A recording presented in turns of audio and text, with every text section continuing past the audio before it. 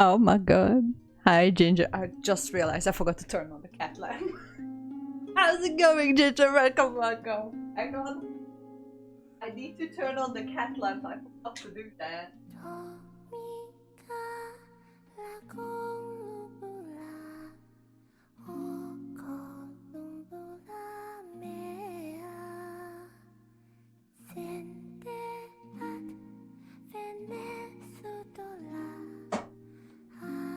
Here it is. How's it going? A bougie kitty? You mean D'Artagnan? What did he do? Ugh.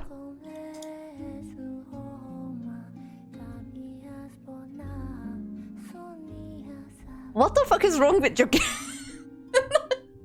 What? When did he start liking ice water of all things? The fuck?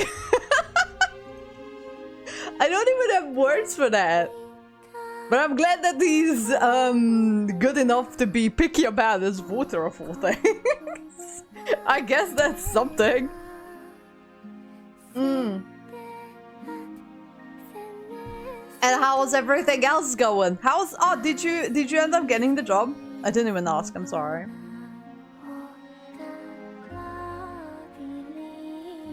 Right. You might write me in. Oh, well, that's great, eh?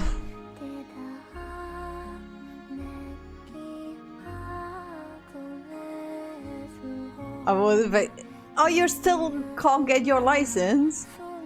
Have you made, like, any progress with that? Like, I'm just asking, I'm genuinely just curious. I'm not trying to, like, make a story.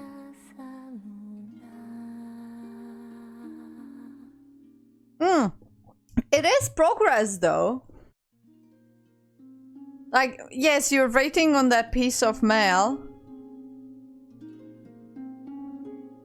At least it's like, it's in the... So there's... I know that it's frustrating, but Dingardo keeps telling me the same thing.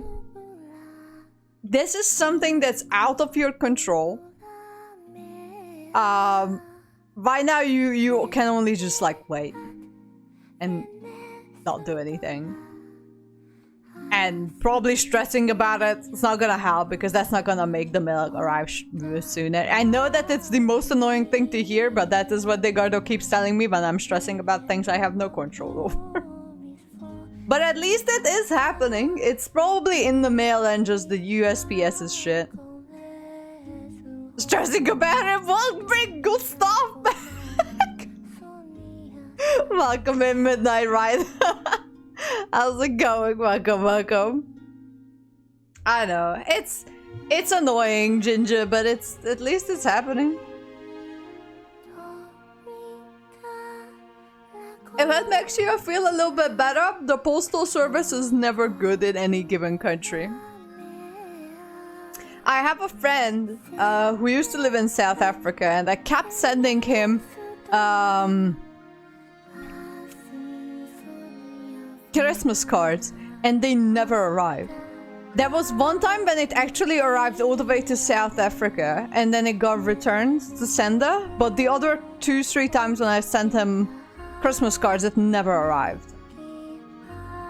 So, yeah, he moved to Thailand and now all his Christmas cards are arriving, so that's great. I mean, I only sent him one as like a test. But USPS is shit in any given country.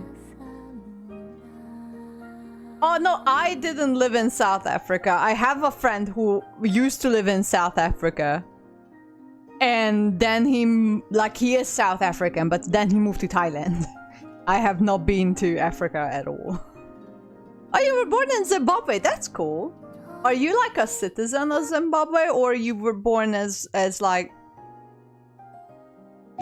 How do you call those people who are born in a different country but given their citizenship of their parents? Like diplomats and stuff? I can't remember. It has a name, but I can't remember. I took up citizenship when I moved to the UK. Ah!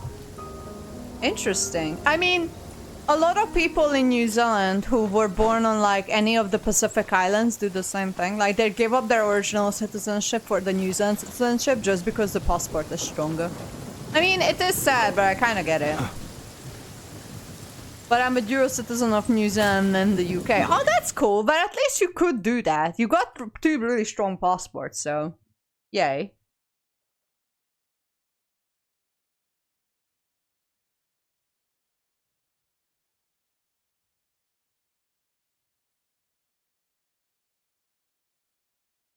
My god, so he accidentally figured out ice water and now he's not willing to let it go? The little shit.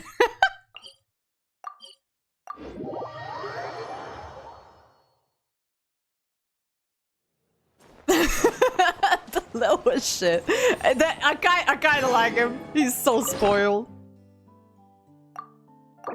Alright, so objective for today. I've got the man. The more I'm looking at him, the more I like him. First, I didn't really like him. I didn't want to pull for him. And then I got to know his personality more. And now I actually like him. And now I'm starting to like him even more.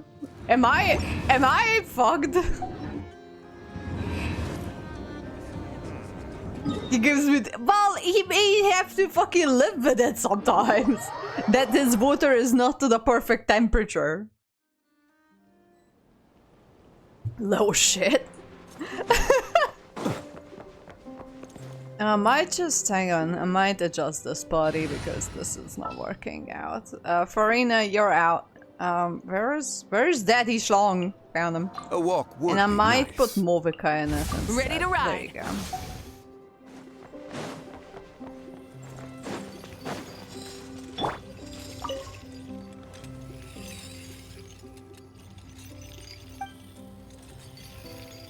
Activate the duster mode. Give me a minute, I just need to beat this boss a few times and I'll be right with you.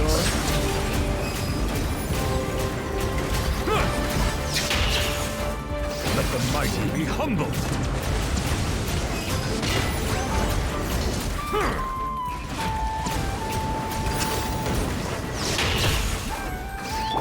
Oh god. Gather. Settle down. I don't want to be the one to say it, but your cat is a little shit. What the hell? Stabilize. Rev the end. Oh yes, so my father-in-law, he had a Be cat. sanctified. Ginger, you remember Tula. Tula passed away last year, so she's not around anymore. But she got the water fountain because she refused to just drink her still water and she kept stealing from like other things from water. And my father-in-law got her an actual water fountain in the end because the little shit wasn't drinking anything.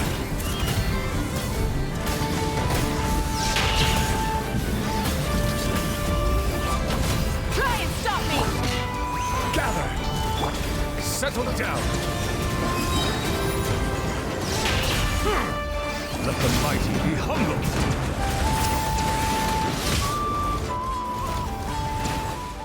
But yeah, that's what I've gathered from other people that they like their water fountain.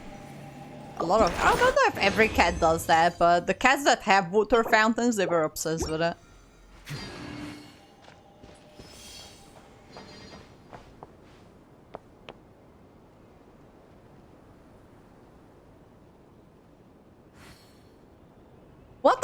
What's going on with your cat? He's a little shit.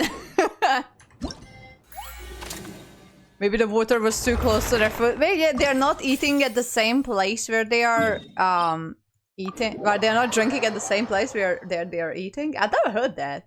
I mean, it makes sense, kind of, but I've never heard that theory before. I mean, I don't have a cat right now, but I'll definitely try that when I eventually have a cat. Oh, interesting. I should test that theory.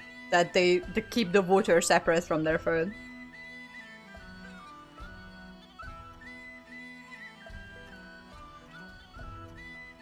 My god, your cat is spoiled. I'm sorry. Your cat is a little shit.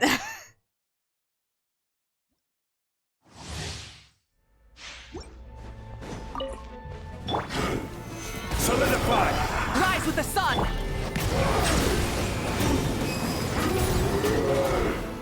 Also, This today is live stream time for Luna too, so I'm actually quite excited about that.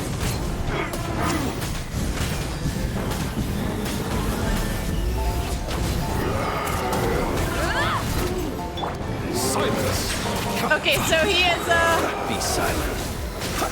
a spoiled old person, a grumpy old man. He likes these things to be very particular. Be sanctified.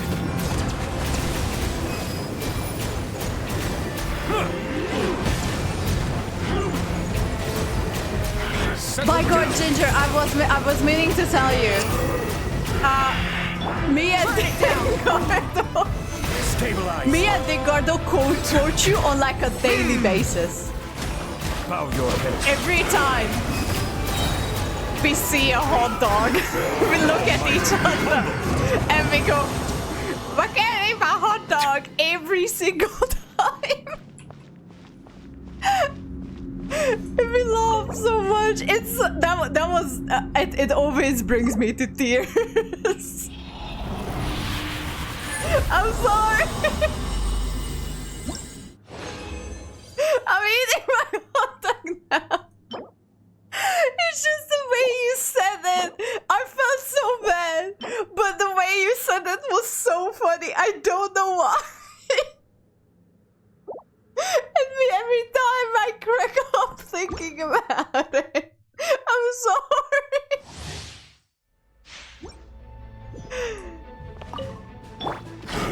What did I tell? Oh, hang on. It's when you were telling me that one of your cats ate your hot dog. Like you were very sad about it. It was like back about 6 months ago or so. I was like, and I can't believe it, my cat ate my hot dog. And it just cracked me up so much. I don't know if you remember this. I started, like, I was trying to hold it back, but I eventually started laughing because the way you said it sounded so sad and so funny at the same time. So every time now me and Digardo see a hot dog, we just look at each other and go, my cat ate my hot dog. Osmanthus wine tastes the I'm same as I sorry, remember. but it was so funny. But where are It's so those sad. who share the memory?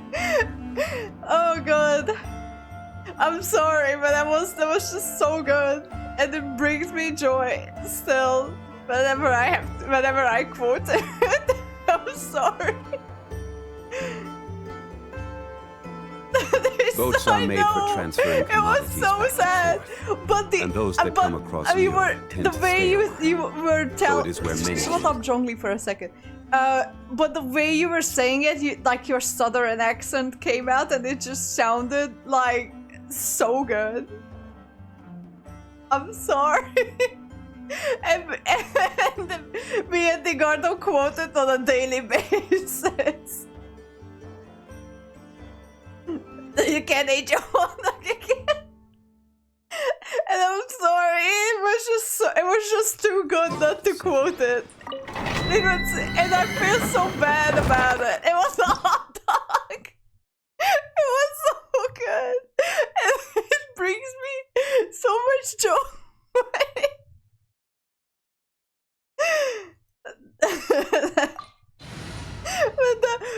With the southern accent when it came out, it was just so good. And it brings me joy every time. And I'm sad, though it was very sad. But I think about it and it's still so good.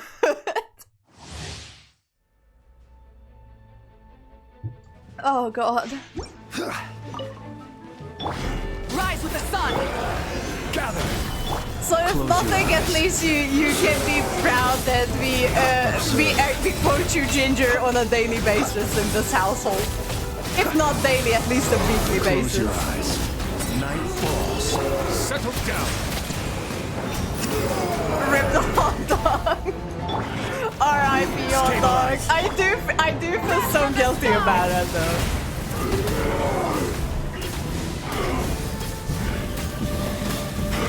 I know it's so sad and I feel so bad about it, but it was just so good. I don't mean this as an offensive way, it was just so good. Close your eyes. Do you feel it? Rise with the sun.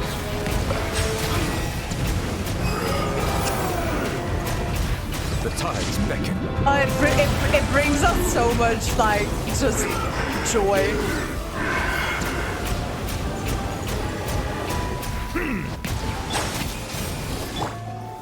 Stabilize.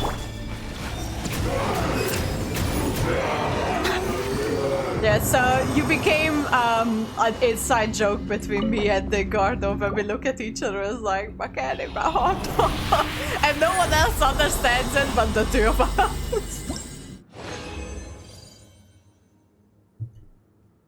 It was just so good. Oh my god. Gonna do the boss 3 more times and then I move on to the ARCHON quest. Where's the boss?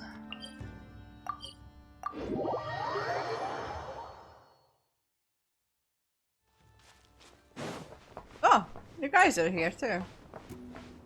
It's so good that they added like the actual characters in the overworld. It feels like the world feels a lot more alive with the characters in them.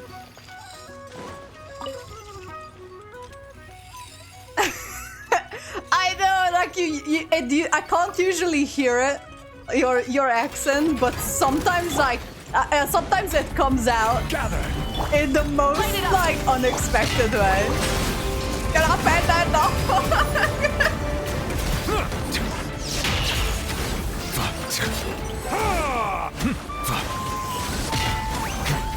Silence. Burn it down. Solidify. Be sanctified. Oh god.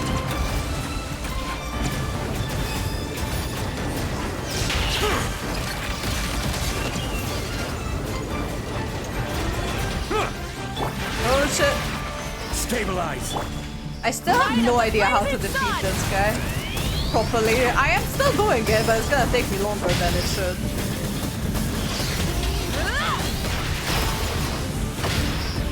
The night cometh.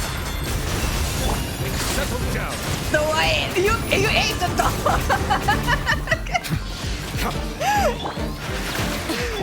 I don't think that's how you should keep it.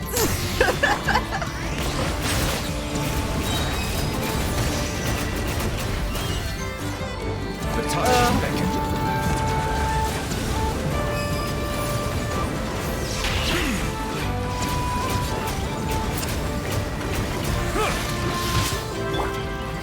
Gather.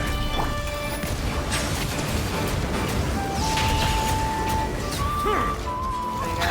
That's one. Olvika's almost dead. Very bad, huh? Should be alright. Okay.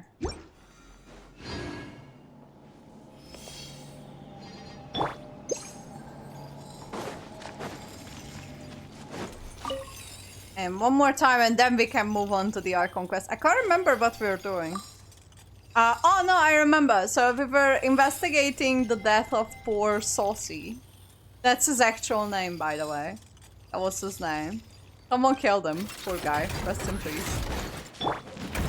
Stabilize. Maybe that is a greedy DPS. He is. He really is. He needs to be on field 24/7.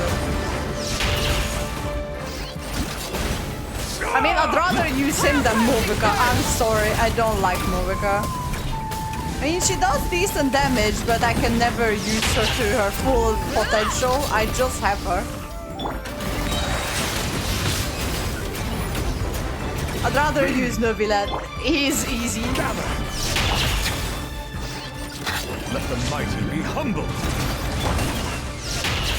Light it up. should probably try and use Flens. We always gonna love the multi-water dragon. To dust. Bow your head. Burn it down!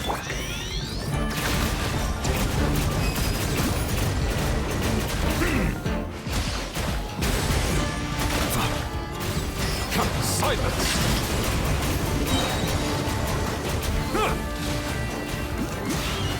Be sanctified. Unmöglich, he cries all the time. Oh no, this is still the Moon Mommy game. It's the same game, I'm just doing something different at the moment. It is the Moon Mommy game, don't worry. It is still the same game. I was just doing some farming on some bosses to level up the man, the myth, the legend, this one. I still need some of those, that's right.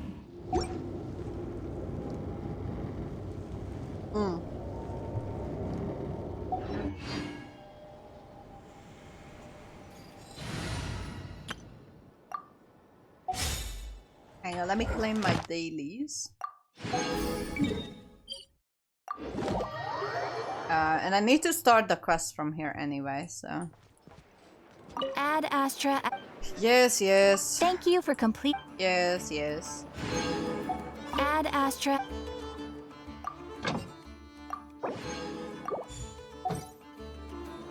Okay, let me swap back my part. Don't worry about the party swapping back and forth. I know what I'm doing. It just may not make sense.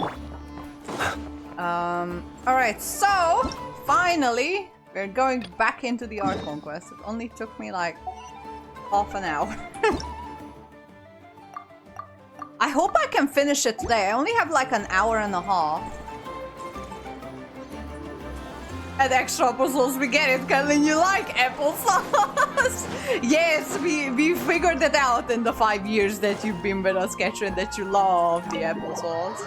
Oh, did you end up doing the other ARCHON quest after Netland, or you haven't caught up with them just yet?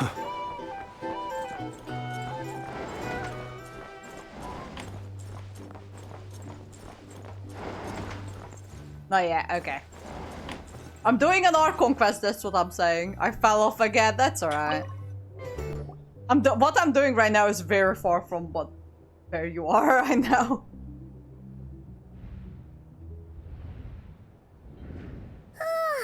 So much noise. What's going on this time? Don't know, Paimon.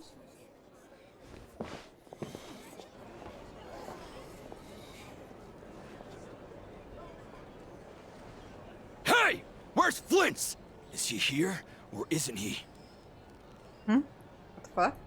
We would be most obliged if you would pipe down a little, dear guest. Our other guests are resting. Resting?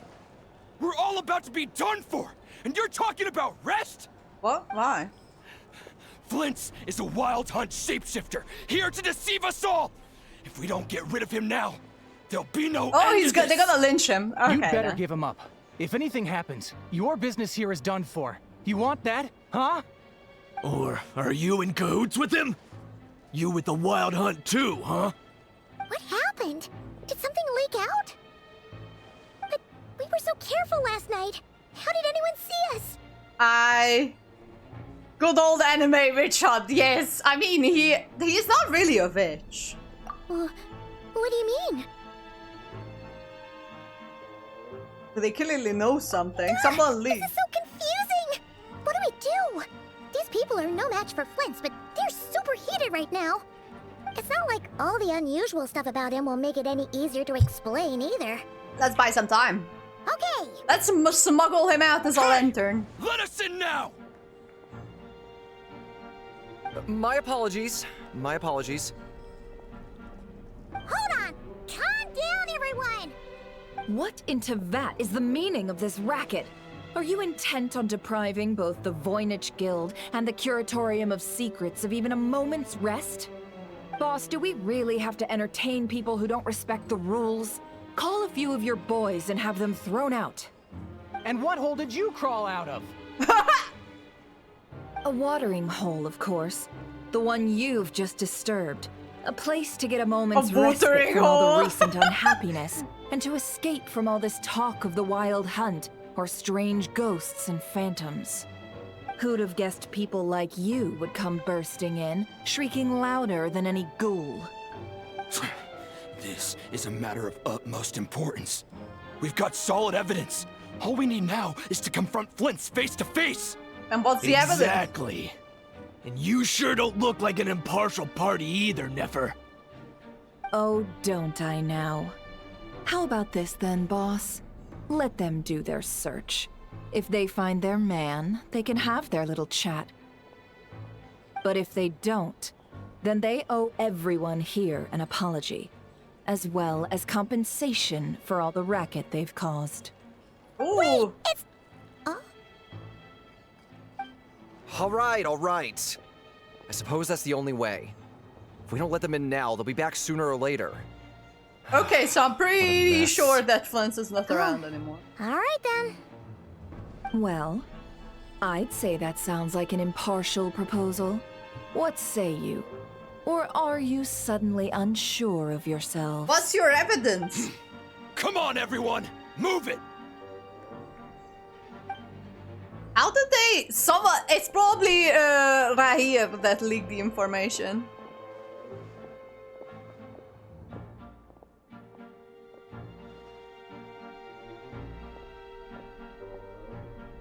No sign of Flint. But how can that be? Hasn't he always stayed here? Done searching, are we? Guess it's time to uphold your end of the bargain, huh? Hey up!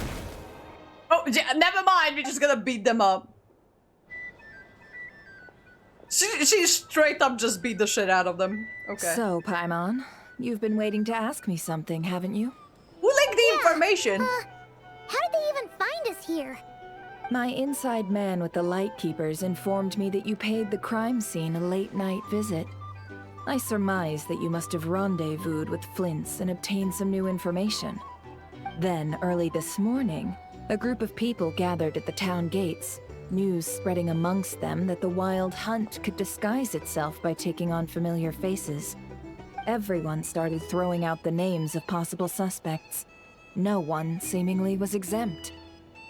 And amidst it all, Flint's name started gaining more and more traction. I'm sure his solitary lifestyle may have played a part, but I wouldn't discount Rerir throwing fuel on the fire in secret. Yeah, probably. So, did Flint's make his escape after hearing about this? And that's where I, Yehoda, the quick-witted Hey, my fleet-footed girl! backbone of Hi, the Yehoda. Curatorium, Welcome got in, my bitch. chance to shine.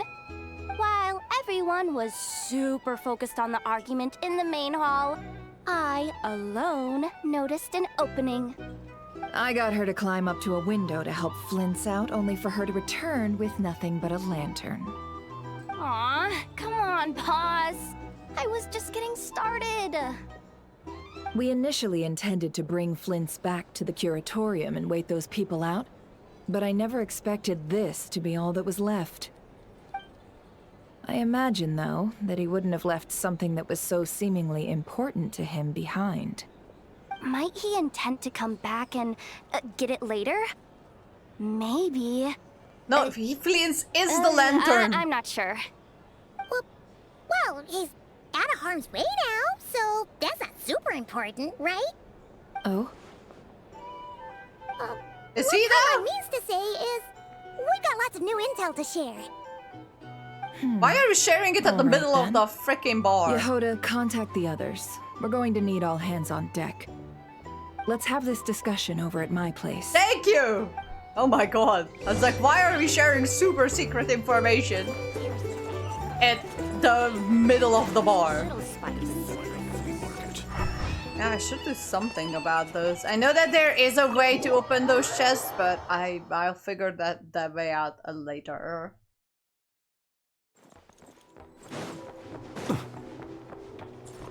I'm starting to learn the main square of this place.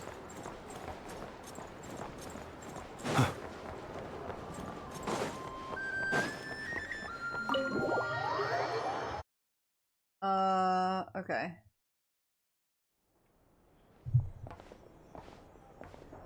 But he still hasn't come out of the lantern.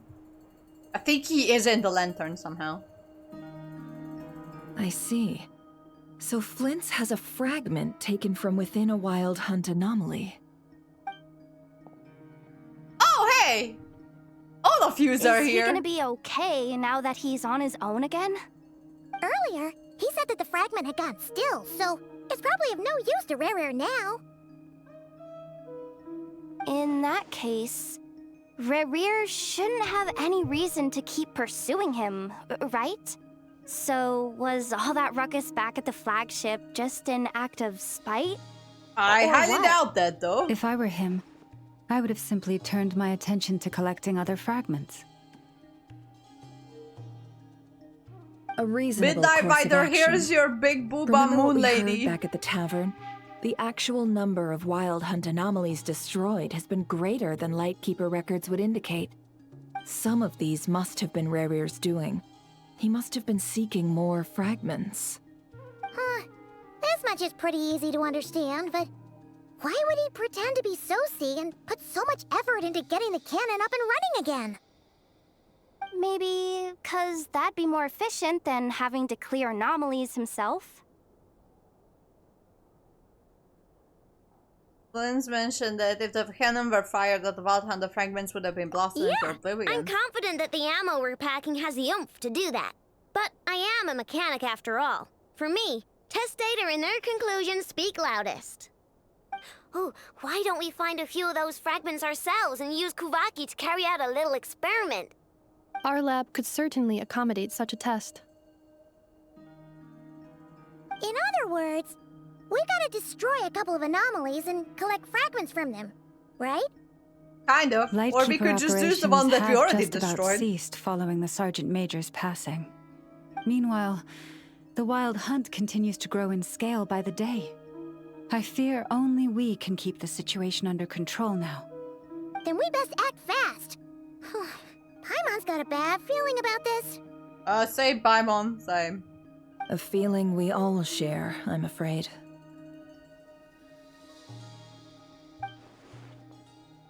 The fragments, the cannon, the Kawaki River, and the Abyss. There must be some kind of link linking all these factors together. Linking all these factors together. Jesus, I can't read. Besides, is getting a wrench on Flint's jewelry Reveal's sole aim? I highly doubt that.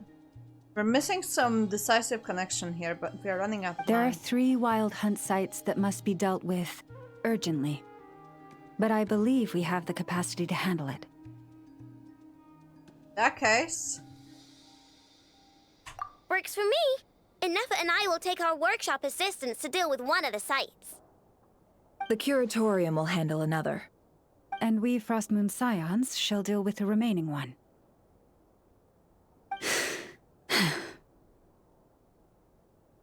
What's up?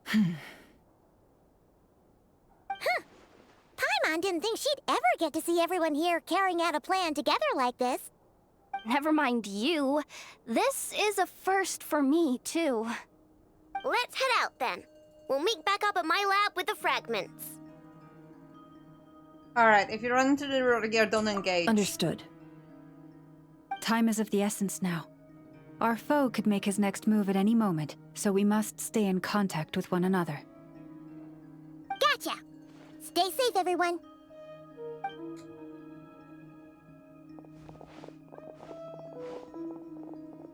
Huh. Anyone seen the lantern? Has Flint's dropped by already?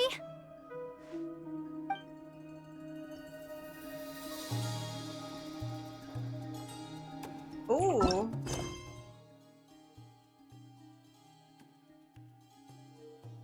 Few details. Still a lighthouse. Oh, yes! Okay, no, that's alright. I'll quickly get this one done. And then we can do that. I wanted to do this off stream anyway, I just forgot. Do I have some better artifacts for him already? Or not really? I mean, I guess this is not too bad.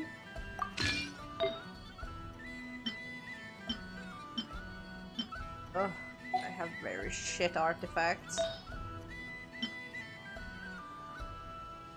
Right, let's enhance this one.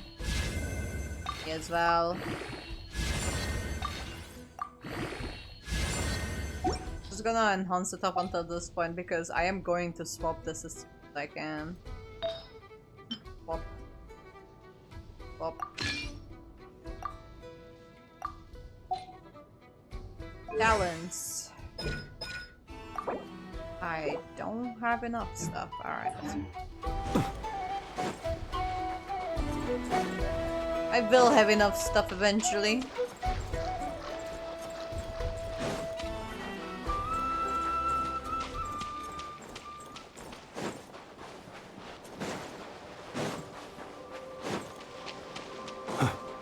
My god, I kind of forgot the beginning of this quest line already. The Fatui, the Vault Hunt, the Rear. Oh, there really are a ton of headstones here on this isle. And they're all so old you can't make out the words on them at all. But this isn't this creepy.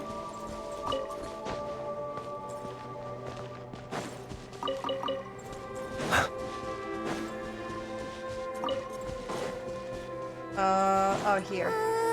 This place is super dark. Feels kind of stuffy too. Huh. And there are ghosts over the... either way, let's try not to get their attention. Let's just grab the fuel and go. The sky is so dark. I'm scared. They're staring at me. You sure took your time, didn't you? Come on, help me shift this fuel. It's almost time for our lighthouse shift. Miss, he mean... Don't worry, I'm right here. Look at you, shaking like a leaf. You scaredy cat. How you made the cut as a ratnik, I'll never know. Come on, grab your stuff and let's go. Perhaps I'll even tell you a ghost story on the way. Don't worry, buddy. What? You're already telling A us. ghost telling us ghost stories? Wait, hang on. Was he just trying to scare us? You ever heard of the blue fire? As we all know, when you're out walking out at night, you should never look behind you, and never look all the way down at the ground. Always look ahead into the distant skies. Well, that's because the Wild Hunt watches us from the darkness. They wait for you to lose your way in the fog, and then, when you're at your most vulnerable, they come and take your life. Well, buddy, I have bad news for you. That's why it's dangerous to travel alone in the dead of night. But sometimes, if you're lucky, you'll see a blue lantern shining out in the darkness. They say it only appears if you run into the Wild Hunt or if you can't find your way at night. Either way, if you ever see the blue lantern appear, you must remember to follow it. Don't ask me what it is, cause I don't know. My granddad says it's one of the Fae that used to live in Nodcry in ancient times. Or it's but just it could Flint. equally be the ghost of one of our fallen warriors, one who truly hated the Wild Hunt. Whatever it is, Either or. the blue lantern seems to be on our side, the side of the Light Keepers. I'll bet that's why the Starshina wants to make offerings to it on the island. What's a Starshina?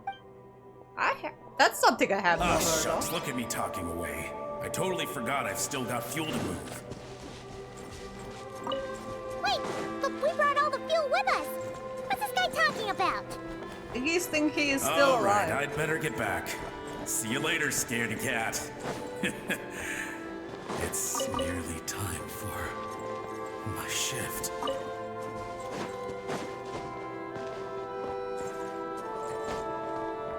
Aww, poor dead person.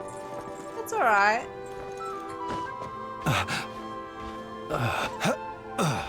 The way he's making noises as he climbs, I don't know how to feel about that.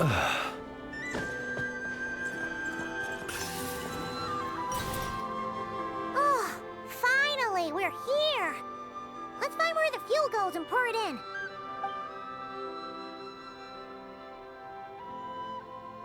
Find the fuel so that pours the fuel in, and you light the lantern. Woohoo! The light's on! This should make things way easier. Now we can keep exploring. Oh, there's an area.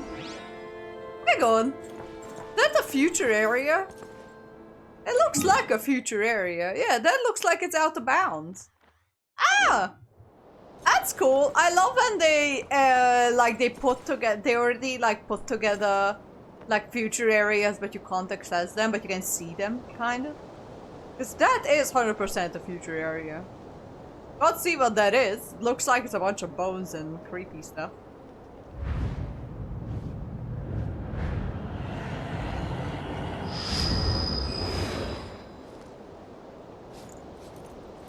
Oh yeah, cool. Okay. You can see the what is it called? That harbor. What's that harbor called? Fontaine. Storytime Harbor. Storytime Harbor right there. Alright, where are we going? Where's Flint? Oh Jesus, what the fuck? What is happening here? Hello? Great, the light's on. Guess I won't have to worry about moving fuel anymore. Hey! It's the ghost from before who was talking about moving fuel. What's he doing over here? The wild hunt came. It passed through all the graves. The fog clung to our ears, stuck to our mouths. We couldn't see or hear each other. What's he talking about? Has the wild hunt really showed up? Paimon didn't see it at all. To the lighthouse! To the lighthouse! We've got to get a signal to the units outside before they reach us. Don't just stand there gaping. Pull yourself together. Every second we hesitate could mean another dead comrade. Have you forgotten how to send signals? Come on! I've told you before, a lightkeeper always has to be prepared. We're all gonna die. They'll strip the bones from our spines. Oh God. Something's off. All the ghosts are coming this way. We too shall cry tears of blood. The wild hunt is here! We've got to think of something quick! Okay, we'll try and stall them at the base of the lighthouse while you head up to the top. Up to the top. Signal. Think of something. If you forgot I'm a how to little send creeped signals, out, I'm check not the gonna handbook. lie. We nailed it to the tower for moments just like this. Do not fear. Do not fear. Don't leave our bodies to the wild hunt. I beg of you. That is no way to die. Death. Wild hunt. Go to the lighthouse. Oh, the ghosts have surrounded the tower. Should we do what they're asking? I guess so. Sounds like they need us to head up, find the handbook, and use the lamp to send a signal out. Where's Flint's when we need him? Lighthouse. Hope. Everlasting night.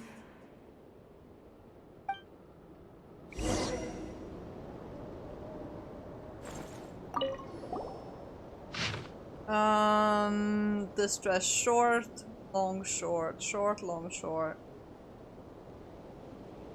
I guess we should send a distress signal, so it's a short, long short, short, long short.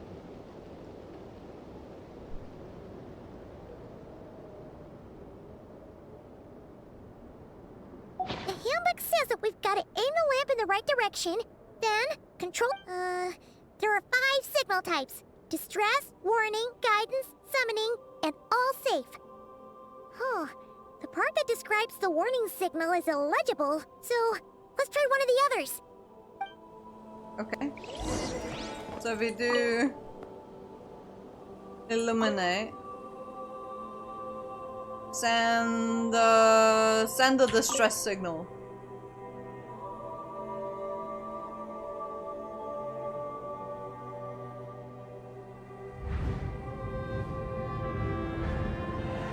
Oh Jesus! All right, that is just Flint's animation. The signal is sent. Let's go check on the ghosts.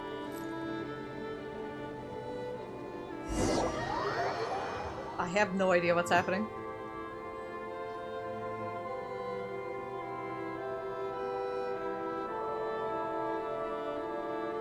Oh, Flint!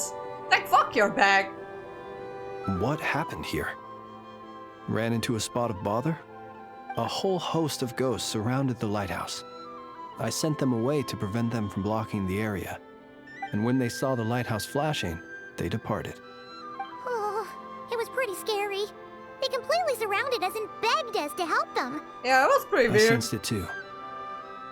This graveyard is bereft of life save for passing birds, the insects underground, and myself. Normally, it's so quiet you can hear yourself breathing. Up until just now, that is, when these ghosts started getting agitated. Was it because of the lighthouse? I would say so. You tell Flint what happened. They asked you to send a signal out. How peculiar. In my experience, they have never coerced or harmed anyone in any way. This can only mean that lighting the lighthouse has somehow caused a change in them. I must say, this is quite out of the ordinary. Did you see anything unusual? The ghosts here tend to stick to fixed areas and repeat words and phrases that meant something to them in life. But now, all eyes are on the lighthouse. They have a rather indistinct appearance, but when they fix their yearning strongly on a specific place, I can sense where their cold attention is directed. Consider it a natural talent of mine. As to the cause of this behavior, I do have a theory. Sorry. Well, hard gotten into Ghosts them. are the echoes of living souls, a portion of their thoughts and memories that, for certain reasons, fails to enter the ley lines at the moment of their death, and thus they linger on the surface. The ghosts in question were lightkeepers in life, and as such, I believe the lighthouse is deeply embedded in their memories, something they are instinctually drawn to. Relighting it must have stirred something in their memories, causing them to depart from their usual behavior. I mean, I guess. Can't we You send might them not into be the ley aware of lines this somehow? lighthouse's past, but it once served a great many functions, from guiding passing merchants and lightkeeper fleets to reporting on the Wild Hunt's activity in the surrounding area. In the days before this was a graveyard, its light was never once extinguished. It came to symbolize the hope and warmth that the lightkeeper sought to bring to Nodcry. Okay. But alas, the light of this historic outpost was snuffed out in a conflict against the Wild Hunt several decades ago. According to our internal records, that conflict cost the island 90% of the troops stationed here. Oof. The Starshina of that time eventually decided to send a warning signal to the outside. Wait, a warning signal? So, they didn't use a distress signal and call for help? Indeed. The warning signal saved the nearby merchant fleets and patrolling lightkeeper ships. Without it, they likely would have been pulled into the fighting with little knowledge of the situation. But at the same time, this signal also cut the troops on the island off from any possibility of rescue. The Lightkeeper Oath contains a line that goes as such: "Our bones and blood we shall use as fuel. We shall make life greater than death." It is a line that strikes at the very heart of our principles. Should we find ourselves at a great disadvantage, we are to prioritize the preservation of life and ensure humanity's long-term survival. Okay. After all, the Wild Hunt is a never-ending threat, while our numbers are limited. This principle is most cruel to those who must sacrifice themselves, and yet, most of us willingly abide by it. Shoot! So we sent out a distress signal, but what the ghosts actually wanted was for us to send a warning signal, right?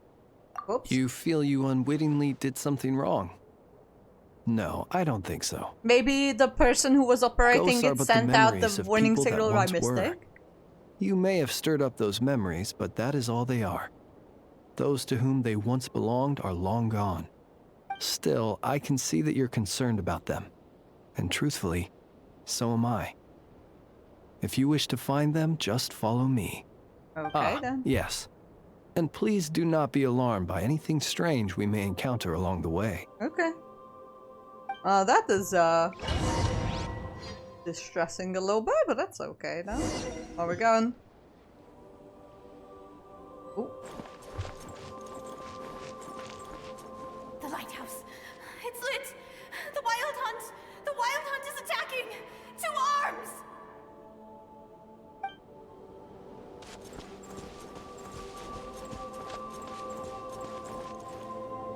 Look! Someone's put out a distress signal! Reinforcements will arrive from the sea soon! Hold steady, everyone! The coast then. But on which side? I think someone put out a warning signal instead of a distress signal. They wanted to put out a distress signal Let's go. instead of a warning one, but Our someone bones fucked up blood and they we all shall died. use as fuel. Where are you going?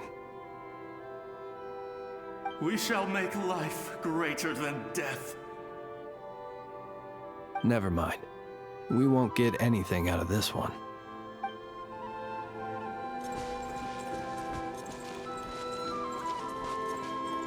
It's too late. There's no point calling for help now. Even if reinforcements from Pyramida do arrive from the north, they'll only end up as fodder for the Wild Hunt, just like us. The north it is then.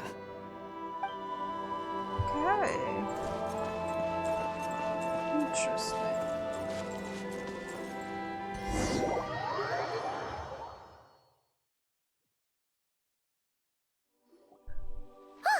Paimon sees them! They're all gathering on the beach! Had reinforcements arrived on the day of that battle, they would have landed here. You have to understand that ghosts are hard to reason with. A better way to communicate is to give them key information that might provoke some sort of a reaction. How about this? We'll go in together, but I'll handle the communication. After all, I am not only a lightkeeper myself, but also very accustomed to dealing with ghosts.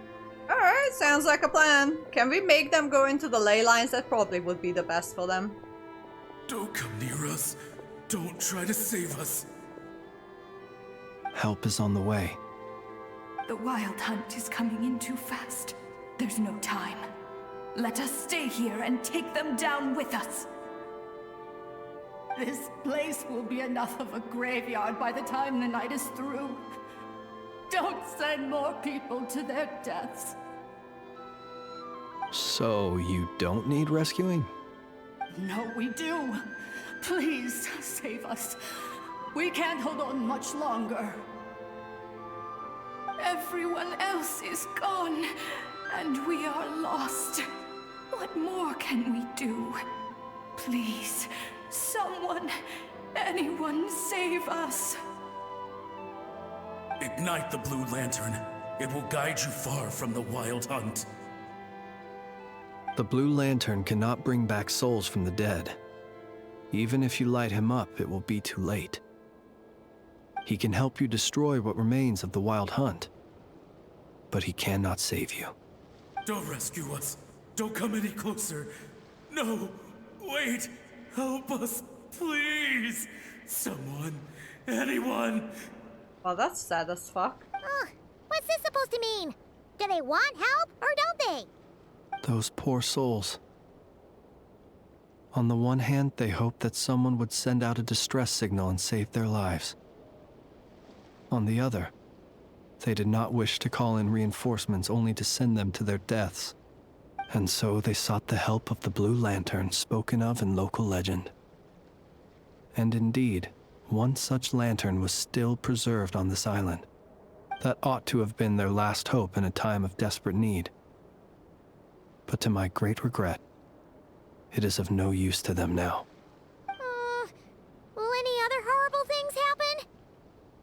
they will recall the unfathomable suffering they experienced in their final moments.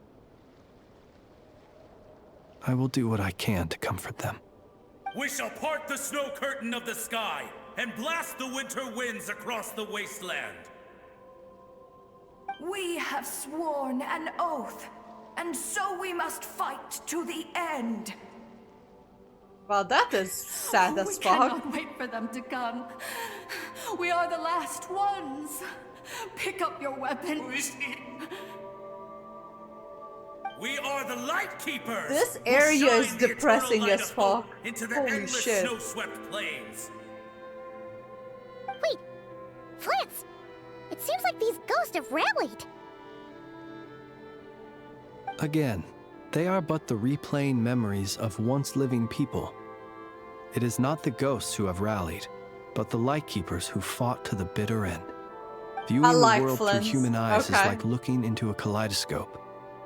It is so complex and yet so beautiful. The sorrow and reluctance in the face of death. The longing for a life of peace and stability. The surprising valor that wells up in the hour of despair. If it were up to you, traveler, would you wish to do something for them? May perhaps honor the Is that so? destiny. A response befitting an adventurer of your caliber. Personally, I do feel inclined to do something for them. To help these shadows of the heroes that once were forget the death that will soon be upon them, and return to their slumber. In time, the memories and yearning of these ghosts will fade, and slowly return to the ley lines. But that time has not yet Alright, come. so they're gonna return My to the dear ley line. Ratniki, I am Kirill Chudamirovich Flint's. Once upon a time, it was I who retrieved your fallen bodies from the battlefield. Now, let me once more lay you to rest, for you are worthy of my Oh, respect that and must have earnest been esteem. horrific for Flint. Look Jesus. upon my flame and wander no longer. Return to your graves and forever rest in peace. 6 feet under may you slumber in your erstwhile homeland, and in sweet dreams return to the ley line's embrace. That must have been horrific, burying this many bodies. Holy shit. They're gone. Some of their memories and thoughts have been dispersed. The rest will later return to their usual state. Hey there, Spirits Finder. To me, they are both warriors whose memories should be honored, and my gentle, friendly neighbors. Aww. Unfortunately, I did not know most of their names.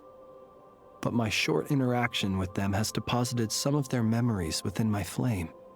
At the very least, I know now that the gentleman who moved fuel and loved to tell the tale of the Blue Lantern was named Imo. And the comrade he always called out to was named Itu. Many of the ghosts on this island may have been affected by the lighthouse, and I'm not sure if they'll all undergo changes like Imo. But if you're in the mood to keep exploring, would you come with me? I'd like to get to know them better still. Aww. It would be my honor. This is so nice, actually.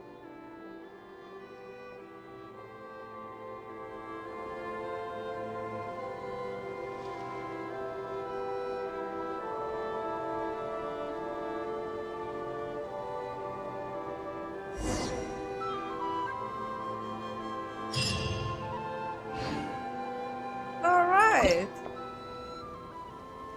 My god, this was so good. This was really nice. I mean, it was painful, but it was nice.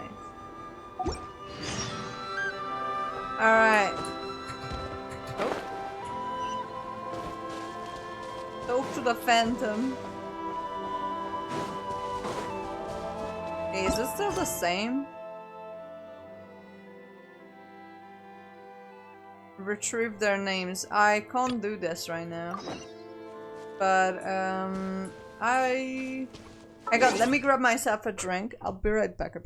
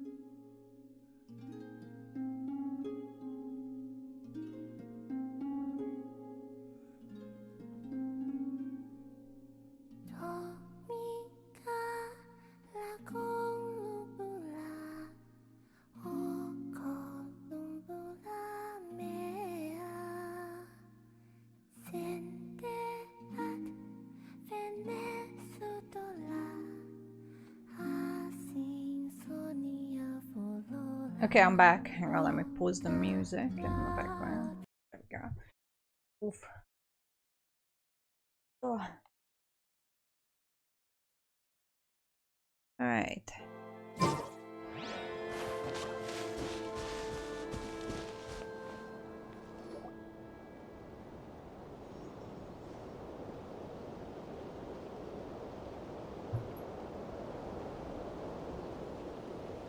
Oh, no one's guarding this place, just like he said.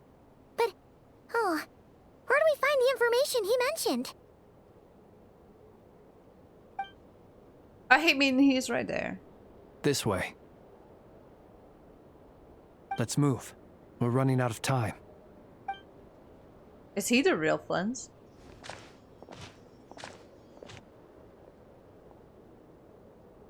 Ah! There you are! Okay, let's split up and make this happen. Or not! How are we supposed to read through this many files? Yeah, this might be... So wait, what are we looking for? Difficult, yes. But it is also our most efficient option. To expose the true intentions of this Rerir, we need to dive into Nodcry's history. Okay. Hope we don't land on our heads then. Okay. Makes sense, I guess. Ah! Ghost! What's the matter? That file suddenly moved by itself. This is a graveyard, right, Flint? Do these things just kind of happen? Many strange things happen here, but this is not one of them. But that file really did move by itself. Hey, come out! Don't scare Paimon like that. We've seen ghosts, Paimon. Most of them are harmless. We've been to Surumi Island, Paimon. That was filled to the brim with ghosts. Wild Hunt Phenomenologue?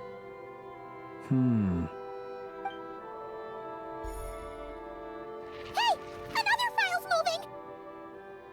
With a similar title, Are we too. being given hints? I feel no hostility. On the contrary, it seems we're being aided somehow. Oh. Really? Hey! Seriously, Kickscar! How's it going? Welcome. I am more and more liking this guy. Most of the time, I'm either liking a character from the get-go or I'm feeling very neutral about them.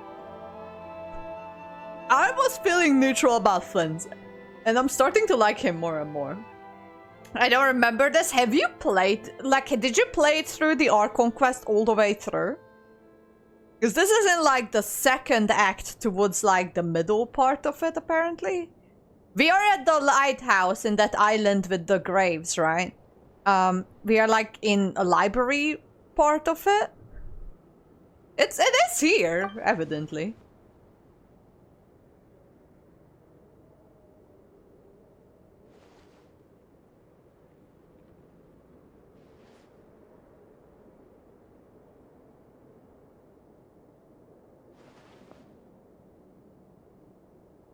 Phew! Finally finished. Oh, Paimon sure could use a long break from long words now. Hope she can remember it all. The material I've read through has all been about past Wild Hunt incidents of enormous scale. What about you? Pretty much the same thing. Paimon as well. Guess that makes 3 of us. Okay, so how are they connected? Whatever this is, it seems to want us to notice something. Let's bring our files together and give them another look through. Okay. Alright. Paimon will go fetch hers. All these incidents look pretty different. Wait. I've noticed something. Before the occurrence of these huge Wild Hunt events, a smaller scale one would erupt in the exact same location. And okay. Look, all these smaller scale Wild Hunt site reports share a common outcome. They'd be detected, but would go inactive before any forces could be sent to deal with them. They could then be sealed directly using a tide seal stone. Huh? But why? By the way, at this rate, I'm about join your chat and putting in a survivor's diary and to return to Mother America again. You guys are not okay. There, you are not okay. Whatever is going there, it's not doing okay. Some of these records are too old. I doubt he had regained the ability to act freely yet, or we would have met long ago. And here's another similarity. Kuvaki and nearby soil completely drained. Could this be important somehow? Kuvaki and the Wild Hunt are mutually opposed forces. We Lightkeepers previously believed that these small Wild Hunt sites would temporarily go inactive due to being neutralized by the Kuvaki present in the soil. But now that we've synthesized all this data, there is a key issue this hypothesis cannot explain. Why do the Kuvaki go out? Huh? It's already neutralized. Why would the large scale occur after? Despite the name, I would not call a Tide Seal Stone's sealing powers watertight exactly. But for it to fail and the situation to deteriorate in such short order. Paimon feels like she's almost got it. Most cities are having natural guards deployed. People have started following ice vehicles blasting course to warn people to run. Holy shit.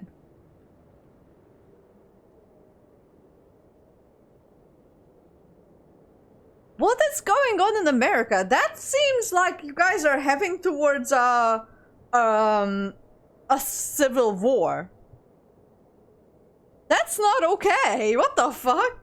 I'm not really following America in the news because it feels like every day is just more like horrible stuff piling on top of each other, and I'm just powerless to do anything, and I'm just so far out. It felt like one in the past month. It's fucking insane. The fuck? What is going on in the US? It's weird. It's like a South Park episode, but even darker. If that's even really somehow possible.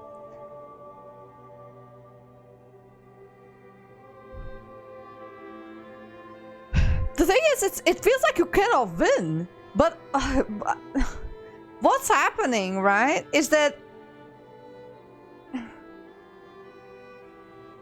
the only way then the civilians can really take up arms against the centralized forces is guerrilla attacks, but because it's not like it's like one army against the other, but it's like one army against like everyone else, like individual small groups. I don't know, it's weird.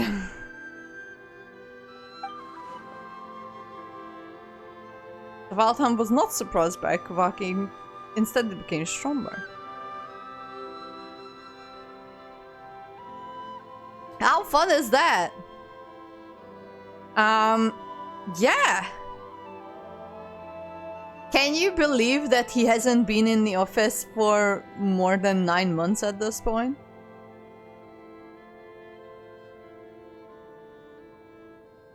He has been in the office less than a year, and it feels like the whole place is a wasteland. It's insane.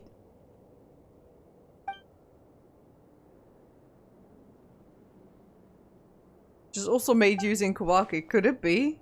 He can use Kuvaki? That might be it. It could be that when Kuvaki and abyssal energies meet, the stronger side will suppress the weaker one. Okay. And while Kuvaki can indeed destroy small-scale Wild Hunt anomalies, should Rerir be strong enough, the Kuvaki might be his for the taking instead. Paimon kinda gets where we're going with this. The Abyss always seeks What to are corrupt. you referring to? Oh, we had a real close encounter with the Abyss in Netland. It's a force that tries to taint everything. It's hard to explain in detail, but basically, your reasoning makes sense. So Ray also grew stronger on account of the Was there a cannon being gap between fired? him pretending to be Sergeant Major Sosi and the cannon being fired? Now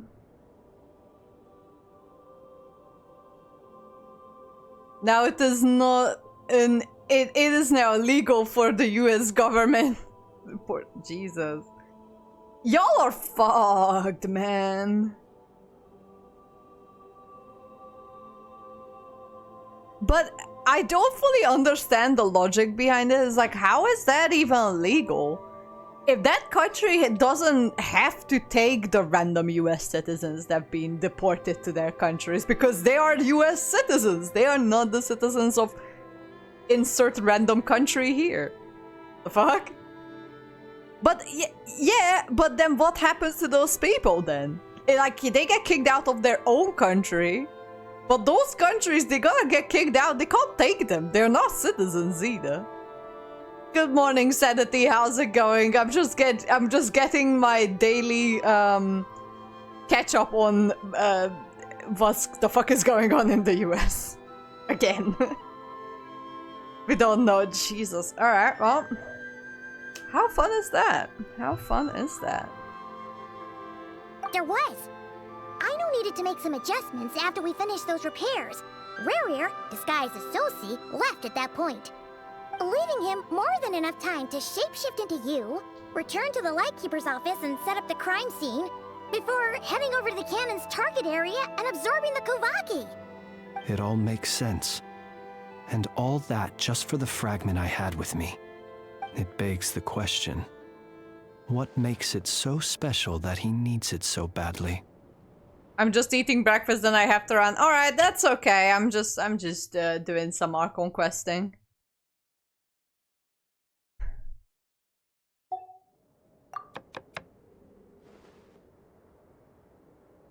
Okay. That's odd. We shouldn't have any guests. Alright, be prepared. I'll go take a look. Do not go alone!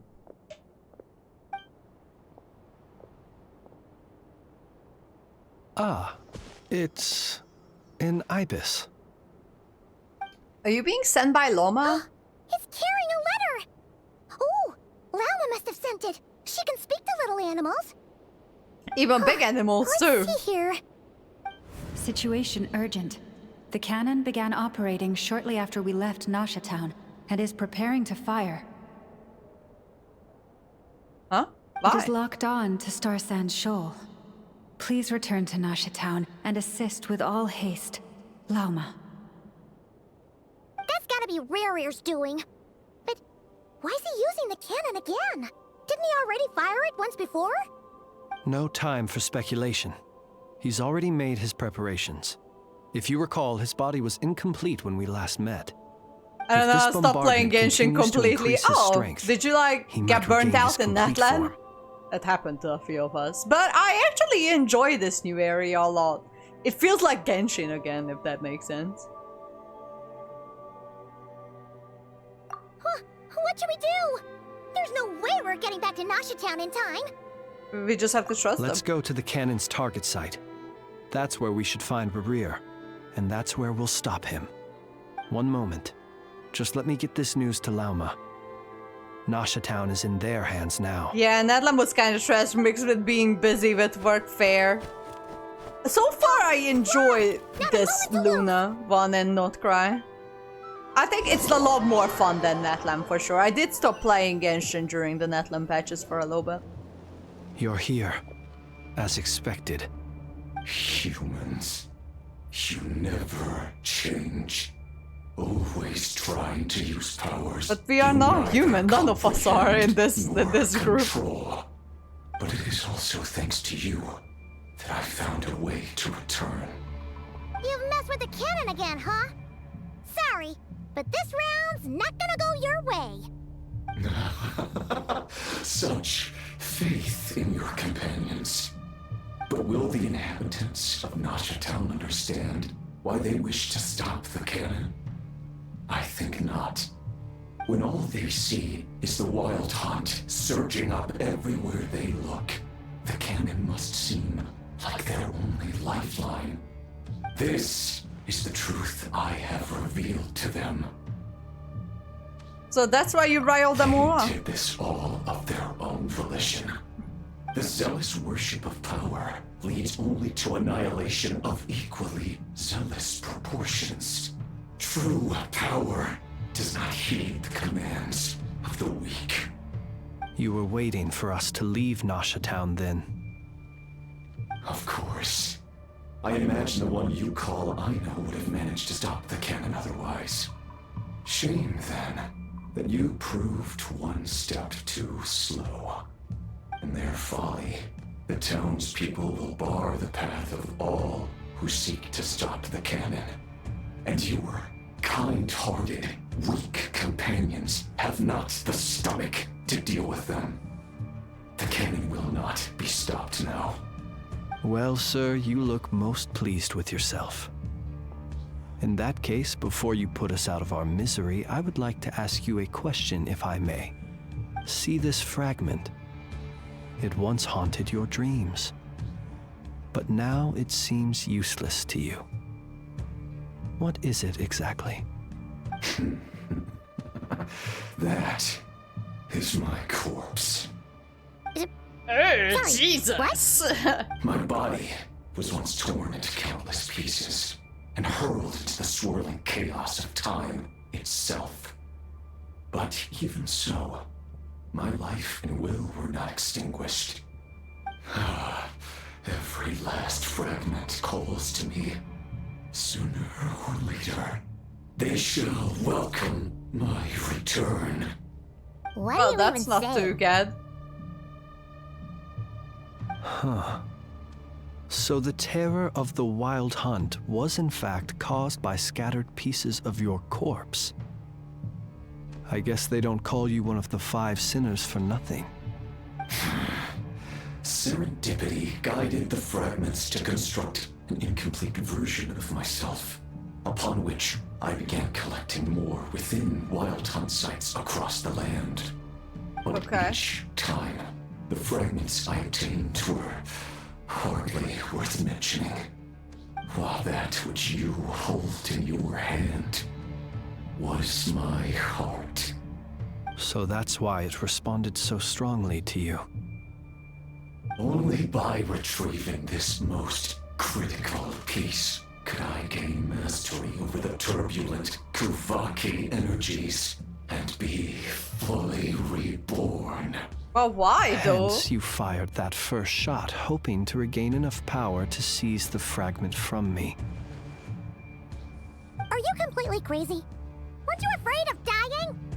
Dying? He's already dead, Paimon! Such power has no hope of killing me. It may destroy my form over and over, yet always I rebuild it. It may smash my flesh and crush my bones thousands of times and more. Jesus! But that is of no consequence to me. What truly infuriates me, however, is how you destroyed my heart. All that suffering, everything I endured, and all for nothing. Wanna go for another round then? To the strength and flow of this Kuvaki. The next cannon shot will multiply my strength immeasurably. It will not be a full restoration, no. But it will be more than enough to destroy any in this world who stand in my way.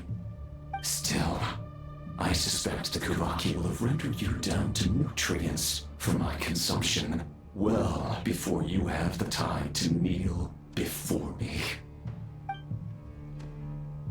Traveler! Alright, see you, Sanity!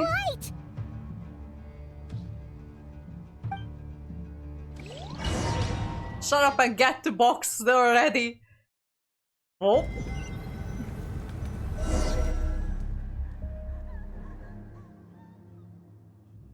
Dang it! Who fired up the cannon without my say-so?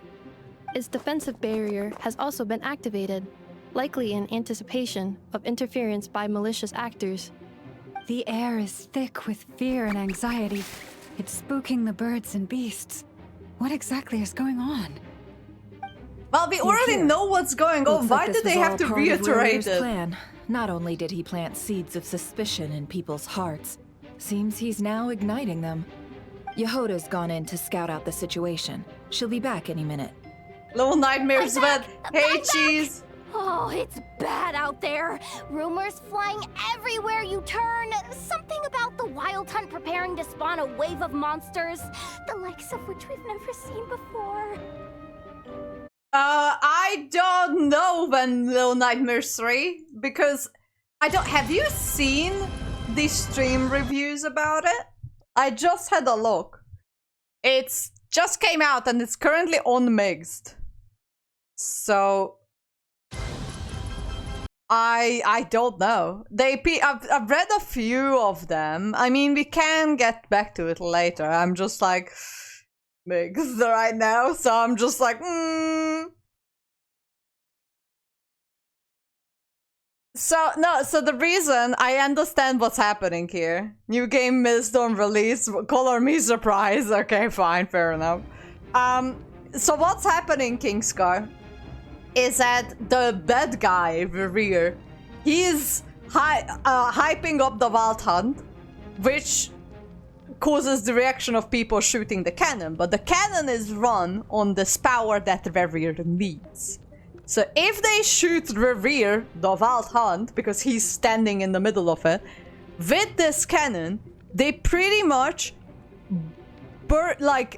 inject a lot of energy into Rerir. That destroys the Wild Hunt, but it also powers him.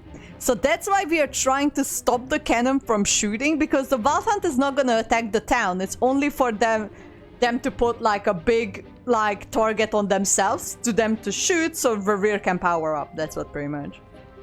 But the Witcher is going on. Don't worry about it. Don't worry about it. But that's not even the worst of it. Lots of folks don't even believe the cannon can prevent this crisis, so they're getting ready to make a run for it. Others are trying to make a quick buck out of this whole mess. So because the cannon still destroys the Wild Hunt, so there is Rerir, right? He can manipulate the Wild Hunt, but the Wild Hunt is operating separately from Rerir. If Rerir wasn't there, the Wild Hunt still would be here, so that's why they built the cannon. Because the Wild Hunt is still there. Rerir is there or not. It's there. It's a threat, right? But Rerir uses the same power as the cannon. No, they're not the same thing. Rerir can just manipulate the Wild Hunt, but they're not the same thing. So yes, he can summon or even manipulate all of those enemies, but but he is not equal to that. So even if the cannon can shoot the Wild Hunt, and the Wild Hunt is dying right after that, but the same power that destroys the Wild Hunt powers up Rerir. That's why he's summoning the Wild Hunt and standing in the middle of it, because if the cannon shoots that Wild Hunt that he summoned, that he's standing in the middle of it, it shoots him and he absorbs that power and then he becomes strong. That's what's happening. How could they still be thinking about Mora when such a catastrophe is imminent? Unprecedented danger brings unprecedented opportunities in its wake. A chaotic situation can bury much wrongdoing. Even those who flee without reserve put themselves at the mercy of the divine. Is it any wonder, then, that some will aim to profit? After all, a gamble that might rewrite one's entire life is hard to come by. Even so... Alright, bye, Cheese. See you later. Well, seeing as you disapprove of their actions so strongly, Lady Moonchanter, I suggest that you be the one to handle them. Not like that's the only major problem on our plate right now. Affirmative. We must quell the chaos in Nasha Town as soon as possible. Also, the unexpected activation of the cannon entails a high risk of incorrect operation. This must be stopped in a timely manner.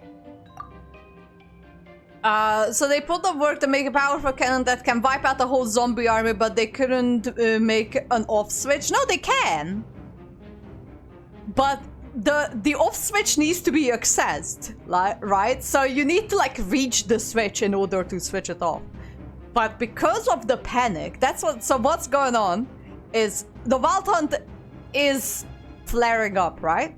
The people of the town, the mob, is panicking, so they power up the cannon.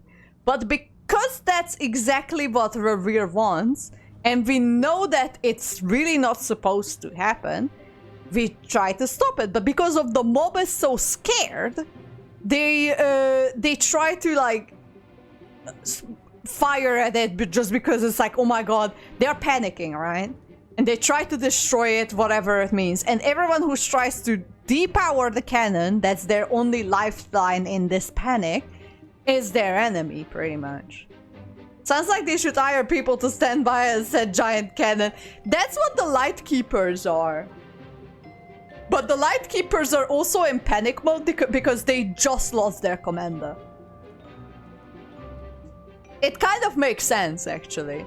So the Light Keepers are the one who usually operate this cannon, but they just lost their commander. Like, he was just killed, right? And they're still investigating what's going on. There's this rumor of the shapeshifter in the Wild Hunt that's not helping the situation. They think it's one of their fellow Light Keepers that's doing all of this, which is Flint. And they are acting impulsively. So it kind of makes sense. Well, about that, people have been talking about how someone might come to stop the cannon. They've decided they won't let anyone in. What? I made that thing! They can't just take it from me! Let me over there! What are they gonna do? Stop me? Yes? They might, if Rerir has already formulated some countermeasure. For example, he might have spread a rumor that the Wild Hunt would take your form.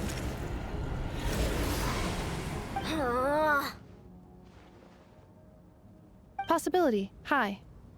If they view the cannon as Nasha Town's only hope, they are likely to conclude that anyone who tries to stop it must be with the Wild Hunt. Yes. They will face strong resistance, but they're just ordinary people. Brute force must be avoided, if possible. There's no time. Let's go into the town. I'll find some way to calm the townspeople. You find a way to stop the cannon.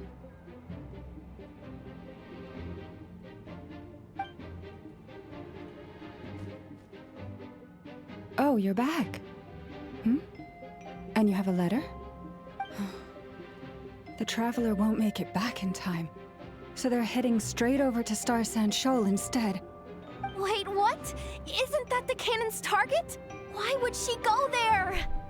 Assessing risk level. Maximum.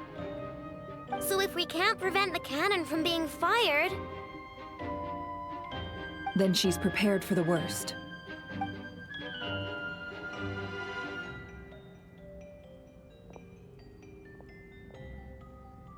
And we must ensure that her trust in us is not misplaced. Let's go. All right, team.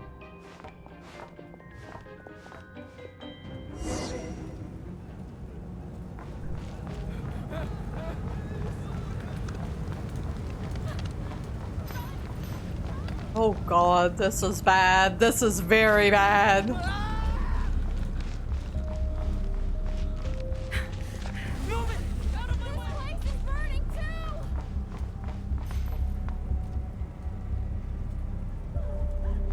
Oh, this is bad. Oh, this is not good.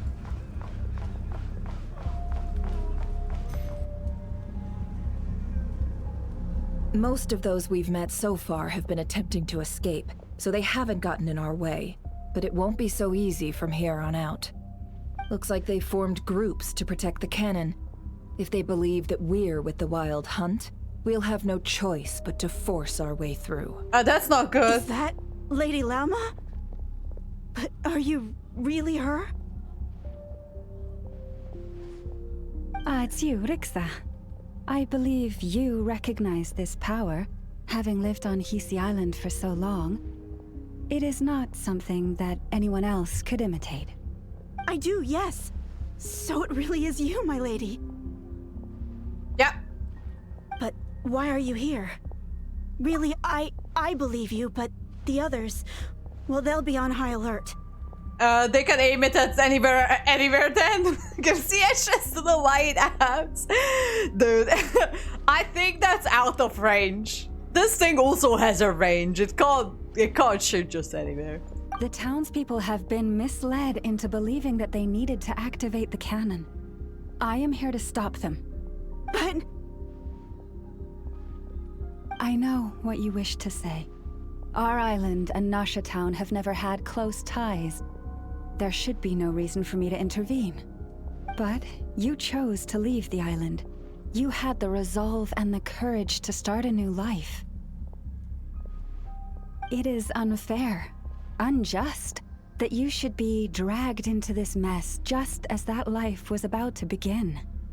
I seek to redress this injustice, not only for you, but for everyone here who wishes to live their lives free from this chaos. Please, have faith in our long-standing Jesus Christ! And that this is where my heart has led me. Thank you, my lady. Thank you. Please help us. Then come. I need you to step forward alongside me, and to do your part too. All right, I understand. It's true, watch the fourth Seems we chose movie. the right person for the job. All right, everyone. Let us meet again later. Huh? You're not coming with us? We won't be able to calm this storm by our power alone. As such, I'll need to contact some... let's call them friends in high places. Oh my god, who are you gonna call? Let's go, Yehoda. Ghostbusters! Okay. See you again, everyone. That is, if we can. I would try and do like I wouldn't necessarily do that, but I would try and do like some revolutionary stuff. Oh, remember these words: the road shall be paved with truth, and we shall pave it ourselves. It's you, Lady Moonchanter. It's her. Everyone, it's her. You're right, my lady. At times like these, we must rely on ourselves.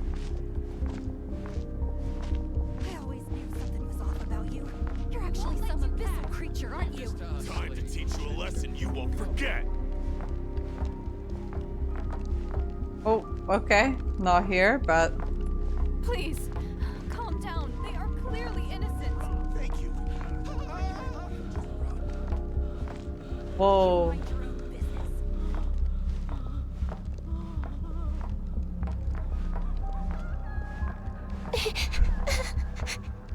Sobbing. Where's the child? There's the child. Lady Moonchanter, there's a child here! It's all right now. Go, quickly.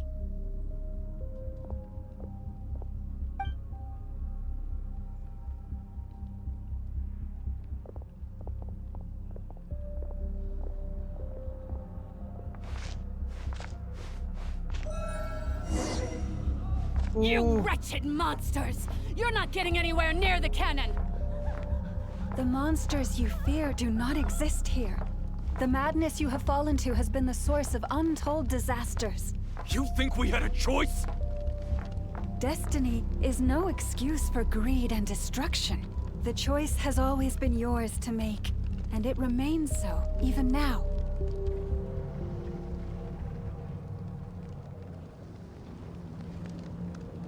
Thank you for bringing us here. We can quickly overcome the barrier by going upward from over there. The cannon is all yours now. Got it. Thanks, Lauma. Enough. Give her a crunkake. Not now. Orders received and immediately deferred. Departure takes priority. Please, everyone, listen to me. I will not deny that we hold different beliefs, but in the face of the immense threat that hangs above us all, we must persist in trusting one another. She's a kind of a cult leader, but that's okay. Rifts will surely form, prized open by those who harbor ulterior motives.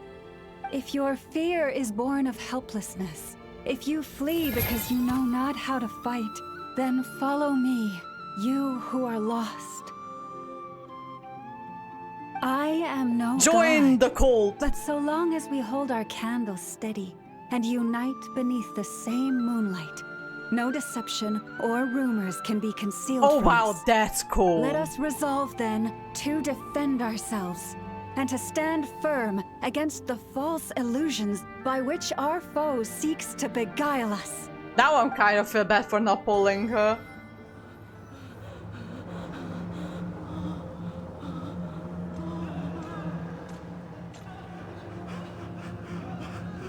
Let's go, Anafa. This way up. This is making Hey, me busier than I Traveler! expected. Traveler time, Steve. How you doing? Welcome. Adjusting route. Make ready.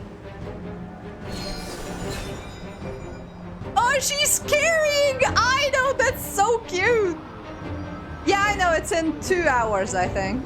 Out of the way, small fry.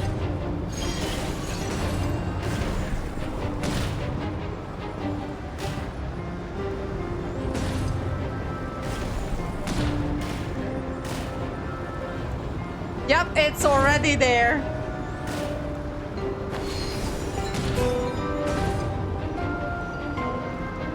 What happened to the path? Track missing. Fall imminent. It's so cute! Get out of there! Whoa, nice! Preparing barrier breakthrough.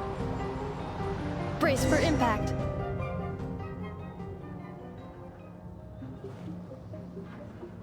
Come on, Jehoda!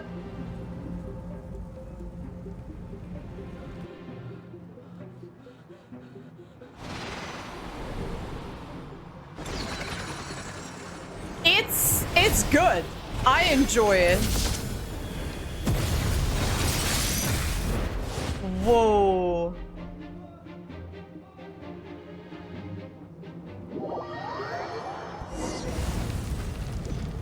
I enjoy it more than some of the Northland ones.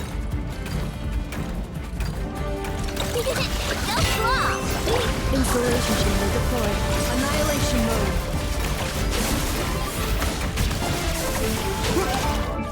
What weapon do you use? Oh, you use your signature. Oh, cool. Alright.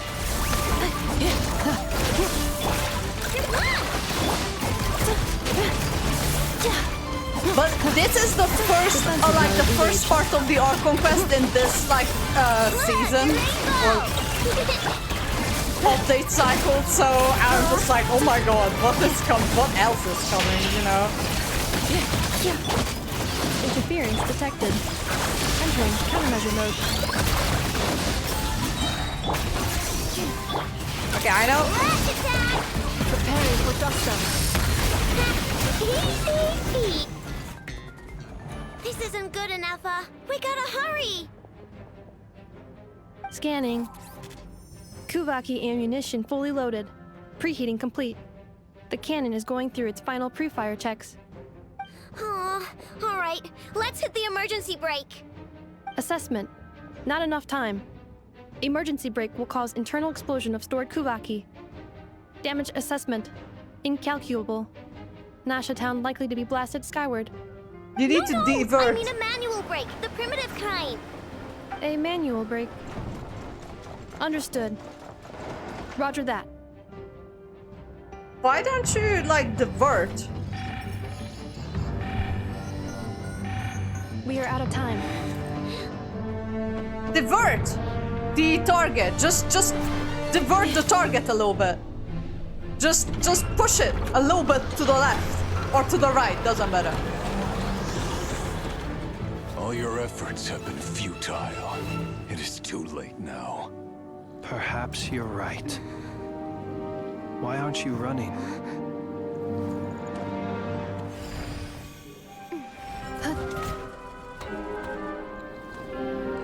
Shoot the Fatui, problem solved. Yes! Yes, Inafa! Go, Inafa!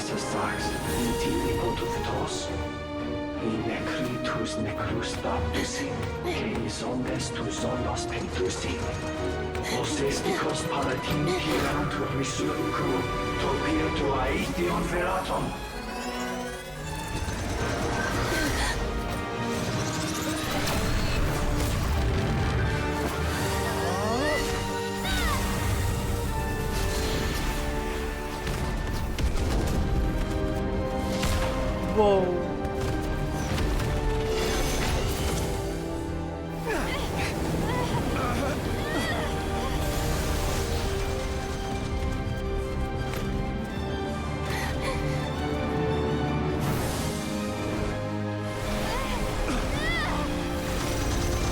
He kinda hit the Fatui. Kind of. Go!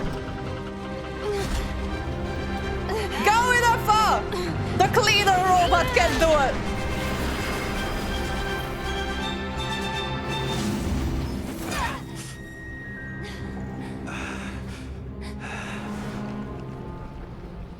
Where is Reveal? WNF. Oh shit.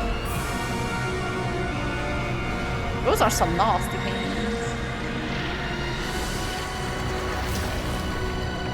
Uh-oh. Did it succeed? Oh shit!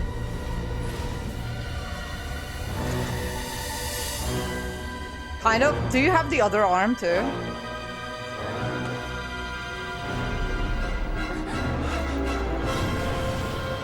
Oh shit, hello! Oh! Oh, hello!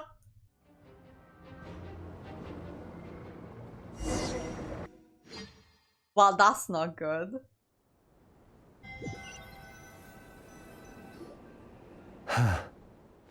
Well, that's not good. Sluggish, torpid. This body is a disappointment. I can barely muster 10% of I my know this is original daylight strength. again. You've ruined everything again. The Let me timing, guess. I'm a master You of didn't that. get a human body back, did you? I mean, he's kind of hot, I'm not gonna lie to you.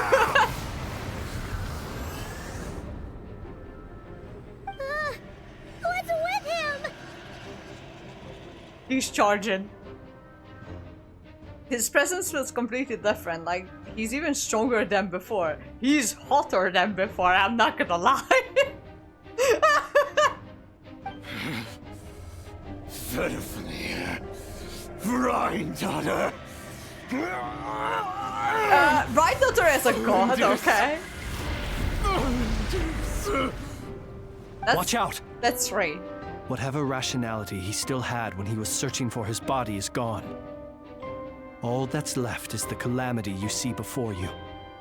A monster. Yeah, names fueled of by some of the nothing other but sins. his That own was obsession. 3 out of the 5, because he's not 1, so we're missing 1. Having a name. heart, being human, it's all irrelevant. Completely and utterly insignificant. You matter not. Does anything in this world? Okay, he's going full emo. None of it matters to me. He's going full emo, everyone. He's going full emo. Certology, yes, that's the one that we are missing.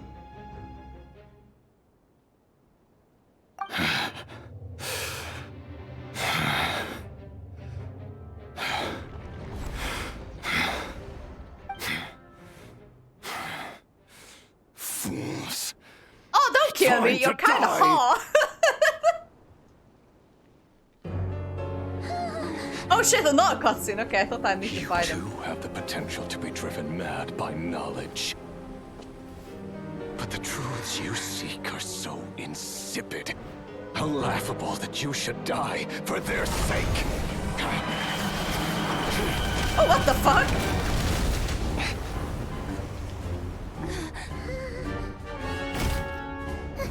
You're wrong. What?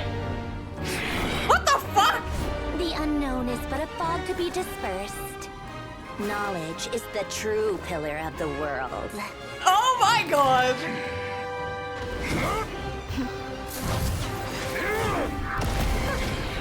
You're not the only one who got stronger. Polonia!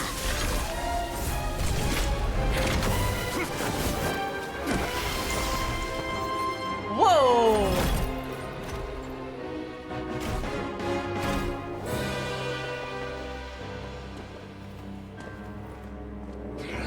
He has the same cape as Dane, by the way, just different colors.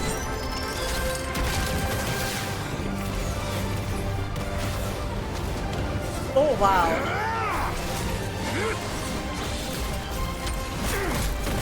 What? This is so cool. What the fuck?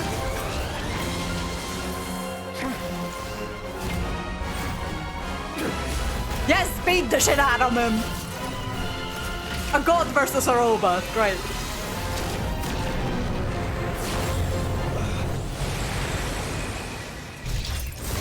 Is he blown into smithereens? Nope. Okay.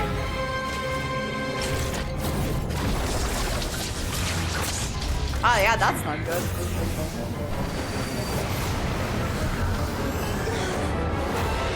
You're gonna have to rebuild him, Sandro. I'm afraid.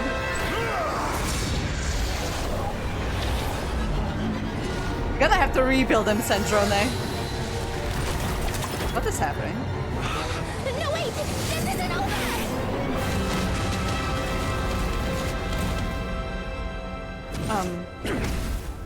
Eh?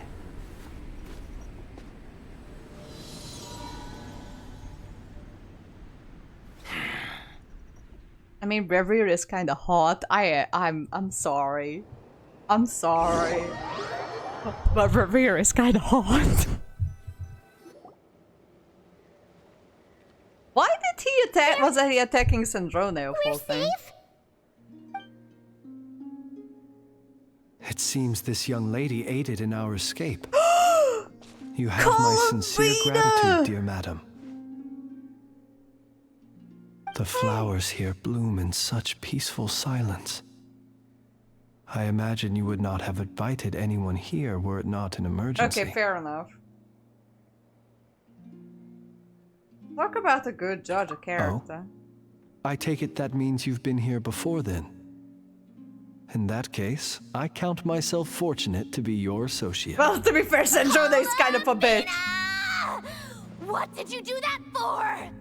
I studied his abilities inside out, equipped Polonia with comprehensive countermeasures. We were going to settle the score. But not But he really. still broke through, did he not? What? You expect a battle to be completely one-sided? I just didn't expect him to have no sense of honor whatsoever.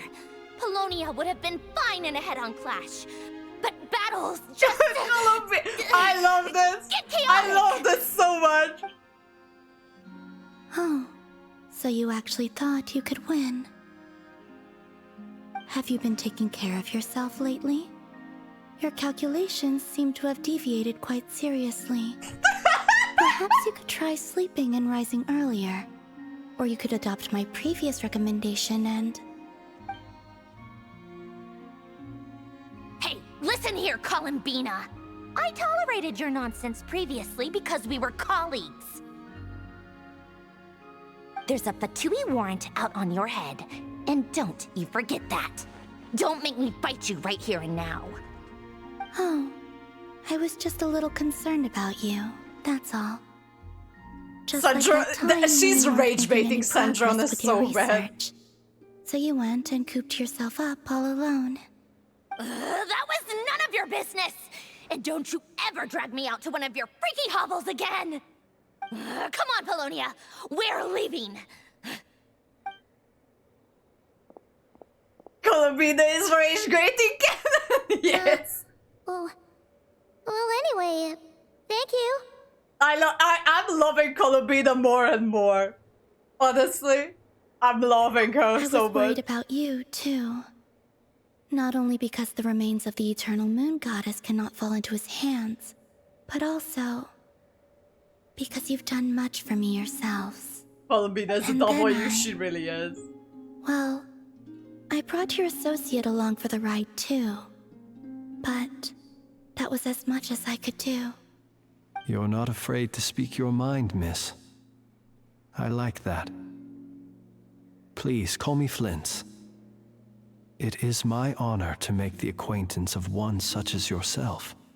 Still, what do we do now? Riri's gotten stronger again. At this point, it doesn't seem like we can beat him. Oh, we just need to make him We weaker. did block most of the Kuvaki, so I'd say we've put a lid on his plans for now at least. Okay, But we great. still don't know what his aims are, and he may continue gathering power. So we must be very careful. After you left, I could no longer sense his presence. That means it's safe out there for now, right? A question, kinda if hot. I may, kind Miss Columbina.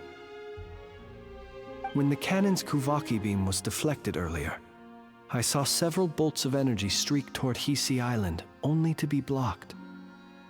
Did you also have a hand in that?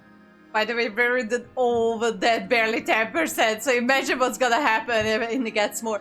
Like, they said that the power of the sinners can rival gods. So I'm not surprised that much. Especially that one of them has literally become one of the Four Shades. Like, it's kind of confirmed. It's not really a spoiler anymore because the whole trailer is out about it. So yeah, I am not surprised that even at 10% he is, he's very, very strong. So, yeah, and one of them is like this interstellar traveler that has like a world-swallowing whale as a pet. The other one is one of the Four Shades. Revere is being Revere, being a creepy little bitch he is, but he's also kind of hot. I don't know. I am conflicted. And we don't know about the others. Which one is the talking stone? That was in the, Caribbear quest. That was, Dainsleif brother, right? What's his name? Can't remember.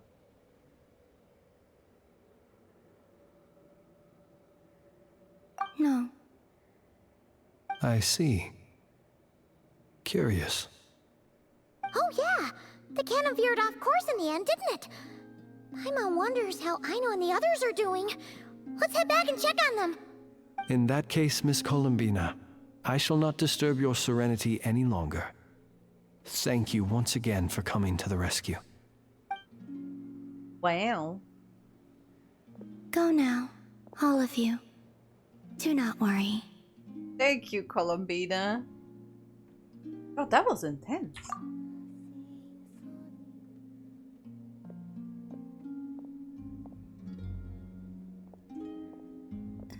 The visionary vendor formula. Are you okay? My strength still isn't returning. It seems my time is running out. If she gonna die, I'm going to be real mad. If she gonna die, I'm be real mad. All right, give me 1 minute. I've run out of my drink. I'll be right back. Give me 2 minutes. I'll be right back.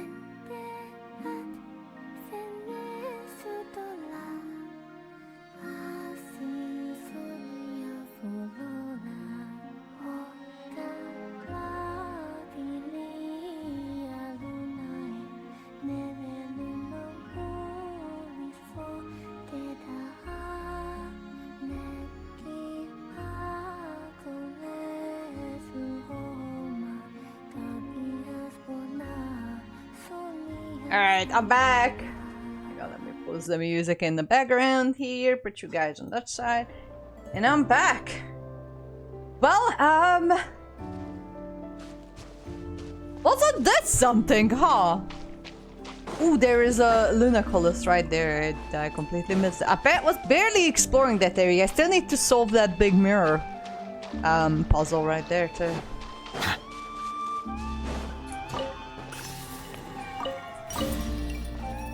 Anything else on this tiny island? No, okay. I still have not figured out the point of these crabs, but... Alright, let's go back to Nasha Town. Sheesh. Things are heating up, aren't they? Holy fuck. I wonder what everyone else that we've seen in the Not Cry trailer is gonna do with all of this. Because holy shit, there's still like... most of the cast has not appeared yet. Fortunately, we were able to minimize the harm. Only a few townspeople were hurt. But the Reikir of Solnari has now gained a complete form, while we still know nothing about his goals. It seems we have done something akin to releasing a vicious Kukusaur into the wild. I'm sorry. Is no one here familiar with Kukusaurs? I know, I am. Paimon knows what you mean, but that analogy seems more than slightly understated. He said that this world means nothing to him, so it is possible that he doesn't have a reason to fight us at the moment. Okay. If his objective had been revenge alone, we would likely have no recourse. Is there, still time for me to tender my resignation? Oh god! That look! Just kidding, just kidding. Don't worry, boss. I know there's no running now. So my cannon, my pride and joy was a hindrance rather than a help. You know what? I'm gonna dismantle it right now. It wasn't your fault. It wasn't your fault. Don't. I know you're a child, but someone needs to keep an eye on you. Right. Don't be And impulsive. It still works on normal wild hunt anomalies. Don't let this get you down, I know. Flint's, we'll need you to attend to the aftermath with the Light Keepers. Don't worry, I've explained everything to them. You're in the clear. Okay, great. My thanks. For that and for everything else I hear you did to help us arrive at the truth. Had you been willing to show yourself in public more often, you would not have been so easy to isolate, you know. Point taken. I will give that some thought. Pizza! My guy. The man, the myth, the legend. I have not seen you in a million years. Then I got the Luma at 82. Oof. I mean, losing Tainori losing to Tainori at 20, it's really not the worst, right? It could have been, you could have gone to 90 and then lose to Tainori. It's not the worst. Oh, you were pulling for a... see, I'm not scared of you and your luck. Holy shit, pizza. I suppose that's one way I'd benefit from replacing Sergeant Major Sosi. You mean you're being promoted? He's joking. Paimon the only one who didn't get that?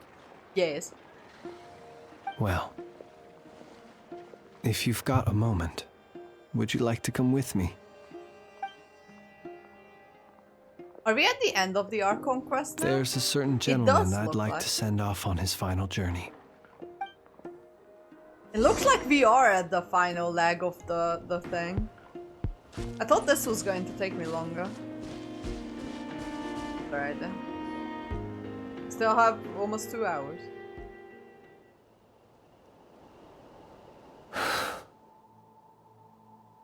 This man was like a lighthouse. Here he lived as if it were a mere matter of course, and brought light and grace to those around him. But people, once used to illumination, are apt to ignore the lantern's presence. Slowly, gradually, he came to think as such himself. I have achieved too little. I must do better. There is more work to be done. I'm seeing if I can get Yelan's signature weapon. Are you... how much pity do you have on the signature weapon right now? Where are you? For Yelan. Do you even need Yelan's signature weapon? I think there are some pretty good replacements for it though. Perhaps his end was tragic.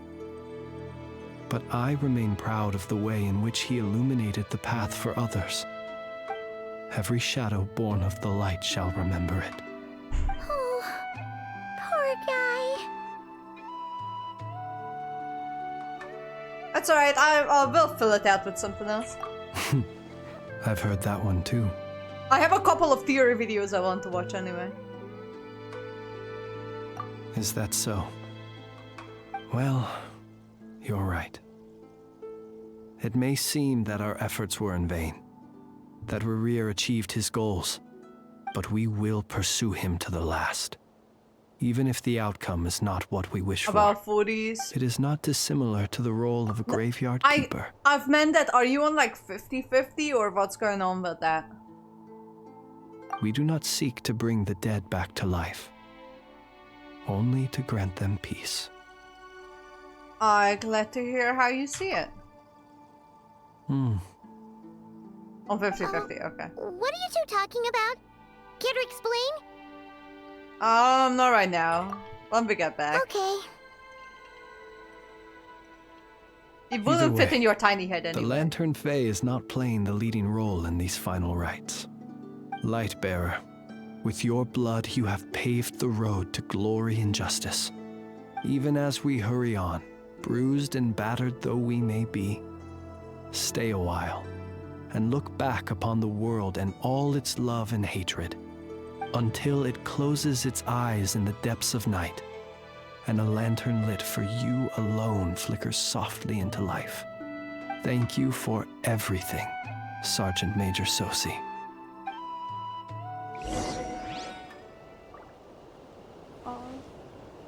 Rest in peace, Sergeant Major Sosi. You've been a good guy, a great guy even though I've never technically met you. Because the version that I've met wasn't you. It was Rerir already taking up your farm. So, but I heard you were a great guy, Mr. Sosi. Hey, it's the Wanatar! Should we go after her? Or do you have someone else you'd like to meet? Optional objective. Wait, the fuck? Wait, what are the optional objectives? Wait, let me talk to them and then I'll come back to the optional, the Lunatar. Optional objective. Alright, let's navigate.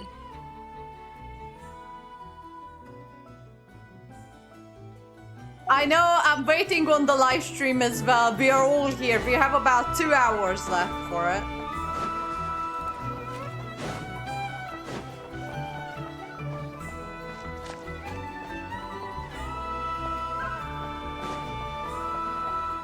What's up, Dory?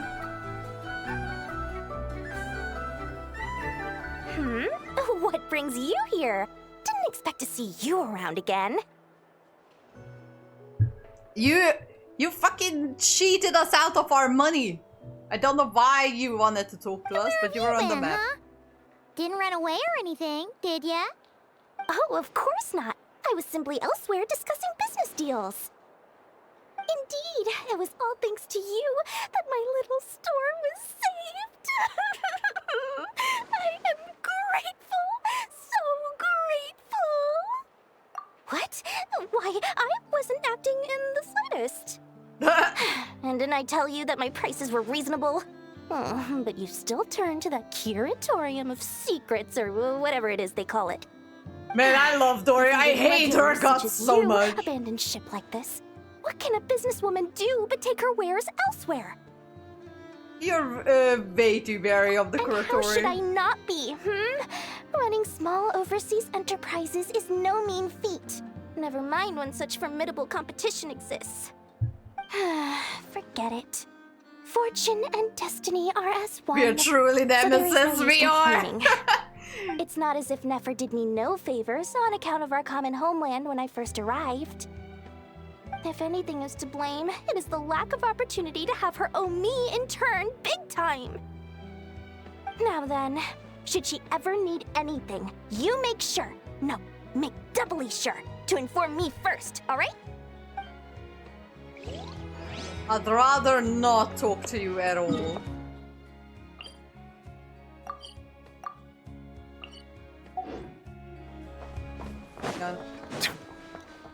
Like, we get back to the main square and then I know how to get to that first place from there. I think I know at least. It's like right up there. I'm starting to learn the layout of Nasha Town. It's real complicated. I keep getting lost.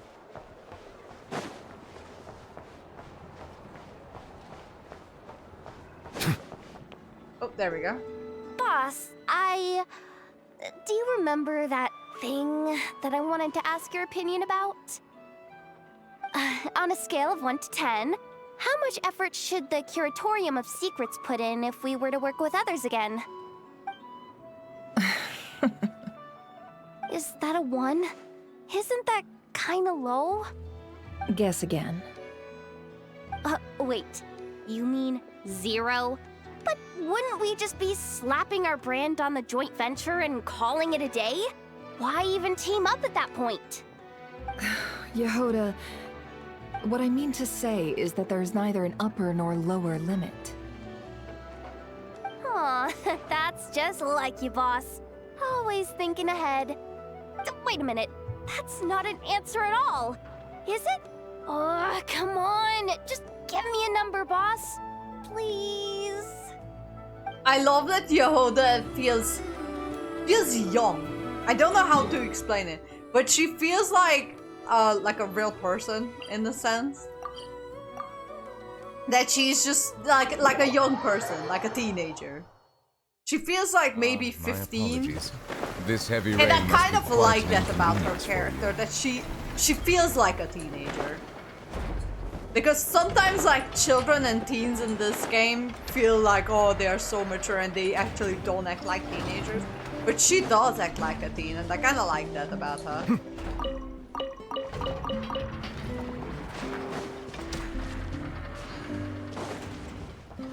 There's Flint's.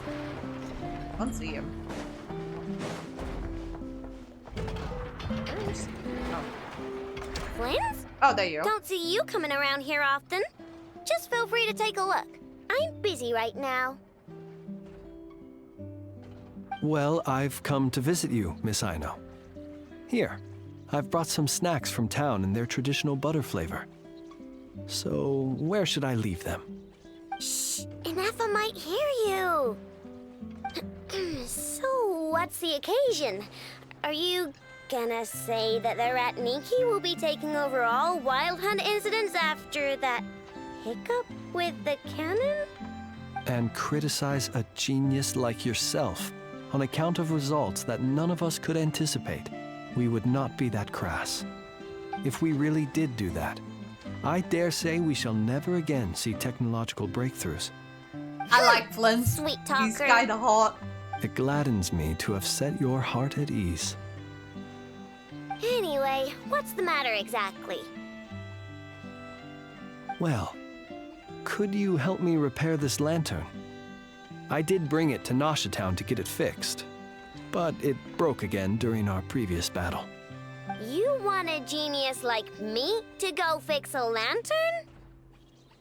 Don't act like My it's apologies. too, like... Perhaps this below request you. should be better directed to Miss Inefa, and perhaps the snacks too. What? I mean, I can totally do this, no problem. Wait right there. I'll be done before you can say fix it. Much obliged then. And next time this happens to you, make sure to come to me first, you hear? I like Aino. I really do. Bro, Flint's blackmailing Aino with snacks. I'm more use the term manipulate. I see the value in my own she is a work, child. but I also see the meaning in all the endeavors Blackmail of the is people though of Fontaine. probably not the right word I would believe I will use continue here, to but take pride he's in fulfilling my definitely duties. manipulating, I know, with snacks.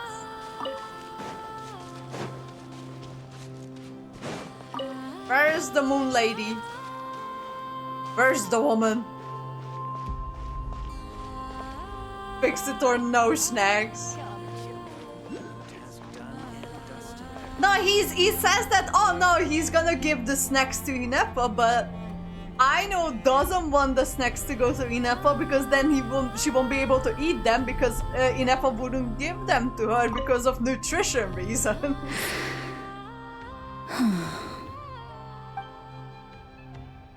Is she sleeping? I should wait until she wakes up. We're gonna stare at her until she wakes up. Or maybe I can come back later? Oh Jesus, hello! Okay, hi! There's no need to apologize. I wasn't sleeping, merely resting my eyes. Oh, that's what I used to say when I was called this slavery. child heard your footsteps and told me of your approach. Animals sense more than we humans. Oh, no doubt this is a blessing from the Creator. Thank you, kitty cat. What did it say? It acknowledges you as a kind soul. Can I pet this the child dog? persuaded Can I me pet to trick that dog? you by pretending to fall asleep. Let's see if she spies on you or tries to steal your food. Good job I didn't. Good job I didn't reach my hand out Though there. I have faith in your noble character, even I couldn't help but be a little bit curious about what you would do. Besides, it seemed harmless enough. Can you Big forgive booba us? lady. Big booba moon lady. I kind of regret not pulling for her, but I have to save. Oh, I have completely to forgot save. ask. What is it that brings you here? I just came to check on you. So that's how it is. I thank you for your concern. All is well with me. As it so happens, we I'm a received Loma a sim, large amount 100% of fresh agree. Look fruit at today. those Perhaps moons. you'd like to eat some with me? I'm no better than a man. I'm no better than a man. It's disgusting. I am no better than a man. Oh god. But there is 4 characters I need to save for. So I can't just start pulling on everyone. I mean it as Loma and yeah, I know we know.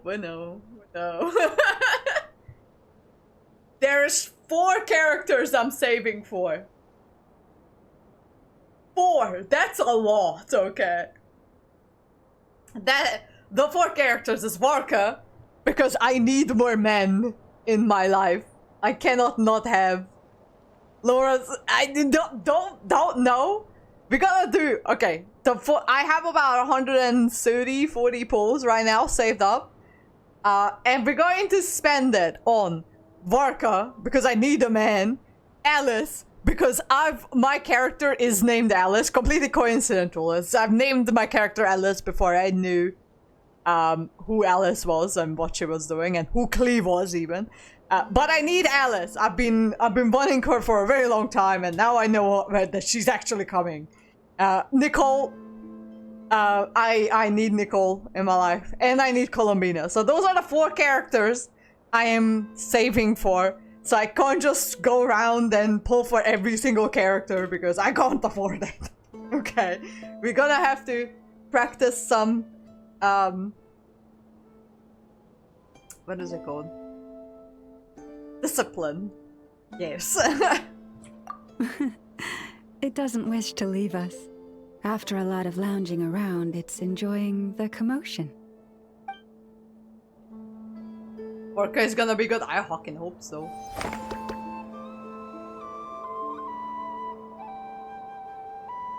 If Alice is going to be an NPC eventually, I wonder if there's...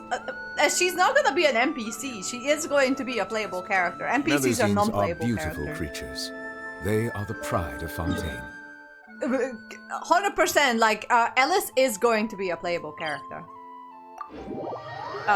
And I expect to be some kind of like interaction between them.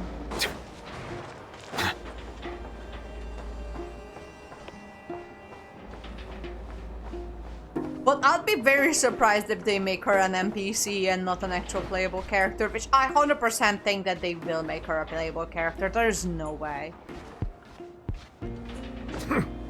That would be so good. Like, imagine a summer event. Imagine going back. I don't know if you were around when the Golden Apple Archipelago summer events were on.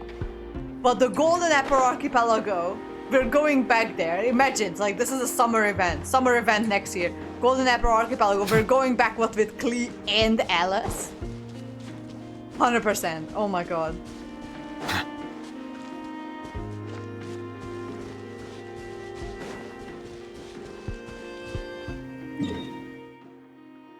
Oh, Loma is back again. Hang on, I'm gonna talk to Loma again. That would be a W. That would 100% be a W. Hey Wolf, how's it going? Welcome, welcome.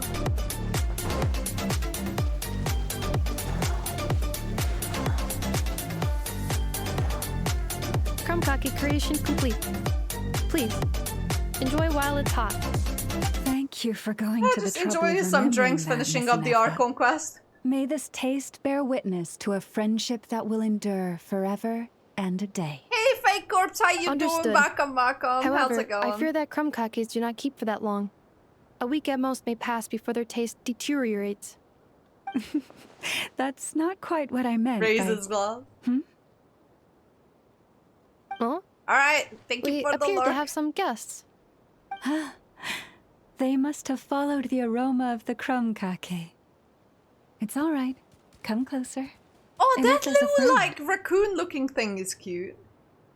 What is it Affirmative. called? It's like a badger. In fact, It looks like a badger. I can devise a cereal omelet based on individual preferences before crushing it into servings to share around.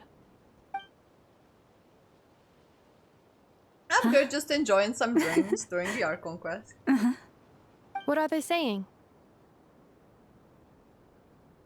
They are discussing your address.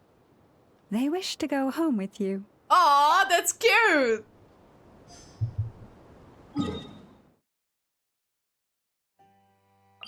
Alright. Aw.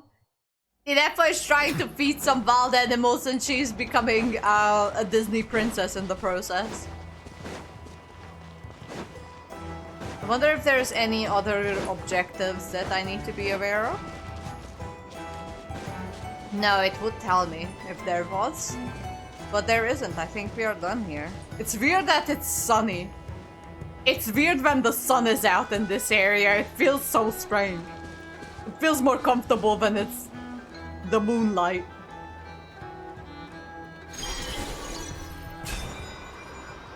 Whoa. Nosha Town looks cool though. I keep getting lost in it, even though the place is not big.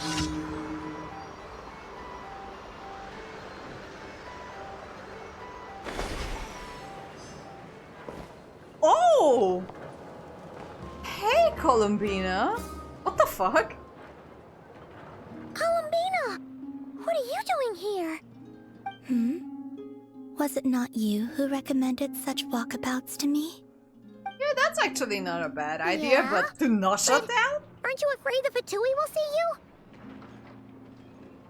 Zandrone seems uninterested in my capture, and the others are unlikely to risk making contact at all. They have more troublesome affairs to deal with. Revere, if I had to guess, he's a threat to all who lives in Outcry. Question. We were told back in Natland that that whole research facility on, what is it? Not Hisi Island, but the other one. The whole, where the Fatui like built that big dome thing. They said that belongs to the Doctor. Like, the Doctor have that thing built. Well, that's what Mobica told us. Yet the Doctor is yet to be seen anywhere. Where the fuck is he? So far it's just Zandrone and Columbina, but they said that it's the Doctor's territory. Like, it's his strong tool. The Doctor is somewhere in North Carolina. I know, right? no one has ever talked about him, but we were told that he's here somewhere, that he had that whole research facility built and everything. Apparently it was him. But no one is talking about him. So I'm like, girl, did we forget about him? Well, eventually we'll see him. That's all I'm suspecting too. So, how do you feel? Is Nasha Town to your liking? The flow of Kuvaki is somewhat turbulent, and the people are ill at ease. However... Is this where you purchased the dishes you treated me to? Are you serious? That's what she's concerned about? Berries and fried meat? It's just a matter... It just matters what happens when we do see him. I suppose you're right. Well, we can take you to grab a bite if you'd like to. There's all sorts of delicious stuff out here that you won't get to try at home. You've been quite subdued. Thorny questions on your mind, perhaps? Ooh, we get to talk with her. We get to ask questions. Okay. Kind of concerned about I could not gain any insight into his schemes, I fear. Now that he has donned a shape and form, selling his power short would prove a fatal error. But that power of his plays host to an obsession that borders on mania. I cannot say if that fixation is directed at the moons or at something else. Perhaps understanding the subject of his fixation shall prove key to repelling him in the future. God, she's so pretty. I love him. No, this is the... I think this is... Hi, Tom... Conscience, I think. I hope that's how you pronounce your name. I'm just gonna call you Tomai if you don't mind. This is just the end of the ARCHON quest, so... I don't know. Maybe it's after? Last time we saw the Torah, it wasn't on the best terms. TomCon, okay, thank you. No, this is the end of the ARCHON quest. I don't know if this is towards like the Moonwings or not, but this is something. But yeah, you're right, Traveler. Traveler times Steve. The last time I actually remember seeing Dottore was back in Sumeru. When he made a deal with Nahida and took the Gnosises, both the Dendro and the Electro from her. And she just gave it up to him because of some deal that they made on some knowledge. Well, Sandrone's daily routine is highly irregular, while the doctor often orders people around. As for Arlecchino... Arlecchino? Was that not what you were curious about? Well then, have you been to that experimental design bureau of theirs? Yes, indeed, I broke in. That will play a key role in the Tsaritsa's plan. That's what I've heard, anyway. And what plan is that precisely? Well, I cannot say I care. I've been thinking about our spaceship. I could look into the Eternal Moon's marrow for you, if you wish it so. God, she's so pretty. I really want to pull her. I suspect your spaceship has been intentionally hidden No, away. I'm not even close to collecting all the Someone has Lumina colors certain yet. truths they wish to hide from you, or from others.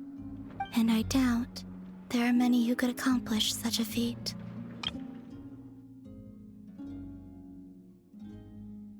But after our previous attempt, I suspect your spaceship has been intentionally hidden away. By whom?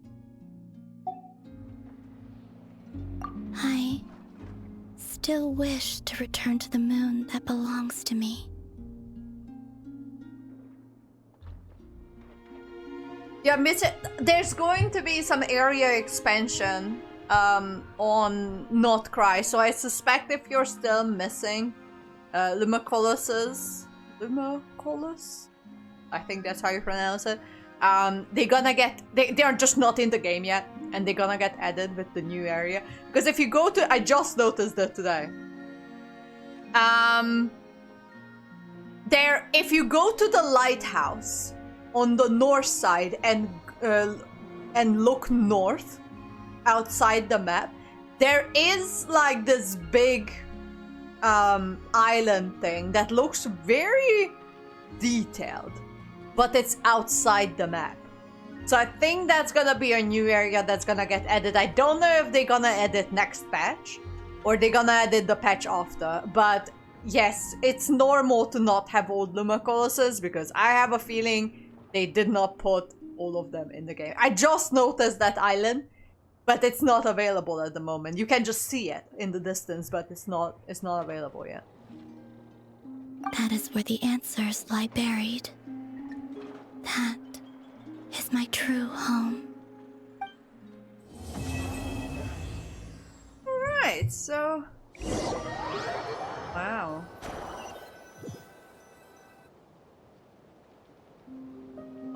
Oh. Interesting. You followed me this far. Why not show your face? Haha! Right! Right you are. I forgot to introduce myself.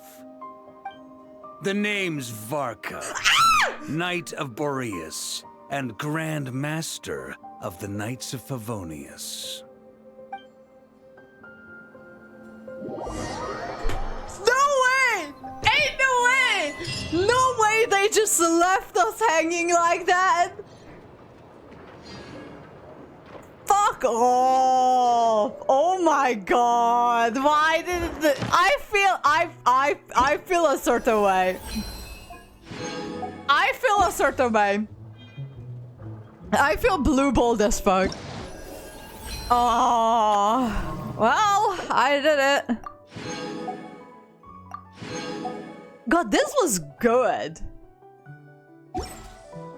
It really feels like the beginning of the whole quest thing. But it is good. Holy shit. They didn't let us see. I mean, they blue-balled me so hard, man. Oh my god. Water comes in many flavors to the discerning palate.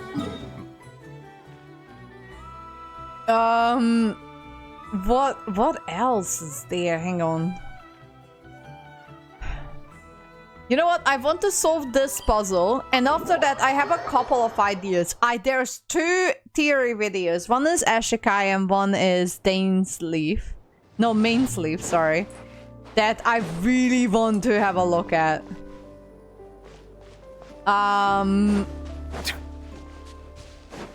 Novelet casually walking on water. Don't worry about him. He's fine. How do I get that one? Hang on. I might need to fly down from there. I can't believe they blue-balled me with Varka and didn't even show him. I don't think I can make it from here.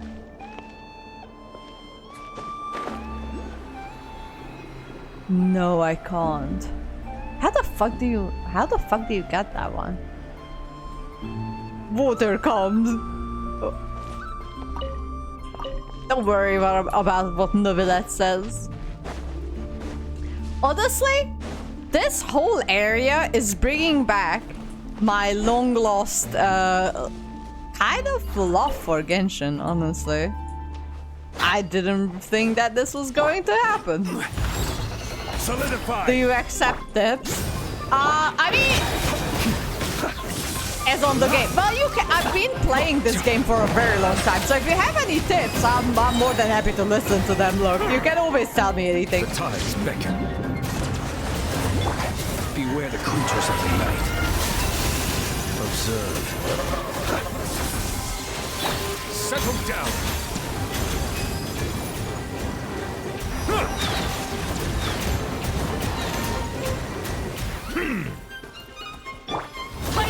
You noticed something? What did you notice? Gather. Wait, hang on. Give me a second. Let me get this guy, and then I'll try your theory.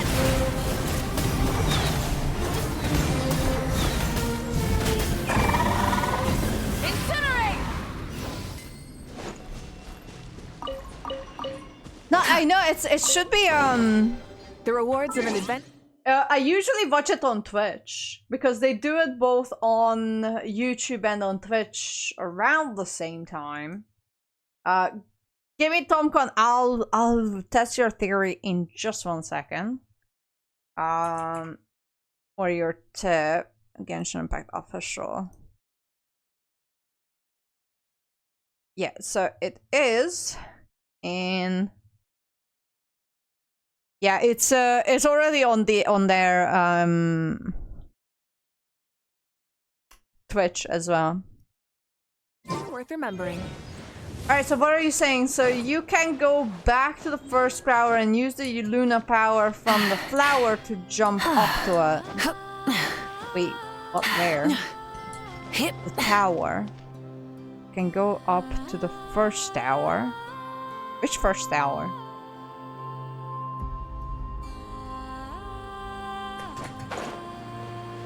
Can I climb one of these things?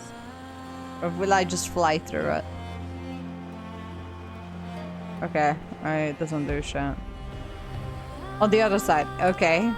One sec.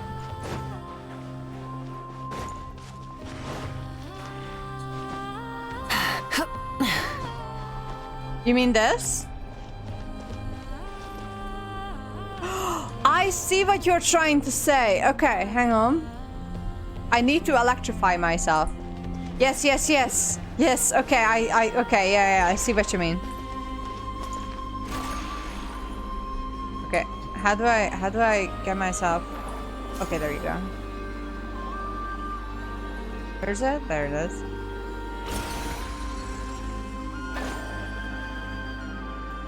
Oh my god, thank you!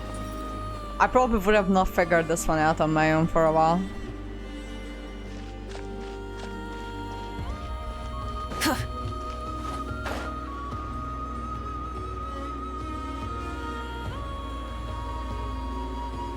Oh, there's another one.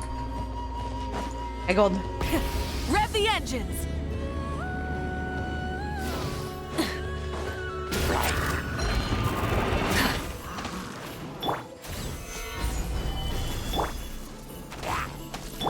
Bow your head. Be silent. I don't think that's how I'm supposed to use flints, but Close you know your what? eyes Whatever. to dust.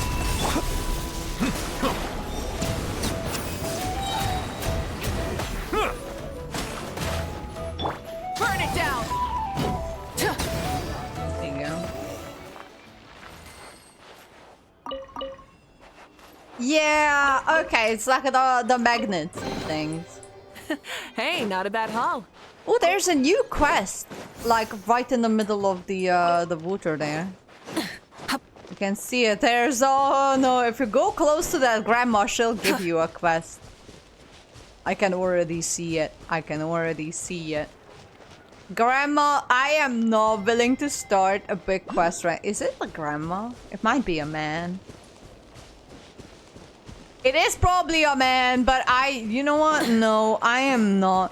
Also, Tomcon, do you have any,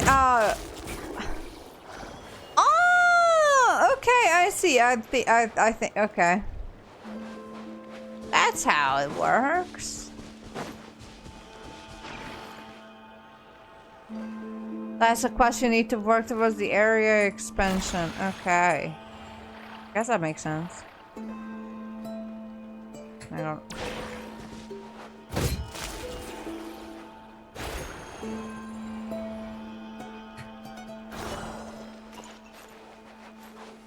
Hey, I need the red, not the blue. Red? No red? I need red, not blue. Oh, how do I get that one? Okay, never mind. It's fine. What's going on here? Oh, it's just like a fast pass between. Go back to it now. Does it respawn like the little whatever it is?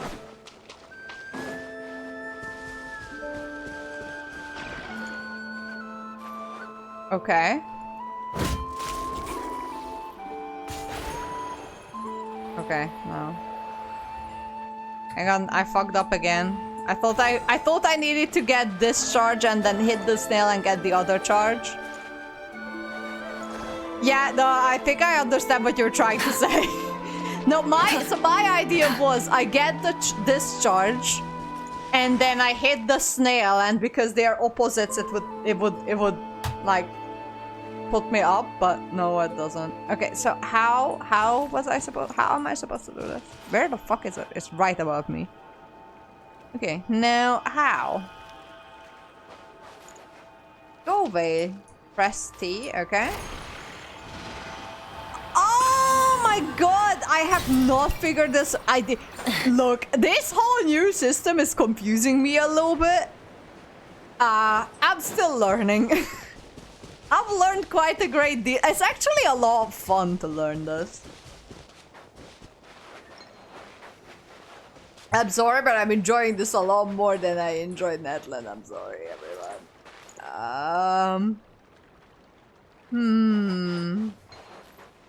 I might have already done this one. Yeah, same. Fair enough. I do the same thing. Skip the tutorial and then wonder why the fuck I cannot understand what the fuck is going on.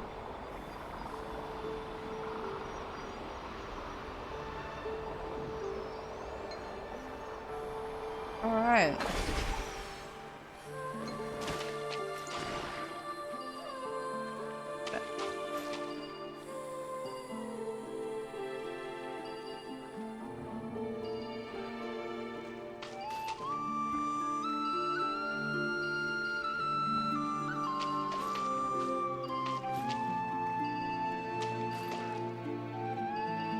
Hello?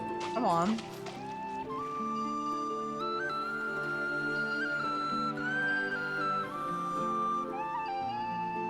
Okay. Okay, I've solved it. I did solve it. I just want to do this one and then I'll watch some theory videos I've been meaning to watch for a while. Oh no, I took the wrong path. Shit. It's okay. We can get to the other one.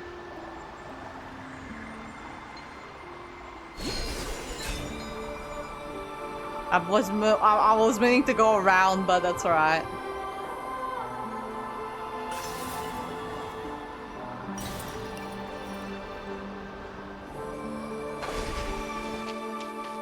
Alright, so what is happening here?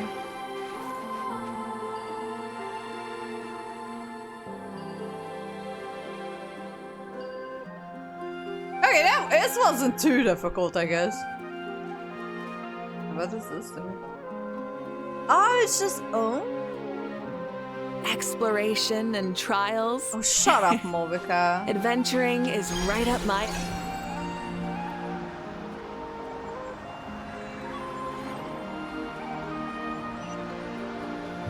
Wow.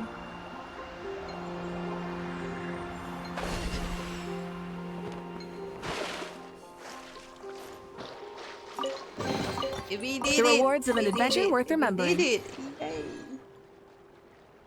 Alright, let me just claim this.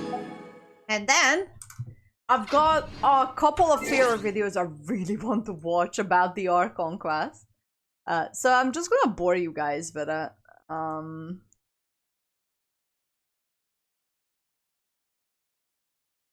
I've done this on my new account I've made on the American server.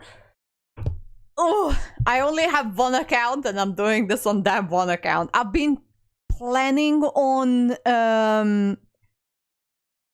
starting a new account, but it's been so long since I've been planning on it. I've been wanting to do one since like Fontaine, so it's been like years.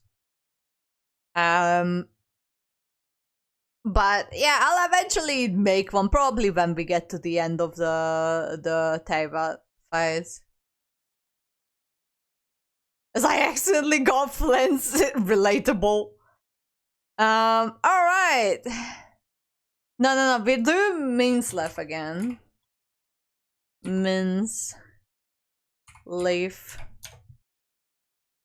And we'll do a Shikai after that. Jesus, this one is an hour long. Are you guys seated? Created to bridge the gap between the deep. Okay. So, if you guys don't know, Minslif is one of the biggest Genshin theory creator. There's two that I really follow. One is Minslif and the other is Ashikai. And I always watch their videos after I complete an Archon quest just to get like a general summary of what had happened, because it usually takes me like days and days to complete an Archon quest. And I may forget what happened at the beginning by the time I get to the end. It happened before, it's gonna happen again. And just like a little bit of a theory crafting as well, because I enjoy doing that. So I'm gonna watch this, given that we have loads of time until the actual thing. And let me just rename the stream. I've been putting in the American account, but I've lost the 50-50 to Chi-Chi. Jesus. I pulled the Chi-Chi.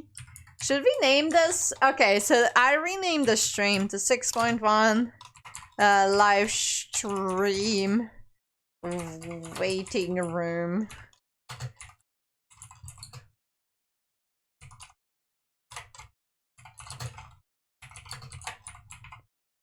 Okay, there you go. Alright. Lore of Genshin and its main story. And now, Notcry was created to bridge the gap between the deep lore of Genshin and its main story. And now that the Luna 1 Archon quests are finally out, we're left with more questions than ever. And honestly, that's the best part. That's exactly what has me hooked on this story, so much so that I've spent way longer than usual picking apart every detail of these quests. So let's just dive right in. Notcry is an autonomous region south of Snezhnaya and is considered one of the harshest places in Teyvat. It has no Archon and no central government. I've yet to win a 50-50 on that account. It took over 150 polls to get a low, 130 polls!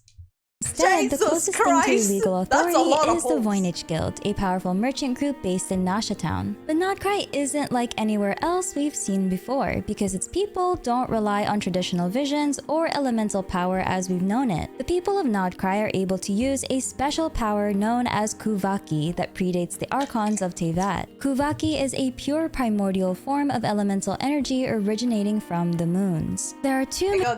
Let me grab some. You can stare at Lumine.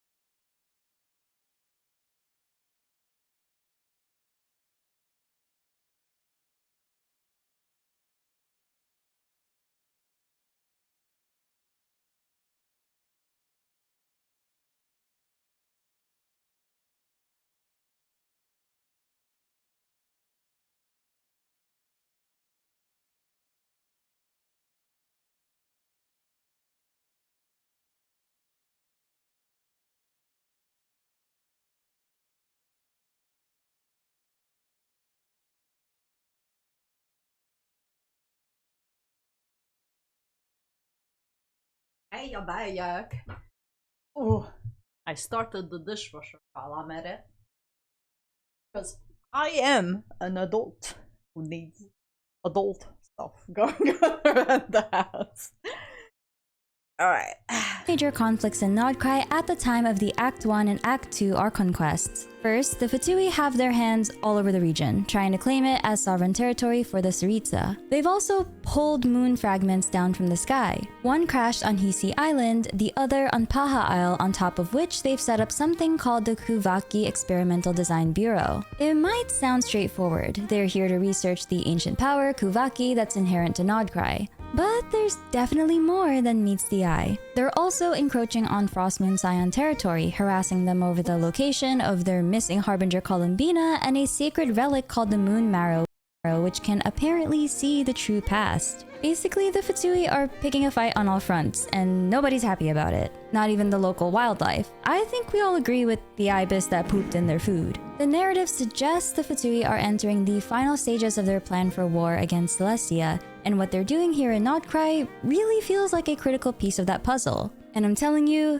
it's scary. We should be scared. But I'm also excited, and you'll see why in a bit. Meanwhile, the second threat to Nodcry is even more ancient: the Wild Hunt. After the fall of Conria, during the Cataclysm, Nodcry was hit first and hardest, and the Abyss left its deepest scars here. These powerful forces gather into something called the Wild Hunt, an abyssal calamity so overwhelming that Nodcry had to form an entire faction, the Lightkeepers, just to fight back. Nashatown even has a massive Kuvaki cannon built by Aino dedicated to holding the Wild Hunt at bay. And here's one of many lore bombs. This Wild Hunt is led by none other than Rarier, one of the 5 sinners of Conria. Throughout all this chaos, Traveler has their own mission. They're searching for their spaceship. Their spaceship that crash-landed here in Nodcry. The logs inside might hold the truth about why they came to this world in the first place. But here's where everything unravels. If the spaceship really did land here, and if the past vision Columbina showed us is actually true, then we have to ask, what does that mean for the sibling? Did they ever exist in the first place? Or have we been chasing nothing more than an illusion this whole time? This one detail alone has flipped the entire lore of Genshin upside down. Yet again, we're connecting dots from version 1.1. 5 years ago, trying to figure out how all these lore bombs fit. The lore payoff has been incredible so far in Luna 1. Oh my god, I didn't even think about this. Sorry, I have to pause the video again, but yes, because what Columbina showed us is that we crashed into Nodcry, right? And then the spaceship remained there for a long time, and then our sibling came and rescued us from the spaceship. But no one exited the spaceship, so the sibling must have already been here, but how? But it would make sense if we'd never had a sibling to begin with. And as soon as we arrived here, something created a sibling and then manipulated us into believing that we had a sibling to begin with. Questions we've been asking for years are finally getting answers, and it feels like all those scattered pieces of lore we've been collecting over time are finally clicking into place. These writers clearly approach these ARCHON quests differently than anything we've seen before, and likewise, I had to completely rethink how I even approach these analysis videos. There are so many lore threads to pull on and discuss, and we're going to cover all of them, even if it takes a series of videos. I still have to play the world quests. But first, let's ground ourselves in what the quests actually confirmed. So here are the top 5 lore reveals from version Luna 1, Acts 1 and 2, with the last one being the most mind-blowing of them all. First, Lauma knows the moon in the sky is fake. She's aware of the false sky. Remember when Mawika punched a hole in Natlan's sky? Or when Nahida bargained with Dotore to uncover the truth about it. Or even earlier in version 1.1 when Scaramouche flat out told Traveler and Mona the sky was fake. Well, Lauma figured this all out on her own. But imagine telling a devout civilization that the moon they've prayed to for generations is just a lie, a projection, pixels.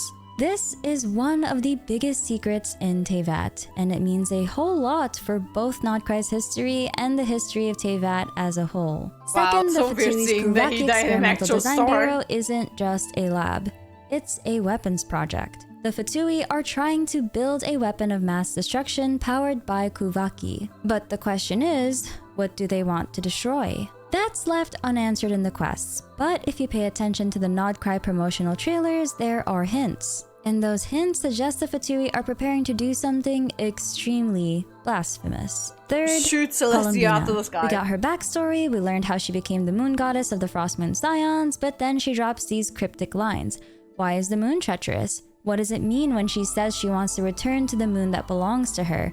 Obviously, these aren't throwaway lines. They tie into the mystery of Teyvat's three moons, which are finally starting to take center stage in the main story. She deserves her own section because we learned so much about her. Fourth, Rayrir. The sibling we encountered during the ARCHON quest turns out to be Rayrir, disguising himself. And here's the scary part, he was only using a fraction of his power. Yet he still pulled off this nearly perfect imitation and caused considerable destruction. Rayrir is also the first of the 5 sinners of Conria that we've truly met, which makes you wonder if this is what 10% looks like. What's he like at full power? And finally, the biggest lore bomb of all. Traveler's spaceship first landed in Notcry. Traveler recognizes the Kuvaki energy here as the same power they felt during their arrival. But the memories don't line up. We only see 2 stars in the cutscenes of their arrival, yet they shared a single ship. If there was one ship, why 2 stars? Did Traveler misremember? Has their memories been tampered with? Or worse, was the sibling never real to begin with? There are other things I want to dive into outside of these 5 points, including one where I think Genshin may have revealed way too much of the Sarita's backstory a little earlier than maybe they should have. But we'll get to that in just a bit. Let's start with the first lore bomb we listed. Lauma knows the moon in the sky is fake. She knows about the false sky. Now, what even is the false sky, and why does it matter? We've seen characters talk about this for years. Cryptic books mention it, and even Scaramouche flat out told us about it. But in Notcry, this detail stops being a background mystery and becomes a central part of the story. Which begs the question, if the moon above us is a lie, what happens to a people who have built their entire identity around worshipping it? The false sky is basically a giant shield, a firmament wrapped around Teyvat by the Heavenly Principles. It was created after the Heavenly Principles defeated the 7 Dragon Sovereigns and claimed the world for humanity. Nabu Malikata, the goddess of flowers, and Sumeru remembered a time when 3 moons once hung in the heavens, but now we only see one. Those 3 moons were the Eternal Moon, the Frost Moon, and the Iridescent Moon, also known by their names Arya, Sonnet, and Canon. The moons were created by the Dragon King Nibelung to govern the world while he wandered the cosmos. Each moon had a role. The Eternal Moon, the largest, carried such immense Kuvaki that it shaped the ocean tides. The Frost Moon was the brightest, its glow a lantern of night. The iridescent moon was faint and small, but produced fleeting halos of light when it did shine. But when the Heavenly Principles seized control of the world, the moons were forced under their authority. That's also when the false sky was created, cutting Teyvat off from the rest of the universe. Humanity thrived under the Heavenly Principles and their 4 shades, at least for a time. But then came the Great War of Vengeance. Nibelung returned, wielding the power of the Abyss against the Heavenly Principles. The Great War of Vengeance ended in ruin across Teyvat, the Heavenly Principles wounded but victorious. And what of the fate of the 3 moons? This is where things get messy. Some stories say the sisters killed each other. What's confirmed is that 2 moons were destroyed and only 1 is intact. Lauma's story and the Song of the Welkin Moon event give us the clearest picture of what happened when the moons were destroyed. When the Eternal Moon fell, it threw heaven and earth into chaos. The Eternal Moon controlled Teyvat's ocean tides, so when it was destroyed, it likely triggered the Great Floods, the so-called Diluvian period. These floods might have been caused by the sudden loss of the Eternal Moon's gravitational pull on the oceans. When the iridescent moon shattered, its crimson shadow sank into the abyssal sea. And when the Frost Moon finally ceased to turn, entire nations collapsed. The dragons who felt betrayed by the moons celebrated their deaths. Although 2 of the moons were shattered, Skirk confirms that the frost moon is intact, but lifeless, though its will hasn't completely faded. And thanks to Lauma, we also— My god! The thing is about these, right? With the 3 moon sisters and all of that, we've known this. Like, I don't know if you guys have been watching lore videos for a long time, but the 3 moon sisters and all of that that's going around them, we've kind of been putting them into place since like 1.0 or 1.1, because I remember it was very early on in my Genshin career. I started playing Genshin in 1.0, right? And I think it was 1.1 or 1.2 when I started like know that the looking into lore. It just somehow came up in my YouTube recommended a lore video about Genshin, and I watched it and I'm like, holy shit, there's so much lore in this. What the fuck? What's going on? And that's when I started going into Genshin lore a little bit more. And we've known about the 3 moons for so long. Like, for so long. For 5 years. And I've known that the moon that we see in the sky in the game, it doesn't turn. Like, okay, you can say that it's a game mechanic, but it's not. It's very intentional.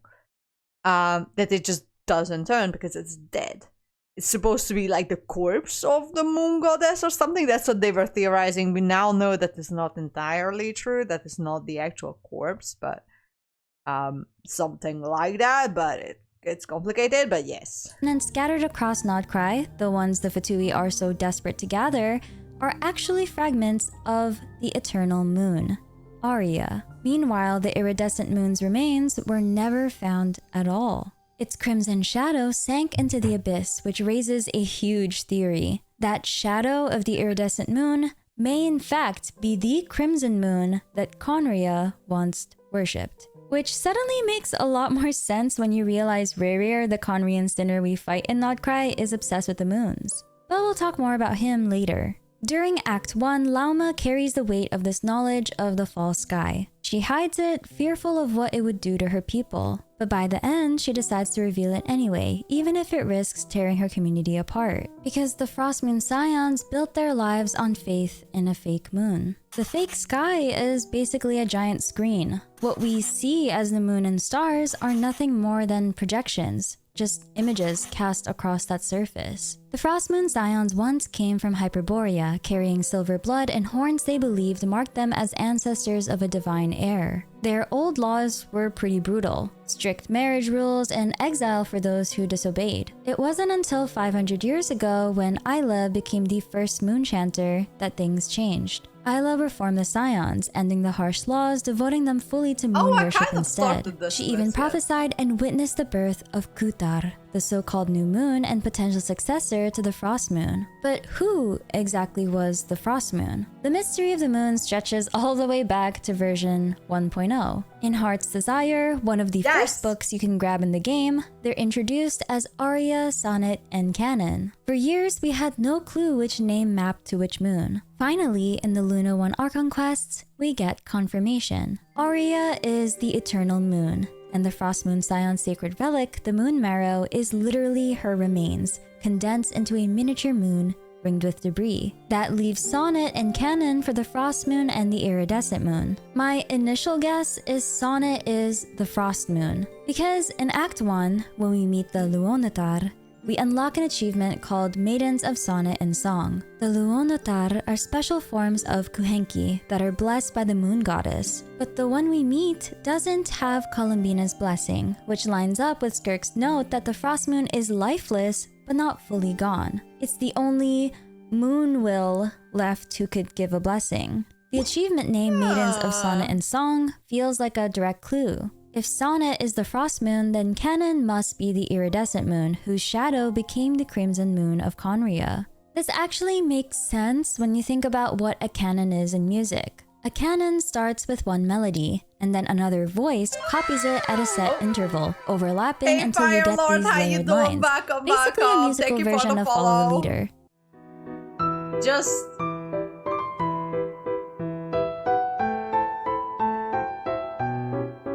watching some theory videos. I just finished the ARCHON quest in Not Cry. All the ones that we have at this point, at least.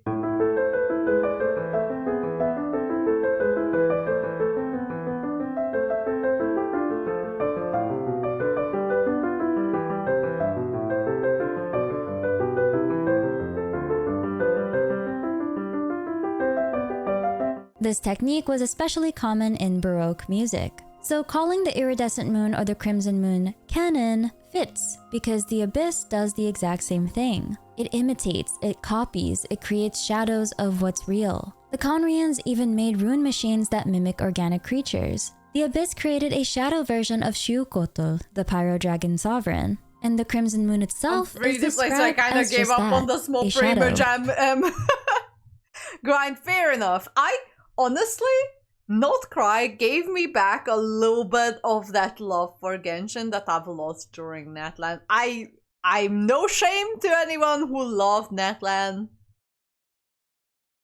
You can love Netland to your heart's content.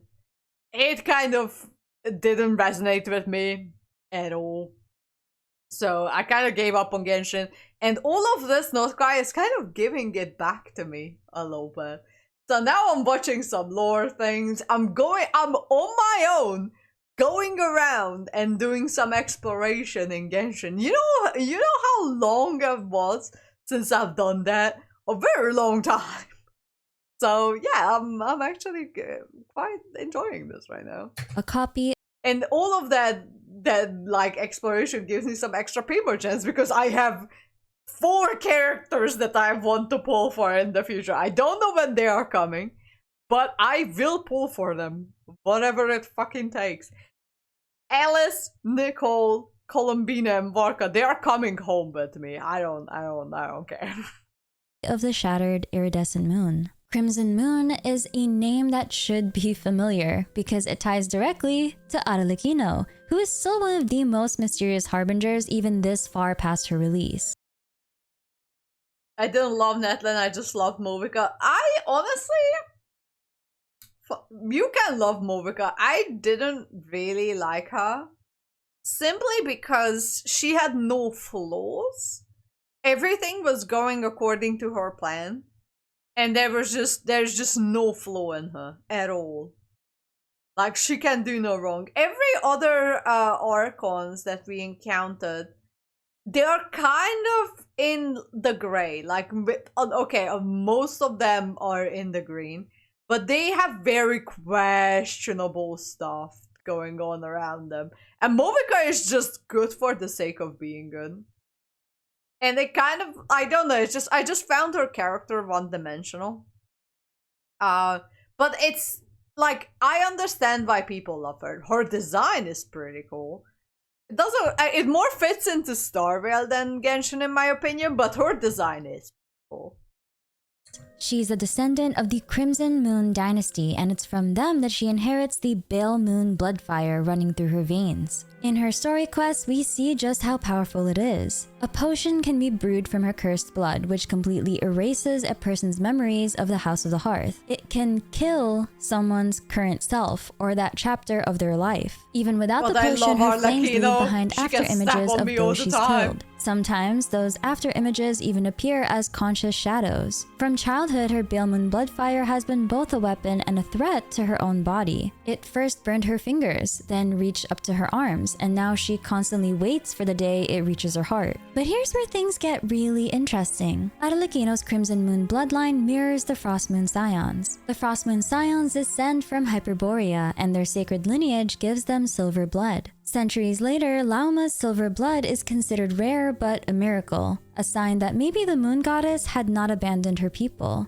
It made her a symbol of hope, and with it came immense expectation. Lauma's silver blood makes her attuned with animals, nature, and lunar power itself. Drops of her blood could even heal those suffering from Kuvaki sensitivity. So while Arlecchino's flames erase memory and bring about a kind of death of the self, Lauma's silver blood preserves life. Two bloodlines, both blessed or cursed, by the moons. And when you put those side by side, it almost feels like we're looking at reflections of the 4 shades: life, death, time, and space. After all, there are 4 shades, and there are 4 moons. 3 moons plus the prophecy of a new moon. That parallel is probably not a coincidence. The 4 shades were created by like the heavenly coincidence, principles, though. the same being who created the false sky, the massive shield wrapped around the planet. The false sky is just a projection, and the real sky lies beyond its barrier. This is exactly why Lauma's decision in the Act 1 Archon quest matters so much. If the Scions kept devoting themselves to the moon they see in the sky, their faith would be wasted on an illusion. And that's why she risks everything to reveal the truth. For her, it's about breaking a cycle and tearing down blind devotion to a false image so her people can finally step into a future where they don't have to depend on a power beyond themselves. I am no better Lauma than a is man. aware of the false sky, and so are the Fatui. Which brings us to the next major reveal confirmed in the Nodcry Archon quests. The Fatui's Kuvaki Experimental Design Bureau isn't just a lab, it's a weapons project. The Fatui are trying to build a massive weapon powered by Kuvaki, but the question is, what do they want to destroy? Celestia. Who or what is the target? The Fatui's goals in the overarching story are 1. To collect all the Archon's Gnosis, 2. Wage war against Celestia, and 3. Burn away the old world. We already know why they want the Gnosis, and I'll get to that in a bit. The Fatui Harbingers have been summoned back to Snezhnaya and sent straight into Nodcry under the highest order, the Pale Star Edict. Their mission is to retrieve Columbina, who had resigned from her position and disappeared somewhere in the region. So I think we're going to see way more than just Ettore and Sandrone in this version. The Fatui's presence in Nodcry has been nothing short of hostile, and the Archon quests finally give us a full picture of just how much damage they've already caused. Nodcry is supposed to be autonomous, but the Fatui are trying to drag it back under the Tsaritsa's control, claiming it as sovereign Snezhnayan territory. To make things worse, they've been relentlessly harassing the Frostmoon Scions, demanding not only the whereabouts of Columbina, but also their most sacred relic, the Moon Marrow. And their aggression doesn't stop there. The Fatui have actually pulled down remnants of the Eternal Moon itself. One remnant crashed into Hisi Island, another onto Paha Isle, and on top of that second impact site, they've built something called the Kuvaki Experimental Design Bureau, the foundation of a massive weapon project powered by Kuvaki, a Fatui Death Star. And here's the chilling part. We don't know yet what the target of that weapon is supposed to be, but we do have some clues. First is in the God's Limits teaser. It heavily suggests that the Fatui might actually be planning to kill a god. And the most obvious target, the Heavenly Principles. We're told they're currently asleep, so really what better time for the Fatui to strike than now? In Prelude to Moonlight, Nicole Rain leaves us with one cryptic line. While the Fatui look to the stars above,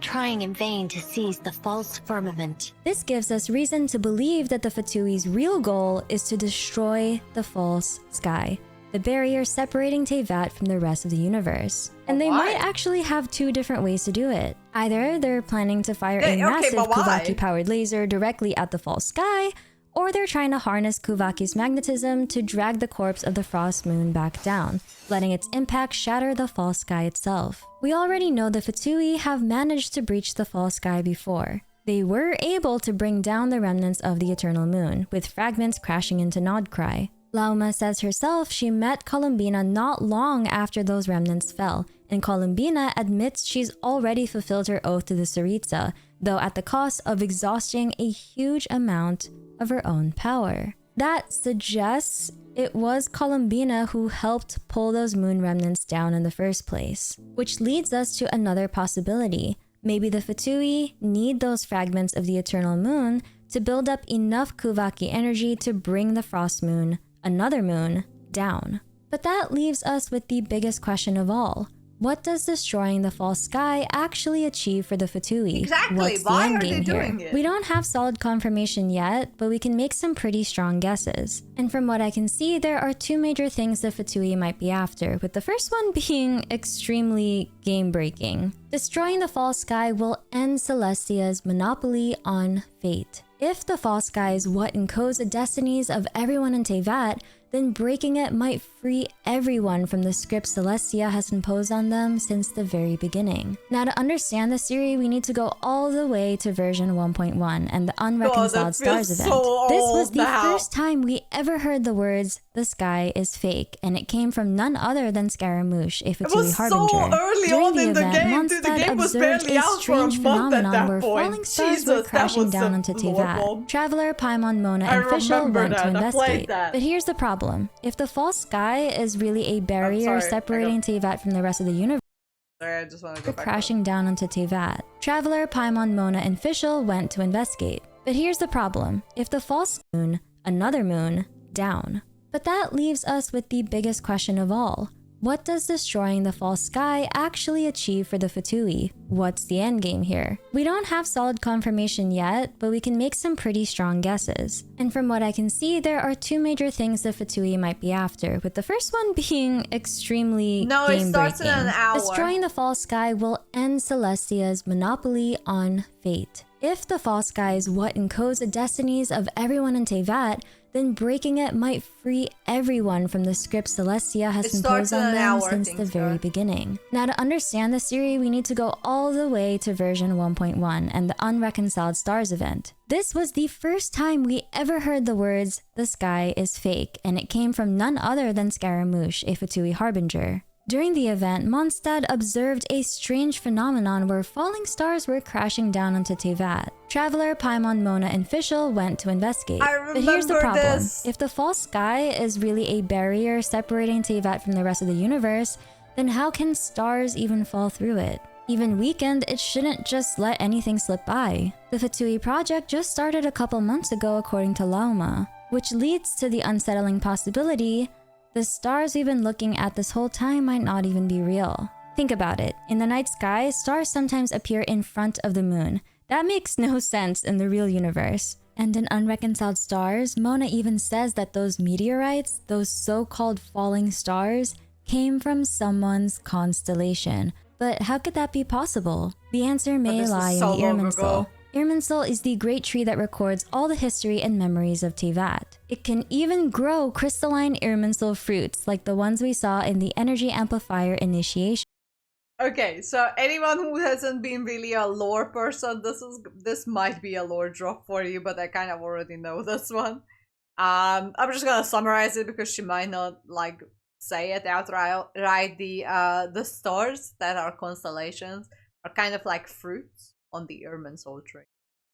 That makes sense. That's the easiest way to describe it. Event. And if you look closely at the fallen stars from Unreconciled Stars, they're identical to Irminsul fruits. That means everyone's constellation isn't made of real stars at all. They're made from the arrangement of Irminsul fruits embedded into the false sky. The heavenly principles created the false sky, and by extension, they also created the constellations humanity sees above. These constellations encode people's fates. Each fruit records and determines the past, present, and future of every person in Teyvat. Therefore, constellations equal fate itself. Astrologists like Mona can read them to determine a character's fate, but now we know these fates are predetermined. They might even be censored, rewritten, or manipulated versions of what destiny was supposed to be. And that's exactly why the Traveler stands out. They don't have a constellation until the moment they resonated with a statue of the Seven, which means they're not bound by Celestia's script. They're free in a way no one else in Teyvat is. So when you put all of this together, the Fatui's plan starts to make terrifying sense. If the false sky is what contains these false stars, the constellations that bind humanity to Celestia's will,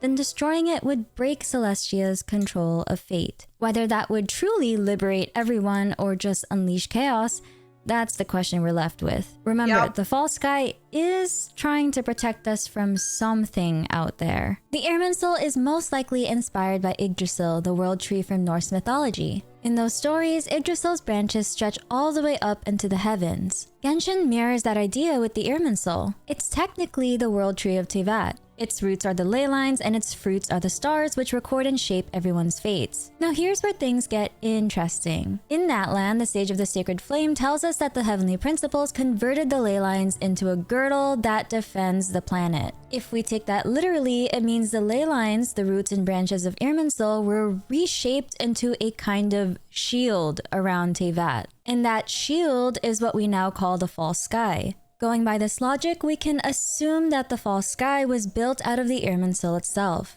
The branches of the world tree were converted into a dome that locks Teyvat off from the real universe, while its stars are just projections of Irminsul's data. And if that's true, then destroying the Irminsul with a Kuvaki-powered weapon wouldn't just shatter the barrier around Teyvat, it would also destroy the database holding the entire memory of the old world. So, destroying the Irminsul tree would thereby accomplish the Fatui's goals to create a new world. The second reason the Fatui might want to destroy the false sky involves the new moon. Destroying the false sky could allow the new moon to finally materialize. Columbina does say that two moons will not rise at the same time, let alone consume one another. And to really understand what that means, we have to talk about Columbina and what we actually learn about her during the Luna 1 Archon quests. According to Lauma, Kutar was born on Hisi Island about 500 years ago. Her birth was prophesied and witnessed by Ayla, the very first moon chanter of the Frost Moon Scions. She quietly recorded the miracle and even carved a statue to honor it. The legend says that Kutar's birth was an event accompanied by a sudden appearance of countless kuhenki. These creatures wove moonlight itself into silken garments that clothed her like a goddess. From that day on, the kuhenki were seen as Kutar's familiars. Their instinct to protect her, to bring joy to her, even to guide travelers to hidden treasures, traces all the way back to that moment. And here's a fun detail. The kuhenki actually resemble rabbits, which is no accident because it ties directly to the old myth of the rabbit on the moon. You've probably heard of it. The markings on the moon's surface across different cultures are seen as the outline of a rabbit. In Chinese folklore, there's the moon rabbit or jade rabbit Yutu, who lives alongside the moon goddess Chang'e and endlessly pounds the elixir of life. Columbina herself tells us that it all started when the Frost Moon Scions found her. Before she even understood what was happening, they were already calling her their goddess, and in her own words, she had no reason to decline. But even then, she admitted something was always missing. That emptiness only fueled the Scions' greed and doubt. Over time, Columbina realized this place was never truly her home. The Scions asked her for everything. They wanted her to forge weapons, drive out their enemies, and help them expand their territory. And she did. She gave and gave until one day she simply couldn't anymore. That's when she asked the question that still lingers: if mortals can turn to the gods when they are powerless, then who do the gods turn to when they have nothing left to give? And with that, she left, only to experience similar treatment in the Fatui. The only ones who ever seemed to treat her well were Arlecchino, Sandrone, and apparently La Signora. But just a few months ago, after the two ancient moon remnants fell from the sky, Columbina was spotted on Hisi Island once again. That's when the Fatui presence in Nodcry turned aggressive. They've been harassing the Scions ever since, and according to Sandrone, there's even an official search warrant out for her, although Sandrone herself doesn't turn Columbina in. What makes Columbina even more mysterious is her name, or rather, her lack of one. Kutar is the title the Frost Moon Scions gave her, taken from Hure Kutar, their name for the frost moon. Columbina is the name she received from the Fatui, but she claims she doesn't know her true name at all. Columbina was born in Teyvat alone, with no one around to name her. But here's the real question. What even is Columbina? The Frost Moon Scions worship her as the new moon, but she herself says her power actually comes from the Frost Moon. So if that's the case, does that make her the true new moon? Or is she just the rebirth of the Frost Moon itself? After all, Skirk told us that the will of the Frost Moon hasn't fully dissipated. If that's true, then maybe Columbina is simply that will reborn into a new form. But hold on, it gets even more confusing. In Nodcry's reputation system, Silver Moon Hall Selenic chronicles, when you finish all the quests, you unlock the wings of the Silent Moon Wind Glider. Its description reads, a stylized wind glider gifted to you as a mark of the Welkin moon's acknowledgement and recognition. So wait a second, does that mean Columbina isn't the Frost Moon or the new moon at all, but actually the Welkin moon? So now we're left with this mess of possibilities. What? Is Columbina the Frost Moon reborn, the prophesied new moon, or the avatar of the Welkin moon itself? Of course, one possibility is that Columbina really is just the Frost Moon reborn. That's the simplest explanation. If she really is the Frost Moon reborn, then at some point we can probably expect her to merge with the lingering will of the Frost Moon that's still kicking around. But I think there's actually a way for all of it to be true at the same time.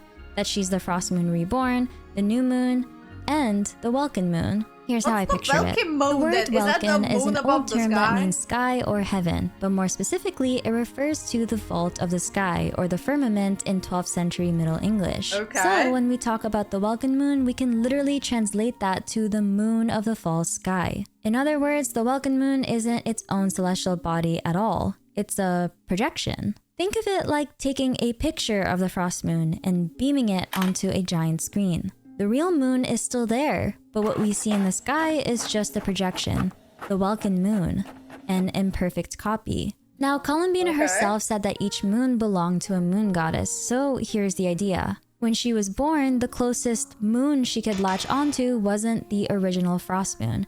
It was the Welkin moon, the projection or copy of the frost moon. That's why she refers to herself as carrying the frost moon's power, but also why she can't fully call herself the frost moon either. In a weird way, the frost moon is like her mother. The lullaby she sings, if taken literally, even hints at that connection, with the frost moon as the mother and her as the daughter. The frost moon exists first, and because of it, the Welkin moon, the imperfect copy, exists too. Columbina tells us her one wish, to return to the moon, to her home where her story is written.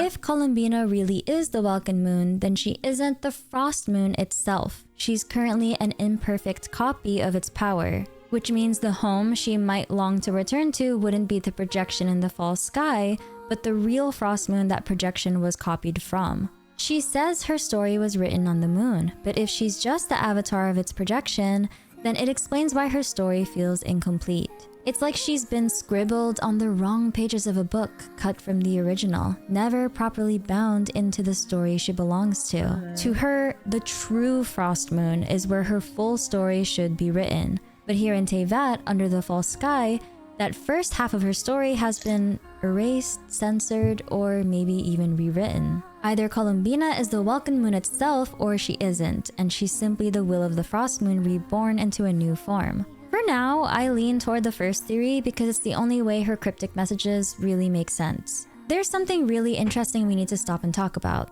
The Hymns of the Far North, a book series you can find- Hang on, I just need to go pee. I'll be right back. Have about an hour until the live stream. But I'll be right back. Be right back.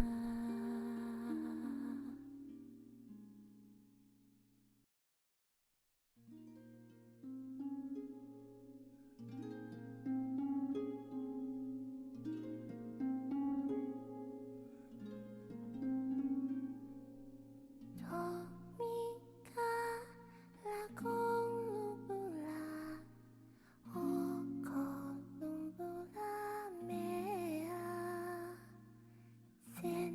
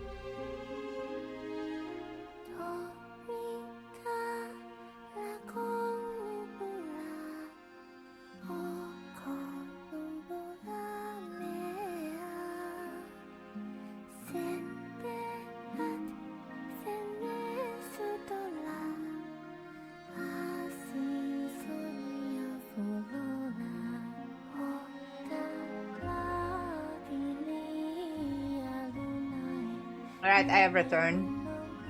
And 6 stops. Indeed. Find in-game reveals a lot about Nodcry. Honestly, maybe too much. Can find interest theory because it's the only way her cryptic messages really make sense. There's something really interesting we need to stop and talk about. The Hymns of the Far North, a book series you can find in-game, reveals a lot about Nodcry. Honestly, maybe too much. It might even be spoiling the future of Genshin's story, so I actually don't know how I feel about it being released so early. We'll dive deeper into this later, but we need to talk about it, especially because one part of it could reveal the Sarita's entire backstory. But here's a key detail for now. One of the hymns is actually a prayer to Istaroth, the goddess of time, asking her to protect the 4 imprisoned moons. Now pair that with what we learned in the Song of the Welkin Moon web event, where Nodcry itself is described as the remnant of a 4th moon that failed to fully materialize. This mysterious 4th moon might actually connect to the story told in Ineffa's weapon, the Fractured Halo.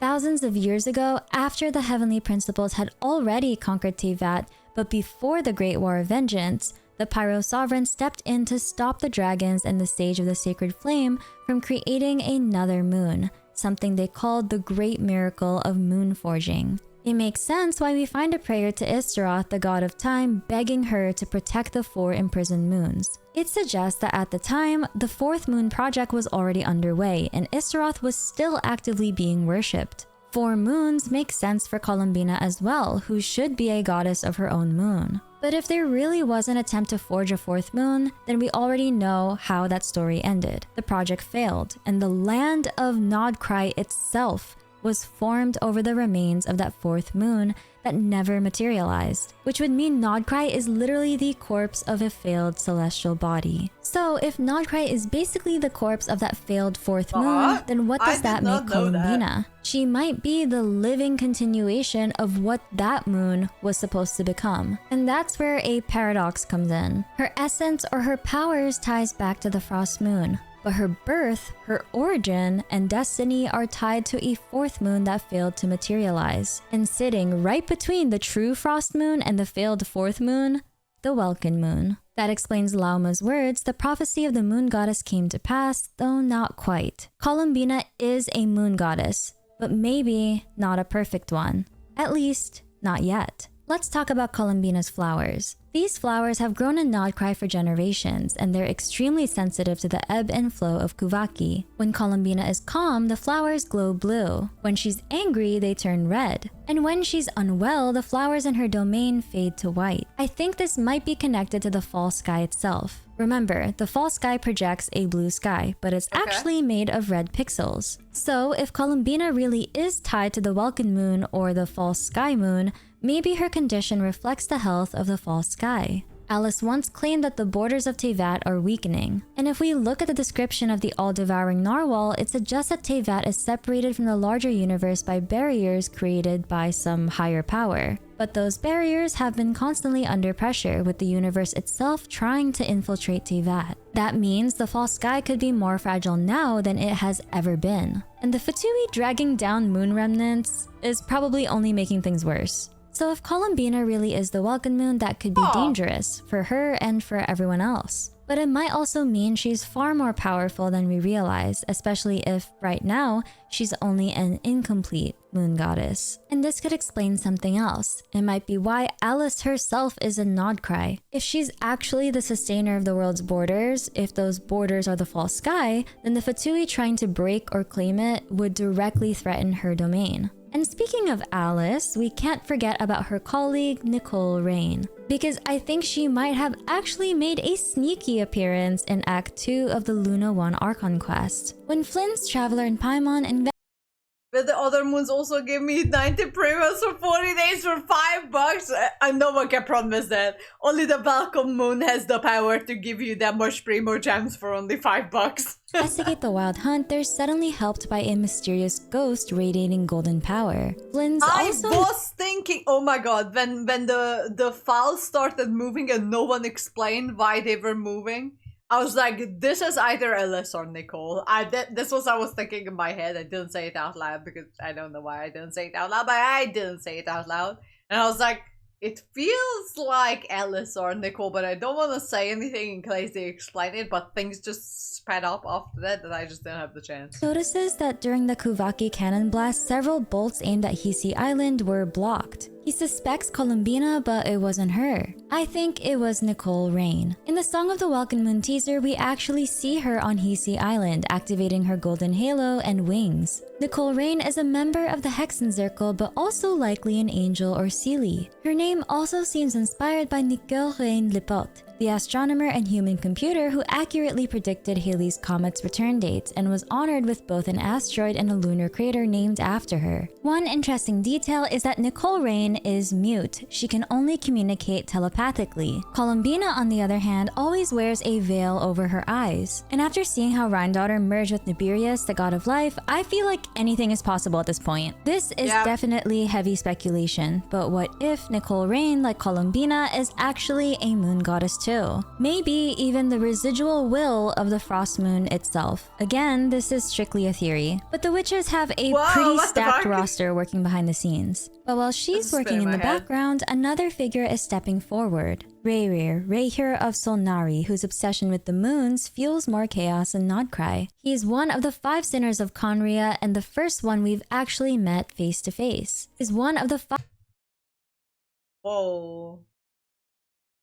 Oh, this is just fan art. 5 sinners of Conria and the first one we've actually met face to face. Technically, we did meet Vedderfolnir, Daneslif's older brother, but that was only through our siblings' memory in the Caribbear Archon quest, so I don't really count it as a direct meeting. What's exciting here is that Genshin finally Daneslif's older brother, but that was only through our siblings' memory in the Caribbear Archon quest, so I don't really count it as a direct meeting. What's exciting here is that Genshin finally confirmed something we've been theorizing on this channel for a long time. Rayhir is the leader of the Wild Hunt in Nodcry. Back in Conria, Rayhir was considered one of the best among his peers, standing alongside Sirtalogi, Rhine-Daughter, Vedderfolnir, and Hroptatyr. But even then, he stood out for one thing, an alleged obsessive fixation on the moons. After he and the others divided abyssal power amongst themselves, they didn't use it to protect their homeland or save Conria. Instead, they abandoned it.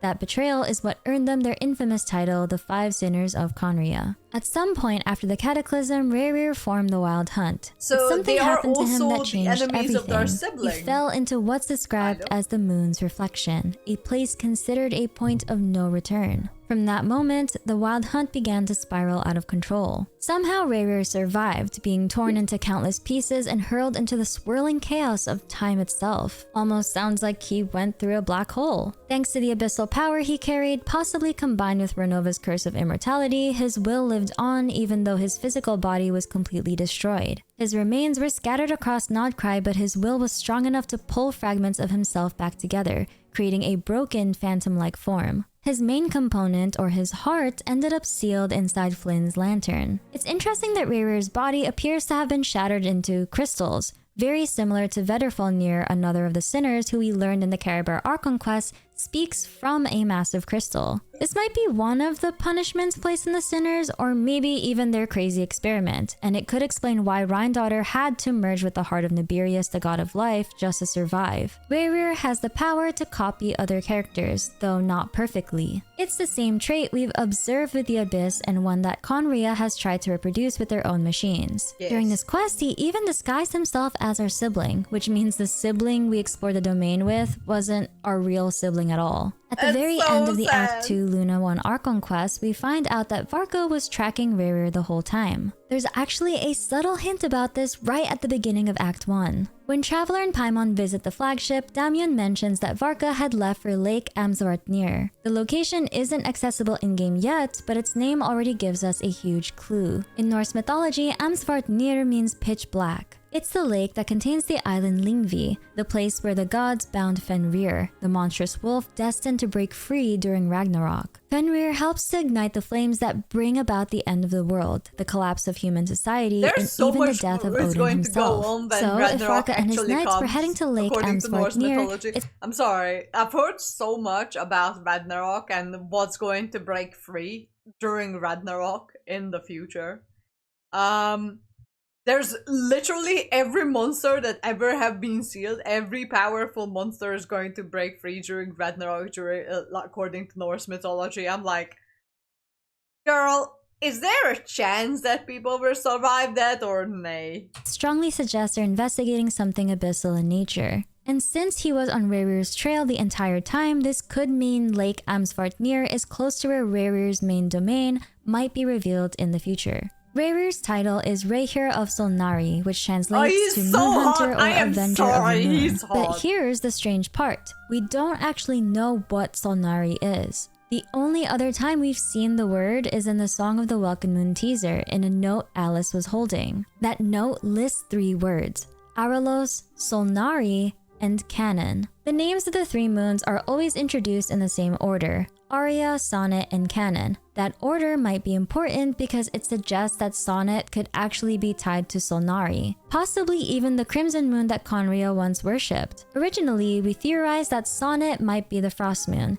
mainly because of the Luonatar achievement. But Alice's note points in a different direction, hinting that Sonnet could instead be the iridescent moon. At this point, there's evidence to support both possibilities, but honestly, we don't have enough confirmation to say for sure whether Sonnet is the frost moon or the iridescent moon. Although personally, I lean more on Sonnet being the frost moon. Now, Canon in Alice's notes is the easiest to make sense of, since we literally saw Aino's Kuvaki Canon in the Act 2 Archon quest. That leaves Aralos and Solnari. If you flip Aralos backwards, you get Solara, which could connect to the sun. As for Solnari, it might be a compound of 2 Germanic words, Sol meaning sun and Nari meaning narrow, or in Old Norse, Nar meaning corpse. If Put they together, say that sun the sun and is corpse also instantly dead, make me think of an eclipse, the sun hidden behind the moon. The moon itself is just a lifeless corpse in the true sky. And of course, eclipses are heavily tied to Conria's imagery. We already know Conria worshipped the crimson moon, and we've speculated that this crimson moon was actually the shadow of the destroyed iridescent moon that sank into the abyss. So here's a theory. What if Rerir, like Arlecchino, was a descendant of the Crimson Moon dynasty? If he carried Bale Moon Bloodfire, that might even explain how he was able to wield Kuvaki. Now I'll admit, there isn't much evidence for that yet. Again, it's more of a theory than a confirmation, but it would create some fascinating parallels between Rerir and Arlecchino. Also, Rerir, Rehir of Solnari, could now read as the Avenger of the Crimson Moon dynasty.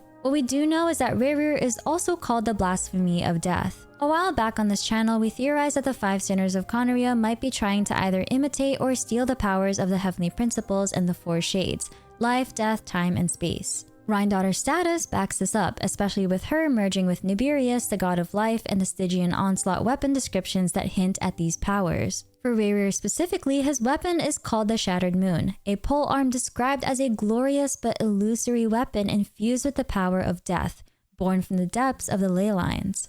And if the version of Rerir we fought in Notcry was only 10% of his full power, I honestly can't wait to see what he's like at 100%. Don't get me wrong though, Dainsleif would still clear him. During the end of Act 2, Rerir also screams out the name Thalindus. The thing is, we don't actually know of any character by that name yet, but the word itself might give us a clue. Tholin comes from ancient Greek, meaning sepia ink. In science, a tholin is a reddish organic component that shows up on the surfaces and in the atmospheres of outer solar system bodies like the moon Titan or Pluto. They're thought to play an important role in the origins of life. So what does that tell us? The fact that tholins are tied to outer solar system bodies makes me wonder if Thalindus might be an outlander, someone not from Teyvat at all, an alien. Rerir also screams the names of Rhindaughter and Vedrfolnir, both of whom are Conrian. That could mean Thalindus could also be from Conria, even possibly from the Crimson Moon dynasty. The only other major Conrian whose true name we still don't know is Piero, the director of the Fatui. Could Thalindus be Piero's real name? Or could it be the name of another outlander who was summoned to Conria? Remember, Conria did have a program dedicated to finding or even summoning outlanders, so it's not impossible that Thalindus was one of them.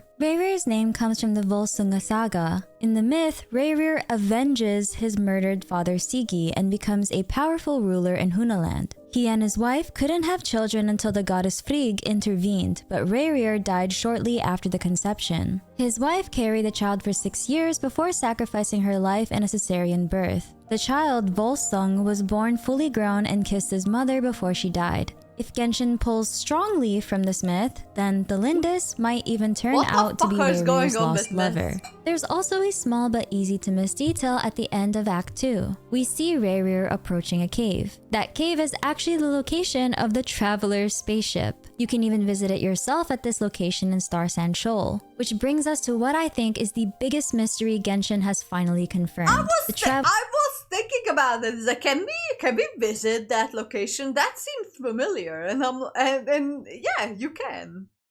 No wonder it looked familiar because I and can their sibling actually spaceship go there. landed in Nodcry. For years, most of us assumed their ship crashed somewhere near Conria, but no. This reveal changes everything. Before we talk about the parts that really bend your brain, let's start with what's actually confirmed. The very first mention of the Traveler's spaceship came in this Space and Time for You ARCHON quest. Now, the Luna 1 quest established that the Traveler and their sibling didn't arrive separately, they arrived together in a single ship. The vessel carried 2 cryo-sleep chambers, one for each of them, and each chamber required its own key. The spaceship also eerily resembles ancient dragon tech. According to the Traveler's account, their ship crash-landed in Nodcry. An unknown amount of time passed, long enough for thick moss to grow over it. The Traveler was eventually woken up by their sibling during the Cataclysm 500 years ago. The two of them then tried to leave Teyvat, but were stopped and separated by the unknown god, someone we now know to be Asmodee, the god of space. In the siblings' version of events, things play out rather oddly.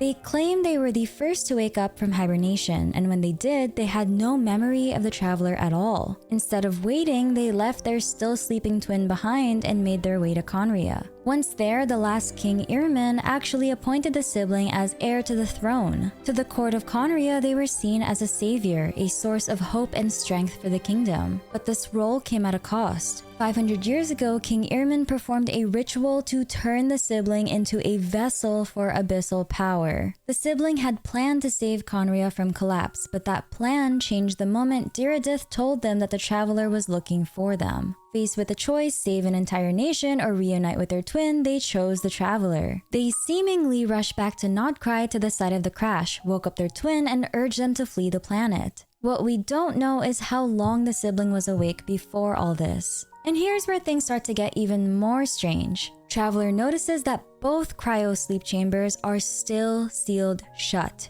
Both. So how could one of them already be outside? That detail reminds me of something Nahida once told the Traveler, and it makes things all the more confusing. Nahida explained that while Irminsul and even the Fatui recognize the Traveler as a descender, their sibling is not. My god, I fucking thought of the same thing when this came up. When Nahida told us that we are a descender but our sibling is not. I was thinking the same thing, is like, what the fuck? And then this came up that the sibling has come back to the spaceship even though they never left. And I'm like, what?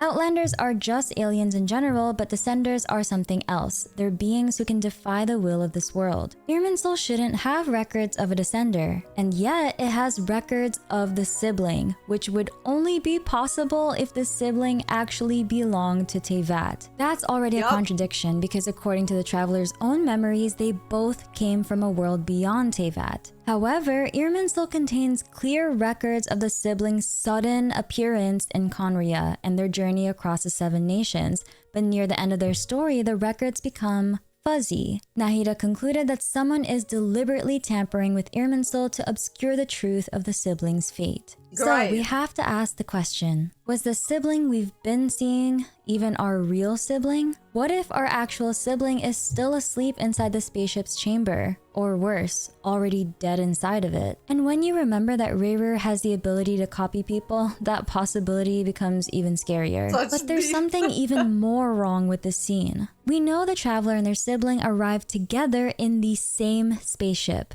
That means logically there should have only been one falling star when they landed in Teyvat. But in the opening cutscene of Genshin, we see 2. Why? My homie Bran Online pointed out a really interesting possibility, that the opening cutscene might actually be out of order. The 2 streaks of light across the sky might not be their arrival at all. They could actually be the exact moment the twins were separated by Asmodee.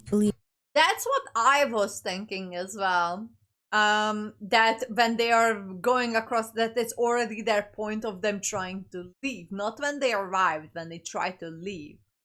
So when they are shooting across the sky, those two stars, they are not them arriving, they are them leaving. Believe it or not, Scaramouche is actually the only character who gives us the most convincing scenario for what might have really happened. In the Sumeru Interlude Archon quest, he explains that the reason the siblings' records exist in Irminsul could be tied directly to Conria. According to him, Conria was the siblings' first destination when they arrived in this world, a point Nahida herself backs up. He also says the sibling came here because the heavens responded to the summoning. So here's the simplest explanation I can think of. Yes, the twin spaceship did land in Nodcry, but because of Conria's summoning, the sibling was pulled straight from the ship and into Conria itself. That would explain why, in the Moon Marrow's vision of the true past, both cryo chambers still appear sealed. Because the sibling wasn't woken up in the normal way, they were teleported out. And that's just one of many possibilities. Honestly, this topic alone is so big, it deserves its own dedicated video. I wanted to break it down here, but there's way too much to cover in one sitting. So for now, I think this lore bomb needs some time to marinate. For now, Columbina believes our spaceship has been intentionally hidden. She even says cryptically, perhaps someone has certain truths they wish to hide from us or from others. The only other person we know who's been to the crash site is Rayrir, but at this point the ship could be in anyone's hands. Speaking of the Moon Marrow and its ability to reveal the true past, there's a theory of mine that I've been holding on to for a while now, and honestly, I selfishly want it to be true. For the longest time, I didn't have enough evidence to back it up, but I think the Moon Marrow might finally give me the piece I've been missing. I've been theorizing that the Irminsul tree itself is made from the moons. One of the first clues that pushed me toward this idea comes from the Boatman world quest on Surumi Island. The Boatman's job is to guide souls back to the ley lines, which he calls the moon mansion that golden burns. The ley lines, of course, are the roots of the Irminsul tree. And think about how we interact with them.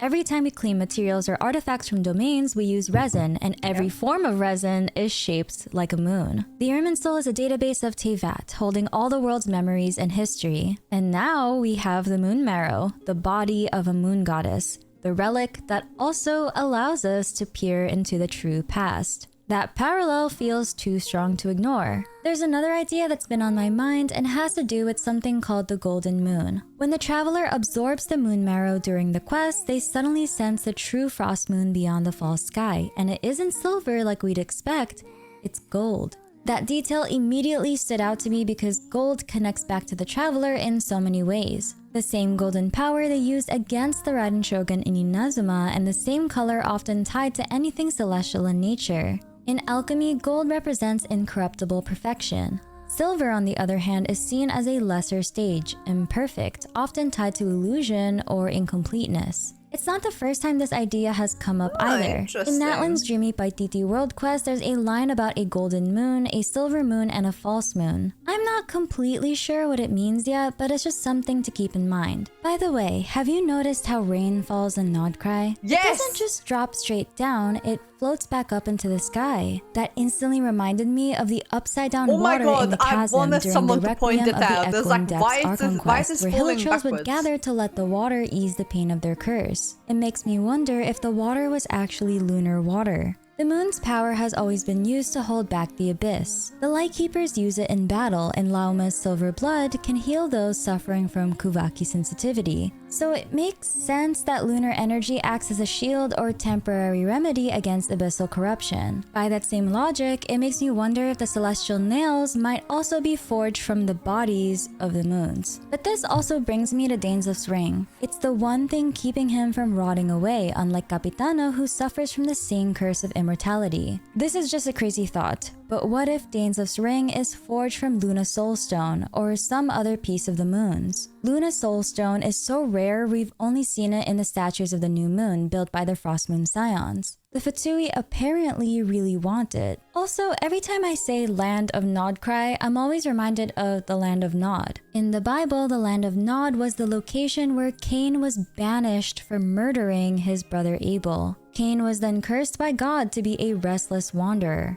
Exile and wandering definitely fits thematically for Nodcry. If the biblical land of Nod really is one of the inspirations behind Nodcry's lore, then it makes you wonder, who's supposed to be Cain and who's Abel? Unless this is something the world quests eventually answer. I still have to finish them. But what's really been stuck in my head lately is this brand new book collection Genshin just dropped. It's called Hymns of the Far North, and honestly, I think Genshin may have played their hand too early with this one. Because if I'm right, this book might have already spoiled the Saritsa story and her real reason for wanting every Archon's gnosis. It could also explain why she's described as a god with no love left for her people. In the hymns, there's a passage, Prayer Song 16, that tells the story of a man named There's only a minute left. He was in love with a beautiful woman, the daughter of Pakaisuko. Keep in mind, Pakaisuko translates to Father Frost, which could very well be another name for the Belitsar, the first Cryo-Archon.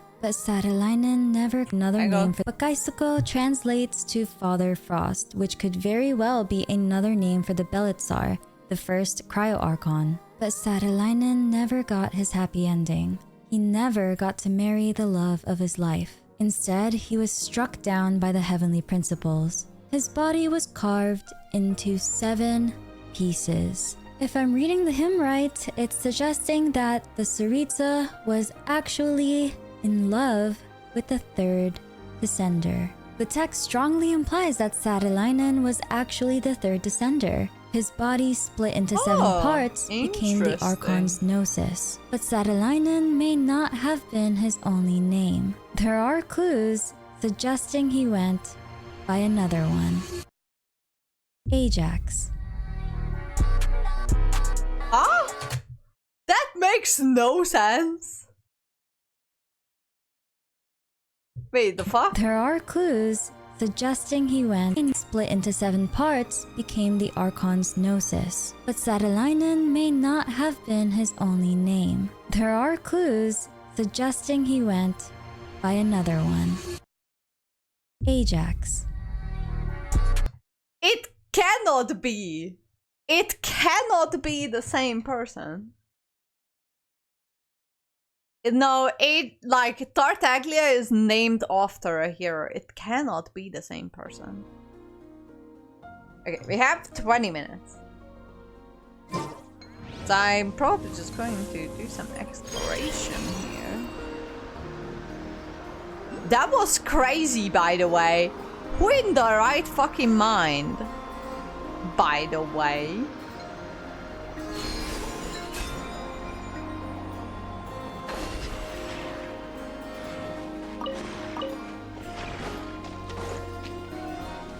That's very interesting. That's the one thing that is now,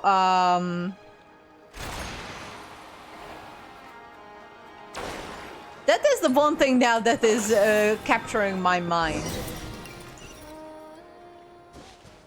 The descender thing. What do you mean? Like, what do you mean?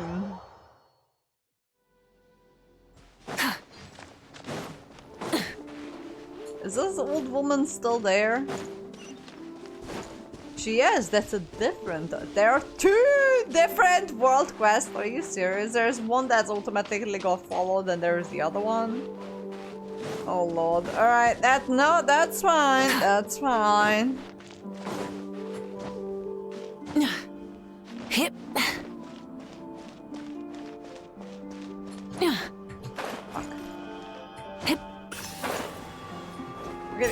Okay, how many of these Lunacoluses do we have? Yeah. I still. Excuse me. I still have not done all the Pyroculuses. I think I'm on level 8 with the statue. Why am I having hiccups? All of a sudden.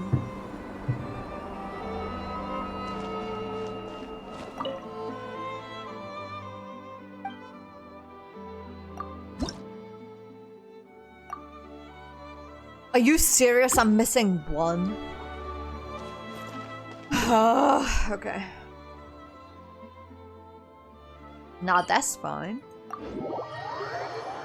That's fine. Perfectly okay. That's perfectly fine.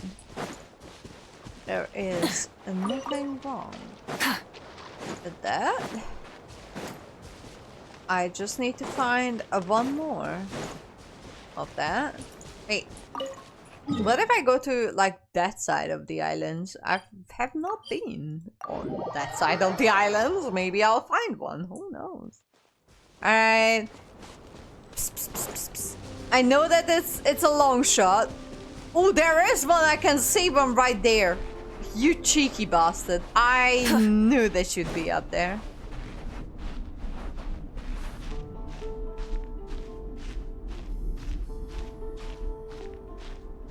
It's right there. I can see it.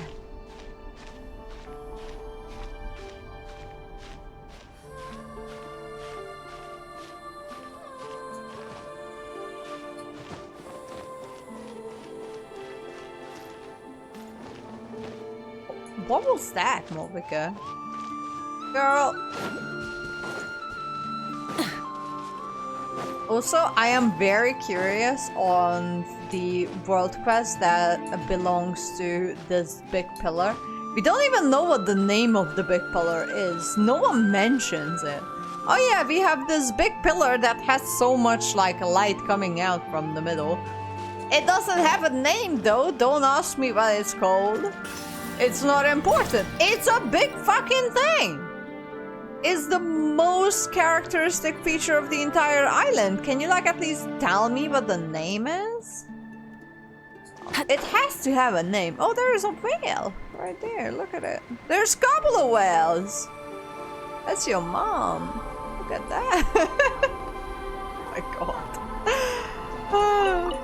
Oh, don't worry about Jim on the side of the cliff there. He's just chilling. It's got nothing to do with anything. Anything on the side of Hisi Isle? Apart from the whales? Nothing? There's something there, but I'm not that interested. It's like in between, in the crack of the island. I'm more interested if there is anything here by the unforgiving cliffs. Just crabs, okay. Ooh, there is like a... What the fuck?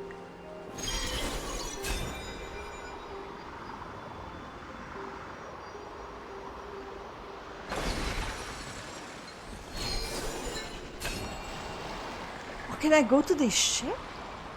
Oh, there's nothing on the ship. Aww. Disappointing! Is it just going to go take me to the Kawaki Research Bureau or something? Whatever it is called.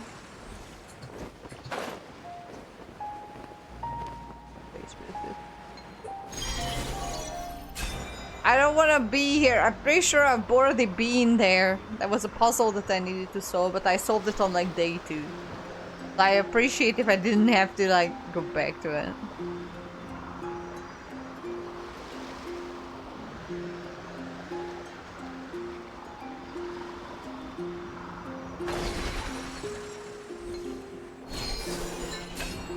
What's the other way? Show me.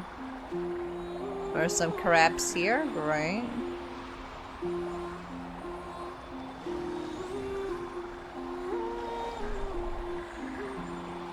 Are you trying to drive me away from that place? Alright then.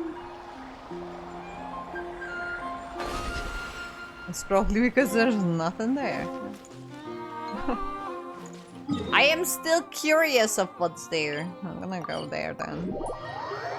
Try and figure out how many I have 29 resin. Okay. That's not gonna be enough for me to do anything really, but there is another Lunaculus hiding there. My god. There are so many of you hiding around.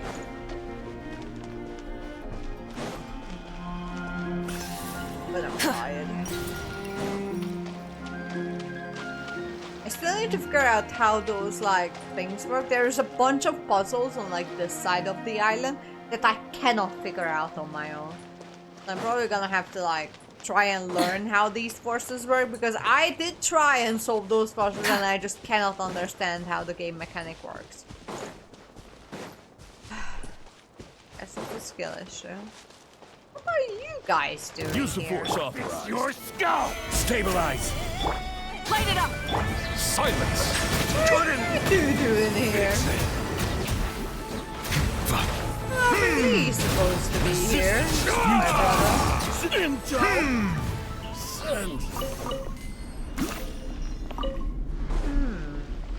Interesante. What are you guys doing here?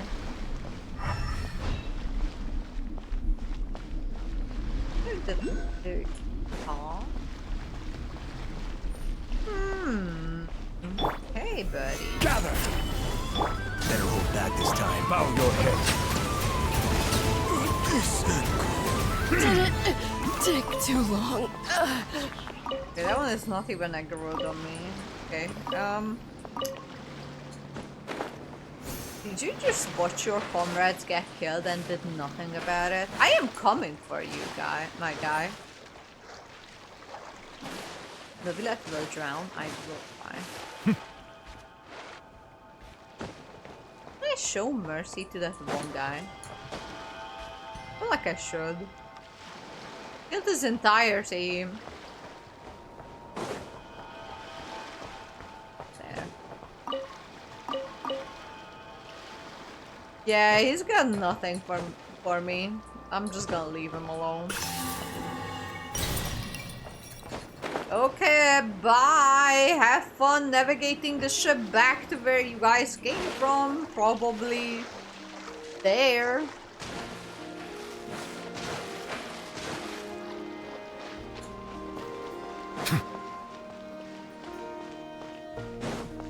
Is it day or night? I don't know. It is daytime. It looks like nighttime, but it's daytime. And I would hate to live in perpetual darkness, but to each their own. I'm gonna walk along the beach here as much as you can walk the beach.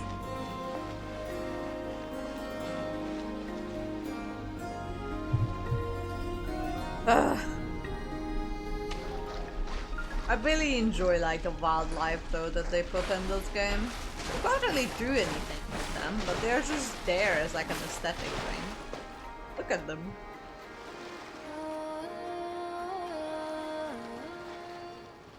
Just there. They're just chilling. They're swimming, living their best lives. Like whales.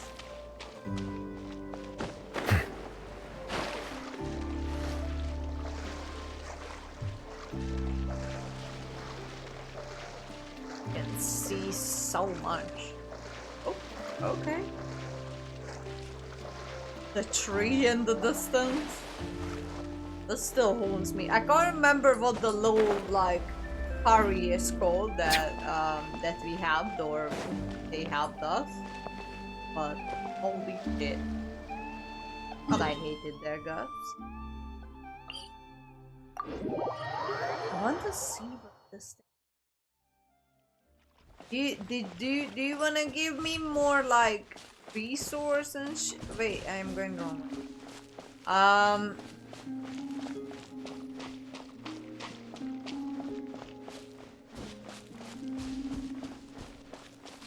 After this, I am going to bed. I am so tired.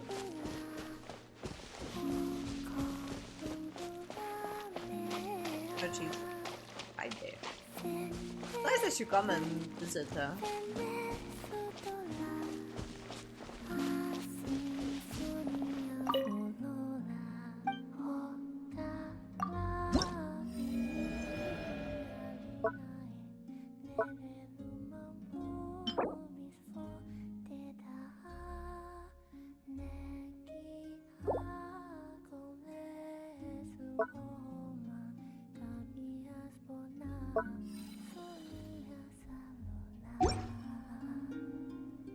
Reckon Columbina is going to be playable. I genuinely don't know. I hope she will be. I am saving for her, but I don't actually know. Like, Signora fans and Signora mains are still holding air strong like 3 years after the fact.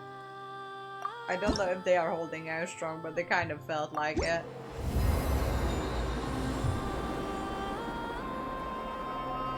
But it's kind of like copium from the Signora fans, because Signora is real dead. In my honest opinion. Oh god, that's the holiday island. God, it feels like a distant memory. Ooh, I know what I can do.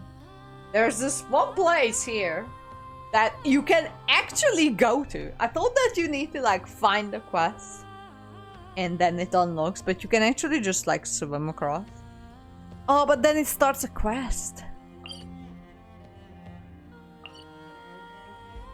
Oh, I kind of don't want to do it.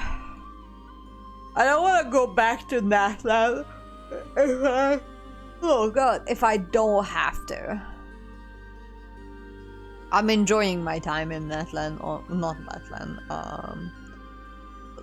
You can tell I barely discovered this area. This is a suspiciously straight border. Oh, let me show you guys.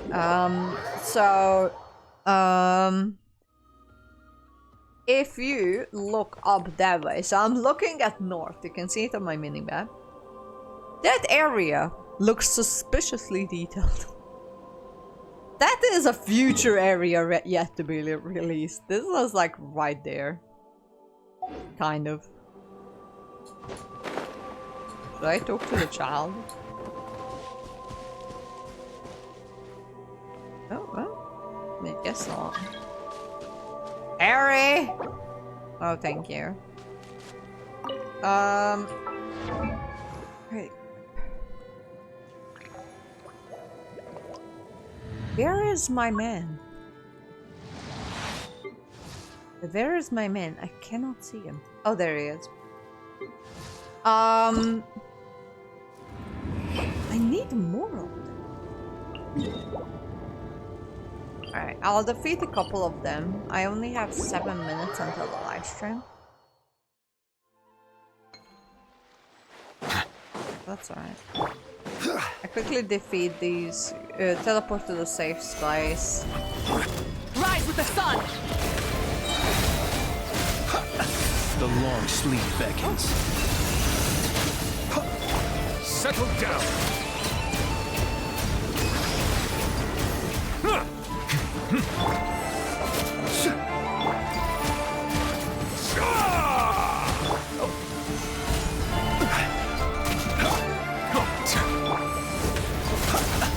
Be silent. Oops, shit. I ulted out of it by mistake. Silence!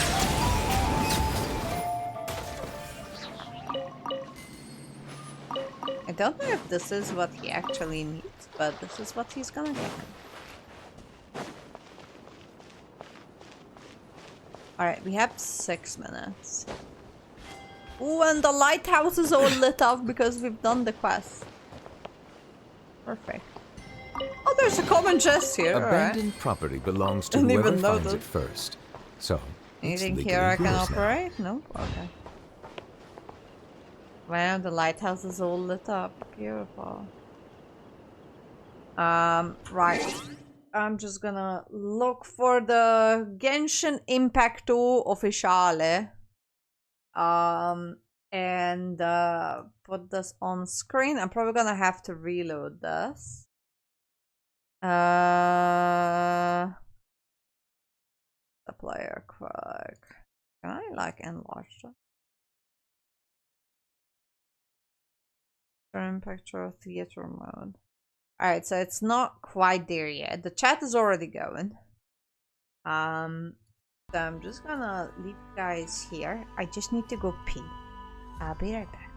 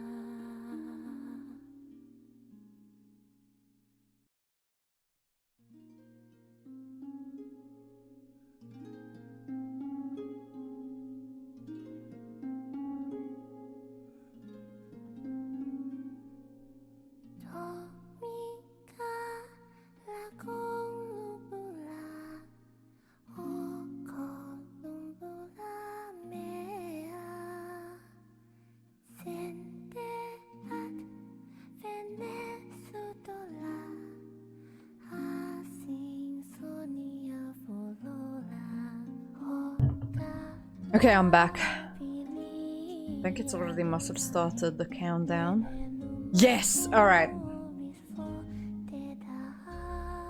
I fucking knew it, I just need to reload the site. Oh, the music, the music.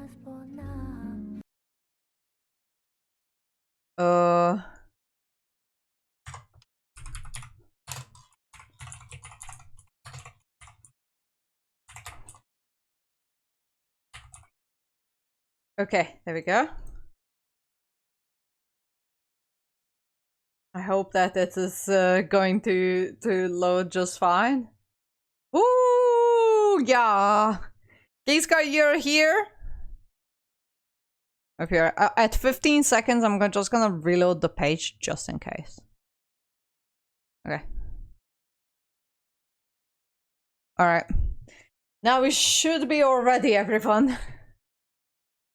Let's see what this has going on for us.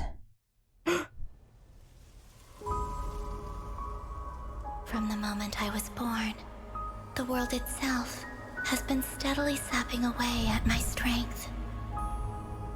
Iridescent moon, was this truly what you wished for? Huh? We finally got a clear look at his face and learned his true identity. I want you to kill him. He would never suspect. A visionless visionary? I did indeed lose my power to see the future, right up until just now. I believe I saw something new. Why is he attacking the damselette? What's going on? What? I can barely sense any Kuvaki at all. This whole area feels like a soulless husk. This is a threat that the Knights of Favonius cannot ignore. Their only chance lies in uniting as one. And I'm talking all the factions and not Cry. So you're placing all your hopes on me, huh? Then I'd say you'd better make it worth my while. I don't work for free. Let the simulation begin. Can't hide the truth. Oh my! Let's see what you're made of. Is it too hard? Seek within. Oh. Sethos and a few members of the Temple of Silence rescued Layla, who was out in the desert trapped in a state of delirium. How many moons are there in the sky? What causes our rise and fall? What? What obliterates love and hate? What is happening? Now, with the sun shining high in the sky, there are those who would call forth a dead This man's looks ghost. like Enconomia. It's dangerous being too sharp for one's own good, you know. Are we going back to Sumeru? Just you watch. It won't be long before calamity descends upon us all. Come on then, Mr. Right here. Let's pick up where we left off. Within the next 24 hours, we will face the biggest crisis the world has ever seen. Freedom comes at a heavy price, doesn't it? He betrayed me. Some friendship, that is. I've missed this. Our king was such a proud, solemn man in those days. The far side of eternity. Will you not rest until everyone down here is dead? But the fragile crown was shattered by lies in the end. Your little game of heroics is over. You can never achieve wholeness when the world does not accept your presence. Get Kutan out of here! Running is our only option. I can distract him, so you have plenty of time to make your escape.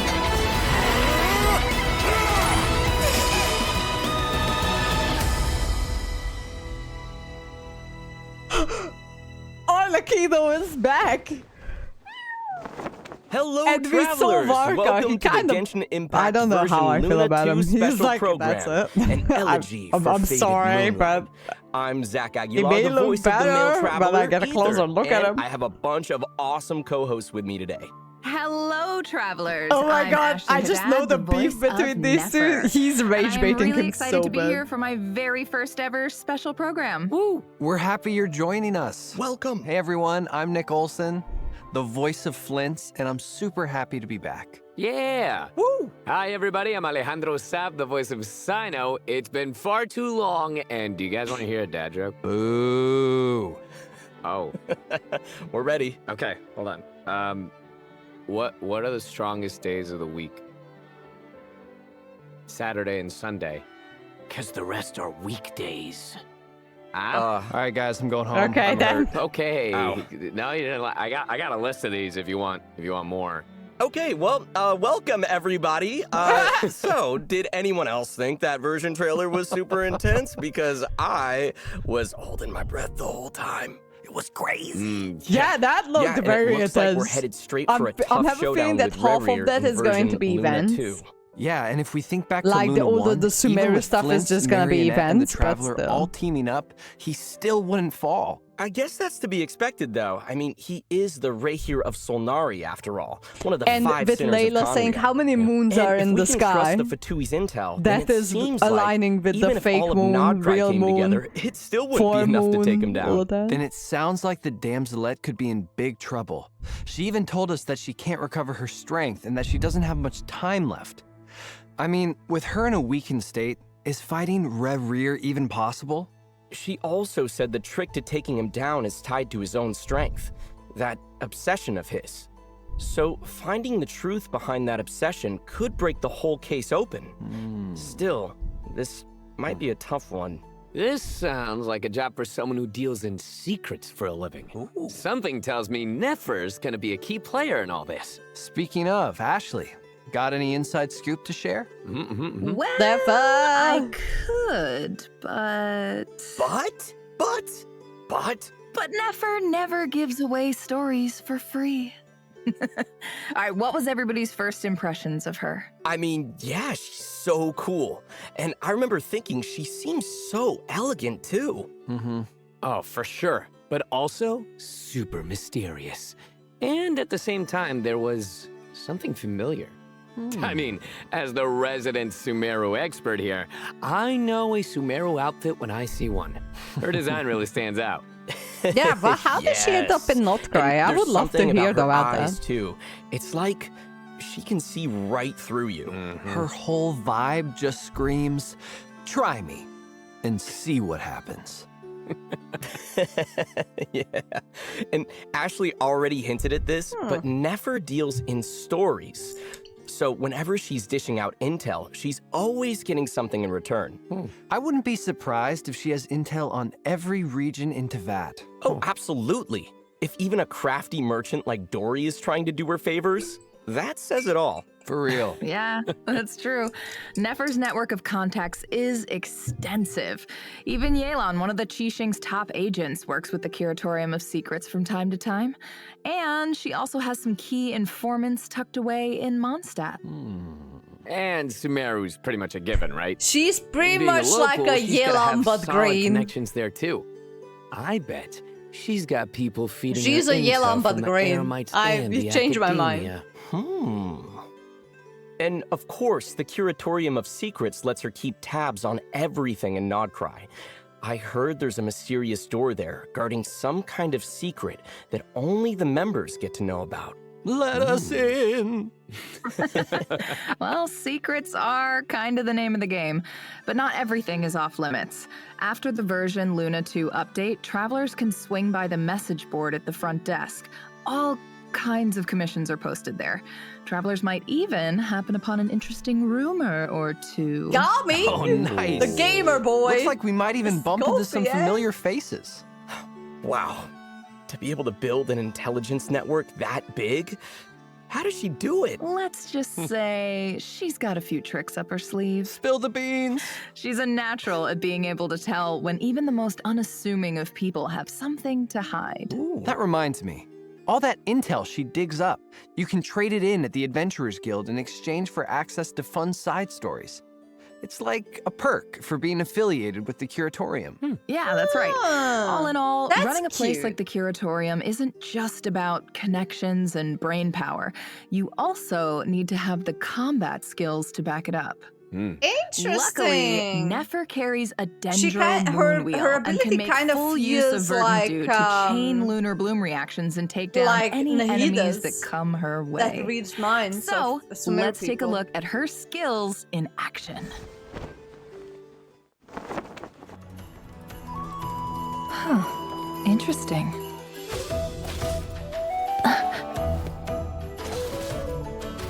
Her design is cool, but I'm saving. I'm sorry, she's very cool, but I'm saving 100%.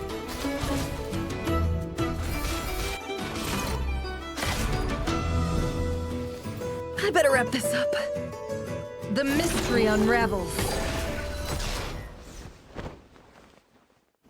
Hey! Whoa, those kicks are so smooth! I'm taking notes. I know, right? Sometimes getting people to spill their secrets takes a little convincing. And a lot of pain. So, with her elemental skill, Nefer dashes forward a short distance, dealing AoE dendro damage and entering the Shadow Dance state. While in this state, if you have at least one verdant dew, Nefer can trigger a special charged attack. I still don't understand what that is. With It's her probably special charged connected attack, to like the Nefer also summons shades to unleash coordinated attacks on her enemies. Oh, and the shades damage is still considered Dendro. lunar bloom damage. Whoa, really? Nice. But I don't have a so I Dendro remember character version from Luna here, 1, so. Lauma also used Verdant Dew, but she consumed it to increase the entire party's bloom reaction damage. But Nefer is different. She spends Verdant Dew to summon the shades to help her deal even more damage. And it doesn't stop there. When the party reaches Ascendant Gleam, casting her elemental skill will convert all dendro cores on the field into seeds of deceit. Then, when Nefer unleashes a charged attack or special charged attack, she can absorb those seeds.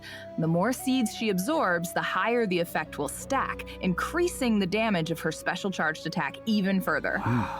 Okay, so I don't get it. basically, she uses what's already on the field and turns it into a buff. Crazy. Exactly. Her elemental I love burst that deals science. AoE dendro damage to Crazy. enemies in front of her, and the damage scales not based on how understand. many of those stacks she built up. So cool. So, with her shades and the Dendro Core mechanic, it's like she's in control of the whole battlefield. Yeah. Basically, she is. Plus, as the head of the Curatorium of Secrets, she's seen it all. So she can even bring back bonus rewards from 20-hour expeditions in Nodcry. Nice. Wow. Oh yeah, we have So Nodcry awesome. expeditions. I All right. completely Well, forgot this about seems that. like the perfect time to I give keep travelers a quick sending rundown people on the event wishes. In the first half of version Luna 2, travelers can look forward to event wishes from Nefer and Farina. A new 5-star catalyst, Reliquary of Truth, will be featured on the weapon banner, along with 3 Nodcry-specific 4-star weapons. Wait, Moonweaver's Dawn? That one looks familiar. Yeah, that's the weapon travelers were able to claim from the World Quest in version Luna 1. Now it's being added to the banner so travelers can get more copies to refine it. That's a world In the quest. second half of version Luna 2, we'll have returning event wishes for Arlecchino and Zhongli, so don't miss out on Zhongli those is if you're back. interested. All right, well, that brings us to our first break. And take a look at the first redemption code, travelers. Zhongli. We'll see you on the other side. And Arlecchino.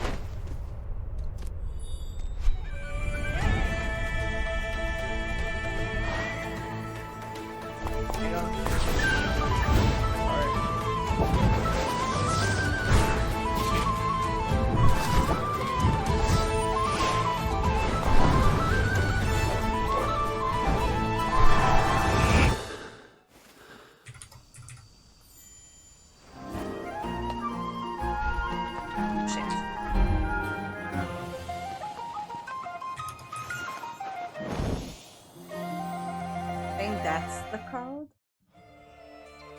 Yes. Can't see due to the pen. My bad. Panda has been relocated.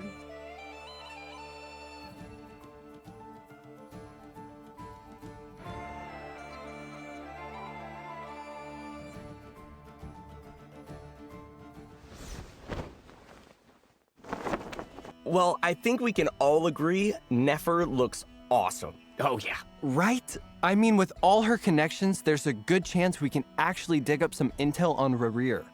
Of course, this is one of the 5 sinners we're talking about. Hey, So if booba we want to ladies. take him down for good, we'll need some backup. So let's see which companions are jumping in to help us during the upcoming Archon quest. I see it on Lakido. There he is. Our unshakable Grandmaster Varka's finally making an appearance. About time. Oh, why? Just seeing him there makes me feel a lot better about our chances. He Well, looks with so Rerir on much the move, like an you know NPC Varka's not just gonna icon. stand by. He rushed back from northern Nodcry to join the fight. And he's not the only one. More help's coming too. Oh? Who? The Knave, 4th of the Fatui Harbingers, has also decided to lend her aid. Father. Papa. The last time we saw her was in Fontaine, but she's been tied up with Project Stuja in Snezhnaya since then. Oh, yeah.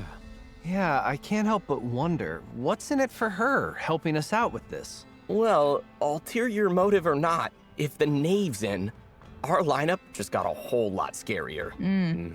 Oh, that reminds me. There's another Harbinger who's been helping us out against Rerir. Oh, right. Marionette. Yep. She's pulled the data from our previous encounters with Rerir, strengthened Polonia, and reworked the whole design bureau into a combat zone. Awesome. Wow. With all that prep, she might actually pull off a win this time. I'm still let's laughing see. at whoever's We've got the Knave, Marionette, the Damselette. That's quite the team. Yeah, stacked. Who said Must I have still been wonder how the Sire. Damselette's gonna fit into all this, though. Yeah. Well, from the looks of it at least, the Damselette and the Traveler end up in a mysterious space at some point. Is that a red moon? Well, that can't be good. As for what other companions will be joining the fight against Rerir, and what this space has in A store, nation that doesn't travelers exist, will allergy just for have the to check out the faded quest to moonlight. find out. What? Oh, man. So we know what we have going for us, but the other question is, what do we know about our enemy? Well, the abyssal power the 5 sinners divided amongst themselves is enough to lay waste to entire nations. What? The sinners can no longer be considered human entities. Each one on their own is strong enough to take on the whole world. The whole world? Okay, then Yeah, that is it's a something. pretty big deal. So Rerir might not think of us as a threat at first. And once he gets serious, each blow is gonna hurt. A lot. He's a weekly boss. Great. He's gotten even more powerful. Yeah, no big deal. It's not ideal. And when he pulls out his weapon, travelers need to be even more careful because after that, obviously, he hits harder than ever. What? Well, He's a weekly I'm boss. officially scared. I'm calling. Same. But I have faith travelers will come It's out on weird top. that we're getting a weekly boss Yeah. this early. Oh, This and cannot travelers be can not a obtain weekly boss. 560 Primo Gems along with level up materials for Nefer by completing the Archon quest within a certain time. Let's go, materials! Yay, thanks. Challenging the no way. strange creature on Hisi Island will also reward travelers with level up materials for Nefer. Ooh, nice.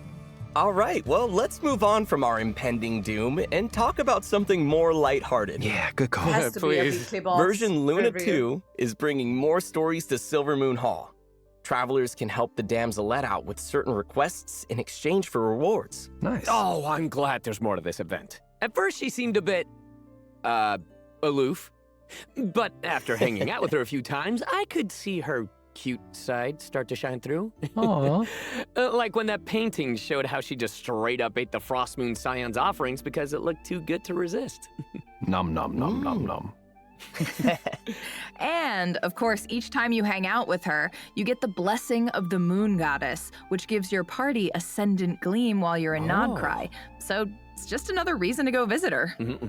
Plus, in Selenic Chronicles Part 2, our Kuhenki friend who can't get enough of painting is bringing some fresh artwork our way. Travelers can also earn an exclusive name card from this quest, so don't miss out. Awesome. Yeah. All right, next on the agenda. Oh, does anyone remember that investment portfolio from Mimi's Brunner Books in Nashatown? Don't I even get haven't- me I started. haven't bought I've been buying those investment coupons every single week, and still Ooh. no returns to speak of. Buddy. Yeah. What?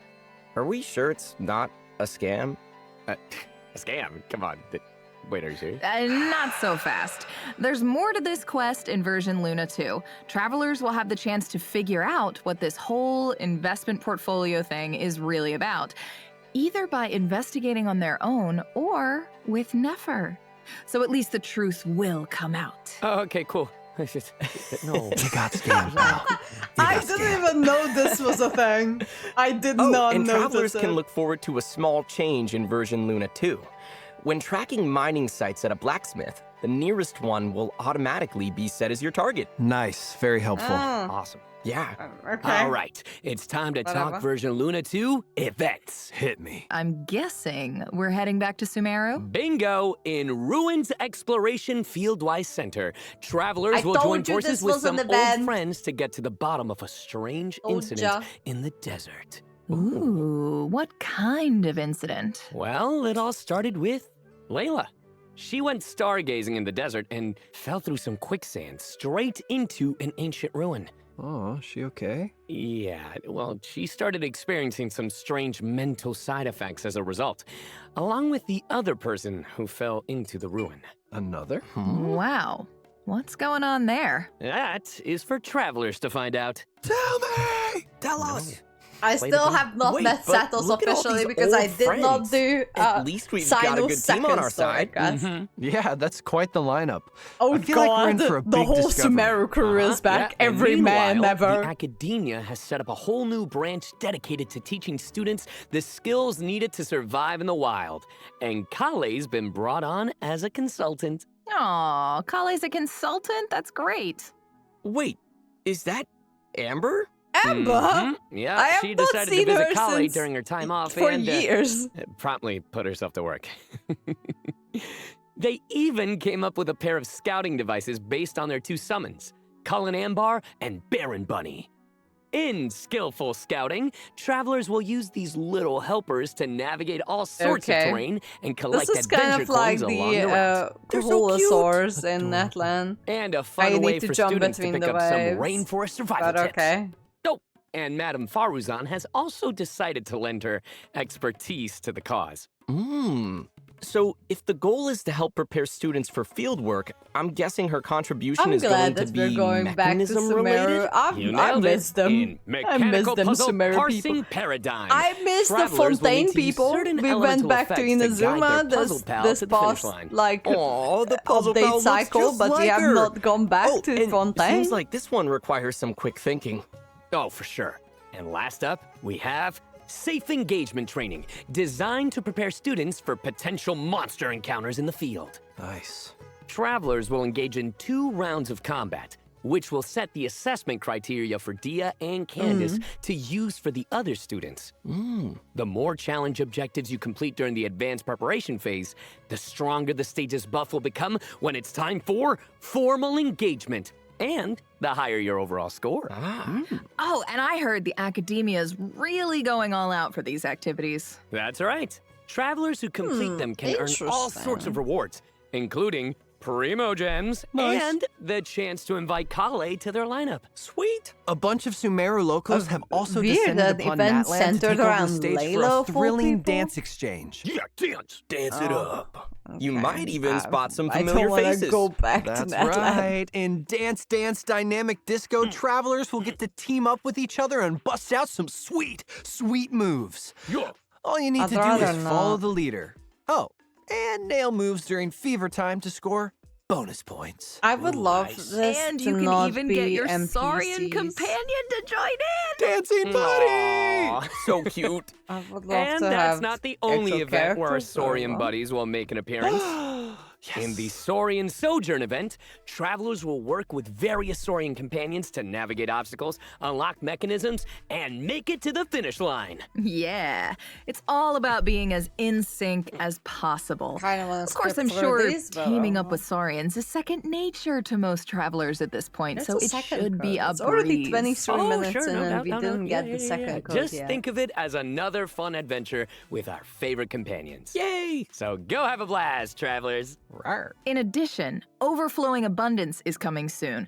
So, if you need talent or weapon ascension materials, be sure to check that out. Oh, me. Travelers can also look forward to new character and action cards in Genius Invocation TCG, Has along with some anyone ever brand new played skills to try TCG? out. The Forge Realms Temper and Heated Battle Mode are also returning, so don't miss out, travelers. There's so much. Awesome. Wow. All right, well, let's take a quick breather before we dig into some very exciting news. Is it Milliastra Wonderland? That's right. So don't go anywhere, travelers. I do not really care about that. I care about the main game. I'm sorry. So it is Luna.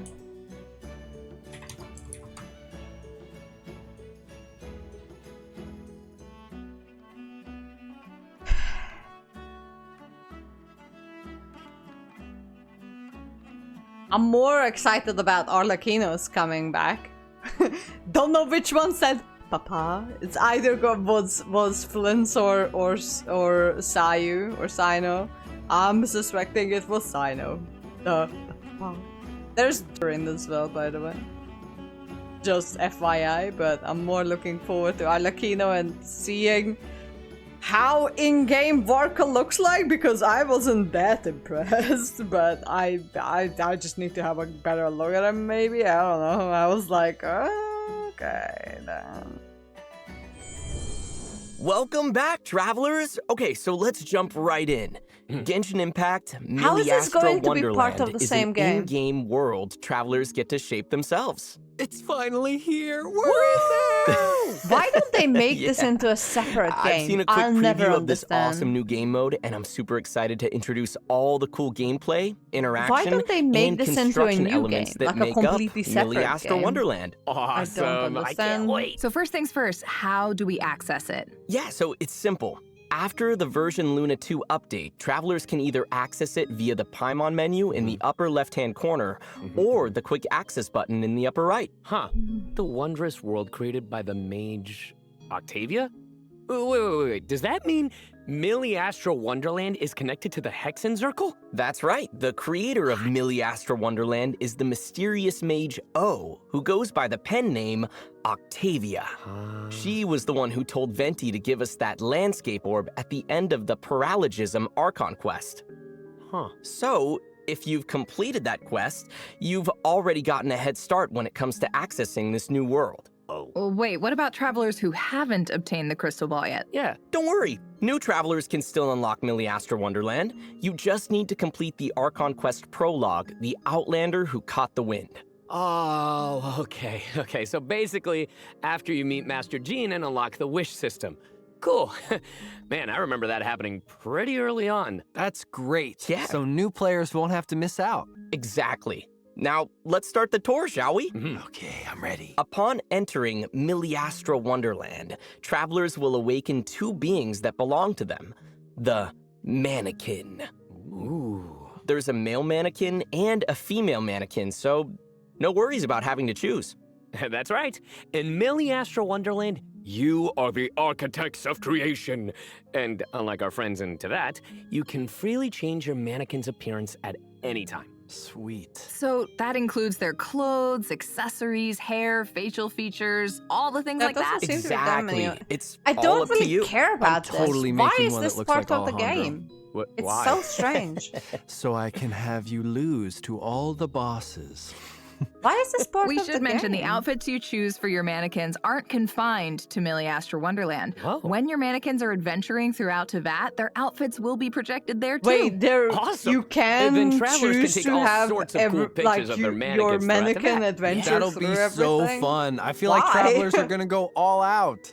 Yeah. It just I'm sure feels that like they a will. why. Plus, Milliastra Wonderland has so many cool outfit pieces and accessories to choose from. Yeah, and it looks like we can combine them in all sorts of ways to make the ensembles super unique. And the sets are nice too. Especially I if you're someone genuinely who don't isn't super understand why is interested in this a thing. designing a whole ensemble. Exactly. I love that someone There's says a little nay. something for everyone. And once your ensemble is complete, you can use Everyone the was custom like, avatar "What the feature to fuck?" create unique profile pictures. And now hold on a second, Zach.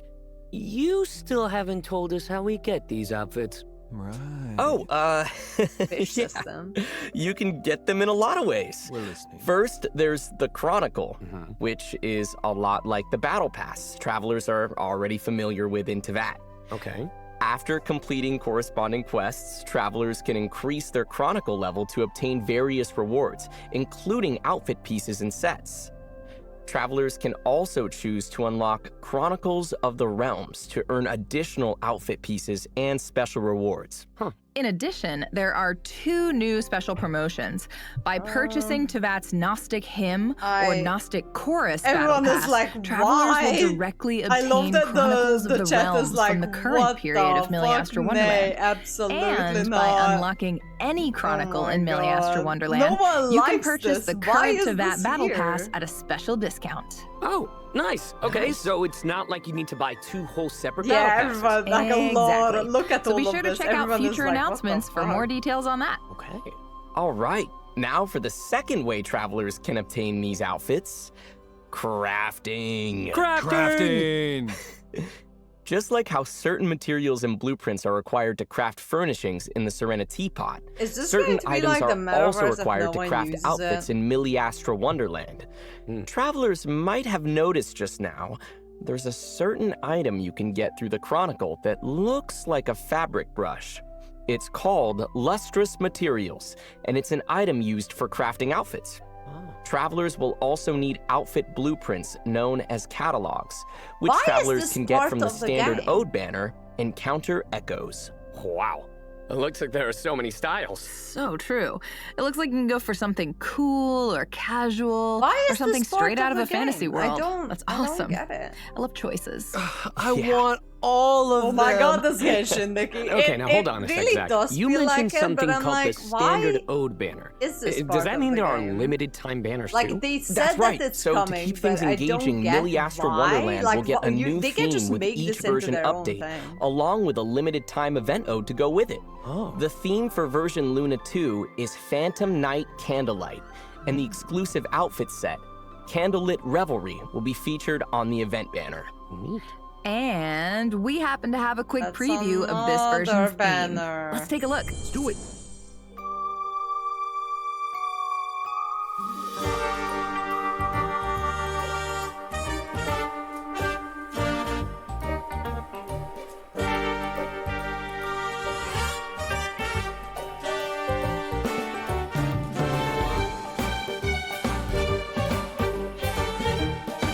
Why don't they make this into its own game? It would be a lot more fun.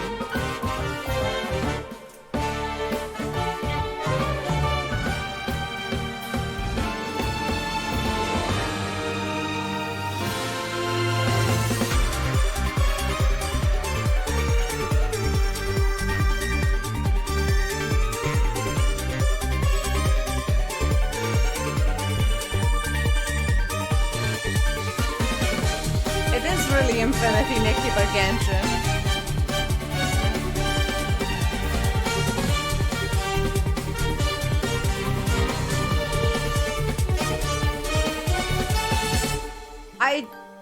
I just don't get why this has to be part of Genshin. Fancy. That outfit looks so cool. I know, right? Plus, in Just tried- addition to the legendary set, Why Candlelit is Revelry, everyone so 3 different unhappy? elite Everyone sets is will like, also no. be available to obtain from the event ode. No. Dude, they look so cool. Yeah. Plus, They're really once you reach trying a to certain hype level this in up, but look Miliastra at Wonderland, chat. you can unlock the outfit gifting function. Just head to gifting mode, and all the items you obtain can be sent to a friend with a high enough report level. Gifts? Wants to give me one? Guys? You get a gift. You get a gift. Everyone gets a gift. So generous.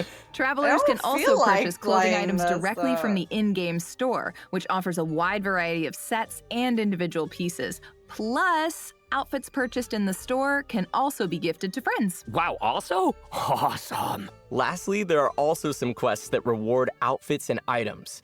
And when you log into Miliastra Wonderland, you will obtain 4 vouchers that can be used to try on different outfits. Ah, nice. I already saw a few that I want to check out.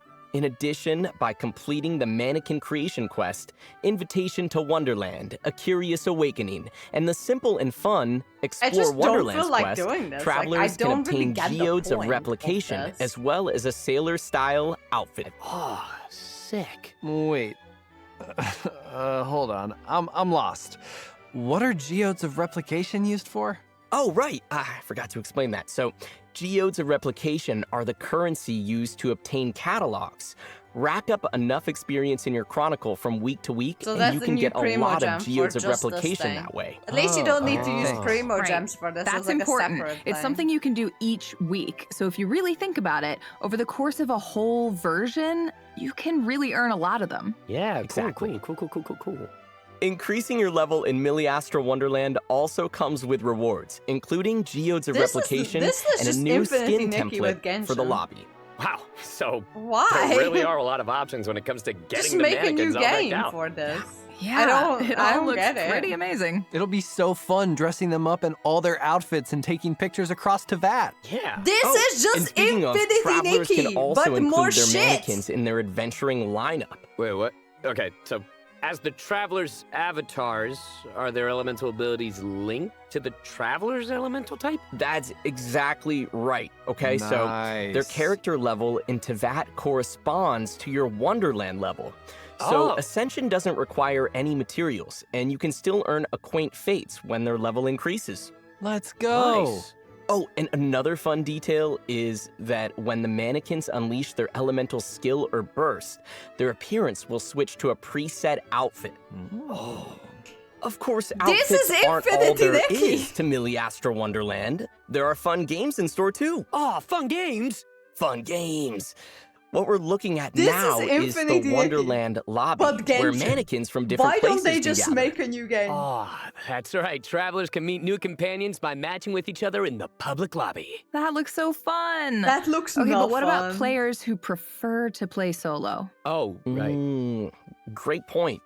After reaching a certain Wonderland level, travelers can also choose to create a private lobby of their own. Oh. Both the layout and background music of the lobby can be We adjusted, already have the and you can teapot, even though. invite your friends Why to don't visit they just and play make games it this together. into the teapot? Nice. So it's a Why? real play your way type of thing. There's a little something for everyone. Seems great. Exactly. I Plus, don't like in the addition concept to of interacting with this. other I am mannequins, sorry. travelers can also go We to the already popular have the teapot that Miliastra you can Wonderland customize. page Why in don't the they just, Wonderland like, lobby and play make all this in- sorts of like, different make the Wonderland teapot stages. into this, like, From the we use preview we saw, teapot. it No looked one like there were uses the so teapot. many to choose from. This would be the Management perfect sims, place party for the games, teapot. PvP battles, adventure challenges. You name it, it's there. Totally. I mean, The there's teapot bound to be would be the something that perfect will catch place your for eye. this, but And no. it looks like whether you want They to match made with it into a strangers different or thing. team up with your friends, But there why? are tons of options either way. That's right. You can also set up achievements, ranks, and leaderboards for your stages to This is encourage just a players to fucking get teapot. competitive. But another Oh, teapot. it's like those We have classic now arcade two games from when we were teapots. Why? kids. We already Remember, have guys? one. Kids? No, it's right. Back in my day. This is okay. That was a long time ago for you, wasn't it? Okay, trying to climb up the leaderboard was always so much fun.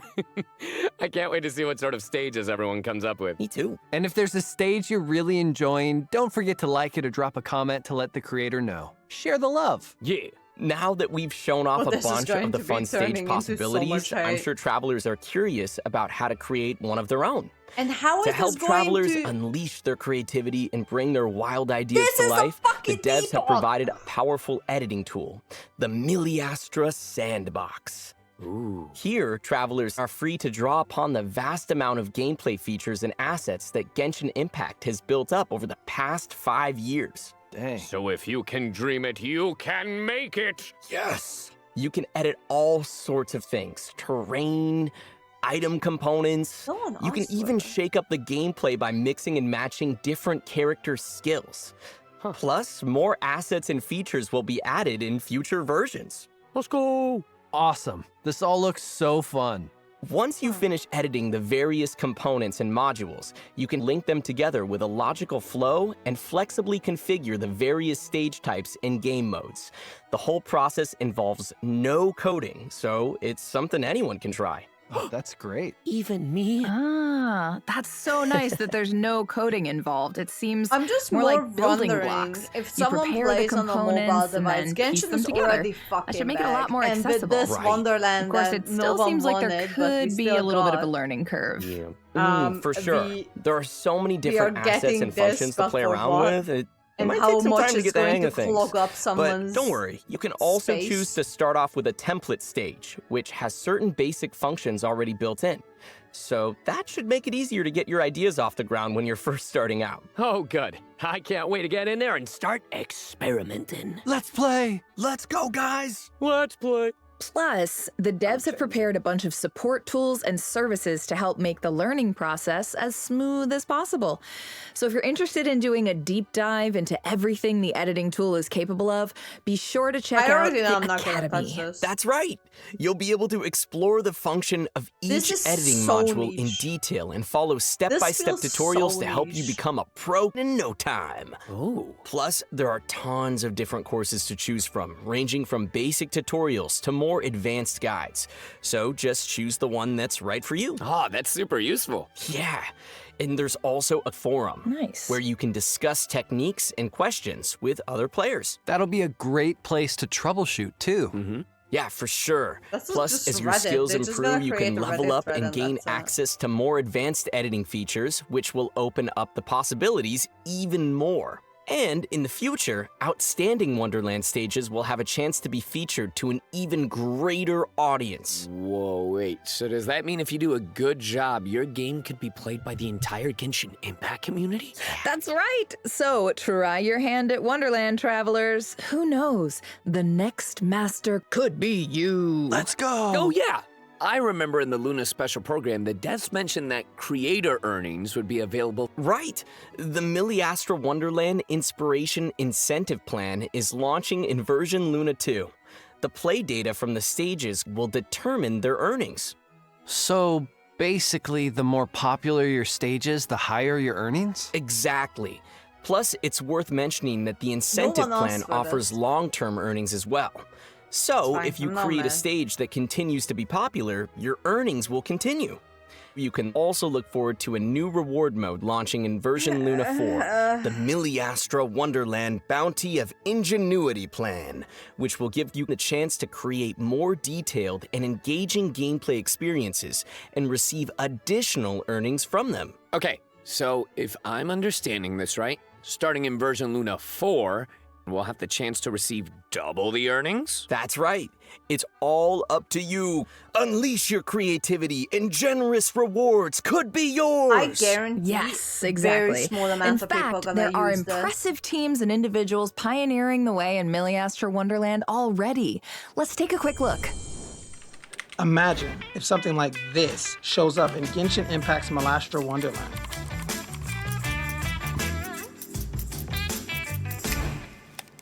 That looks so lit.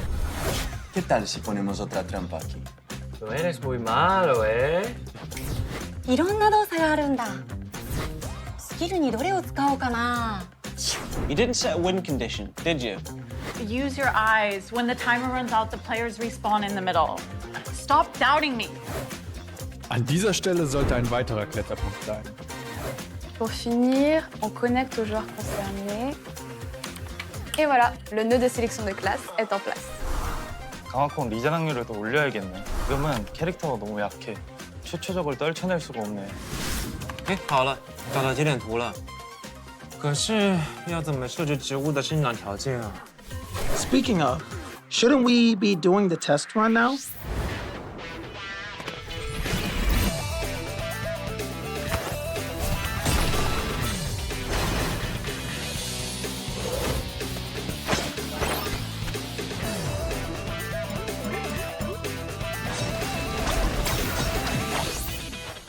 It feels so awesome to set the rules of a world.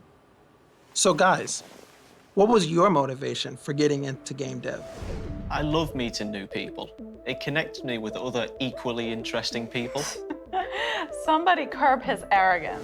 Parce que je ne veux pas me contenter de créer des jeux imaginés par d'autres. 这是我最爱的游戏，我想在当一个旅行者之外做点不一样的事。 Denn der Editor erlaubt mir das zu tun, was ich am besten kann. 一からルールを作りたい。 나만의 이야기를 모두가 즐길 수 있도록 하려고요. En mi caso, es porque tengo un montón de ideas interesantes. Y es genial poder hacerlas realidad y compartirlas. Who knows? There might be pleasant surprises along the way.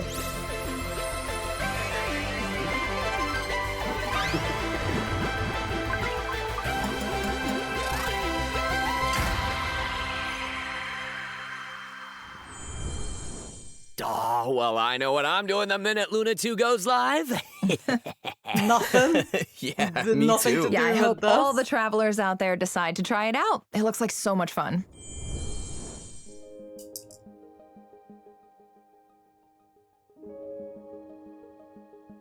So there's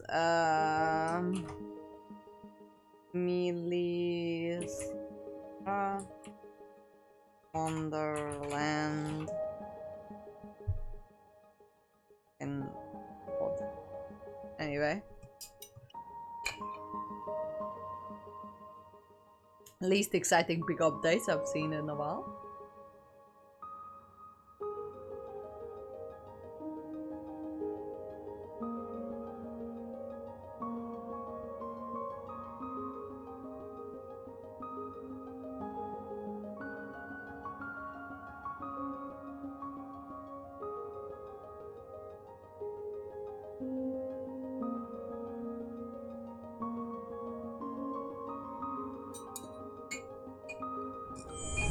All right, well, that was a lot of information, but we're not done yet. I have another exciting announcement to share. Oh, they're gonna Genshin release. Impact's first Nod Cry OST album, Outside It Is Growing Dark, is coming soon, featuring original tracks composed for the Nod Cry region. It includes the theme Nod Cry and the battle theme To Light the Aeon Dark, featured in the Nod Cry Live Symphony performance. So keep an eye out, or an ear out. Awesome! I know! I've been waiting for this! It's really good.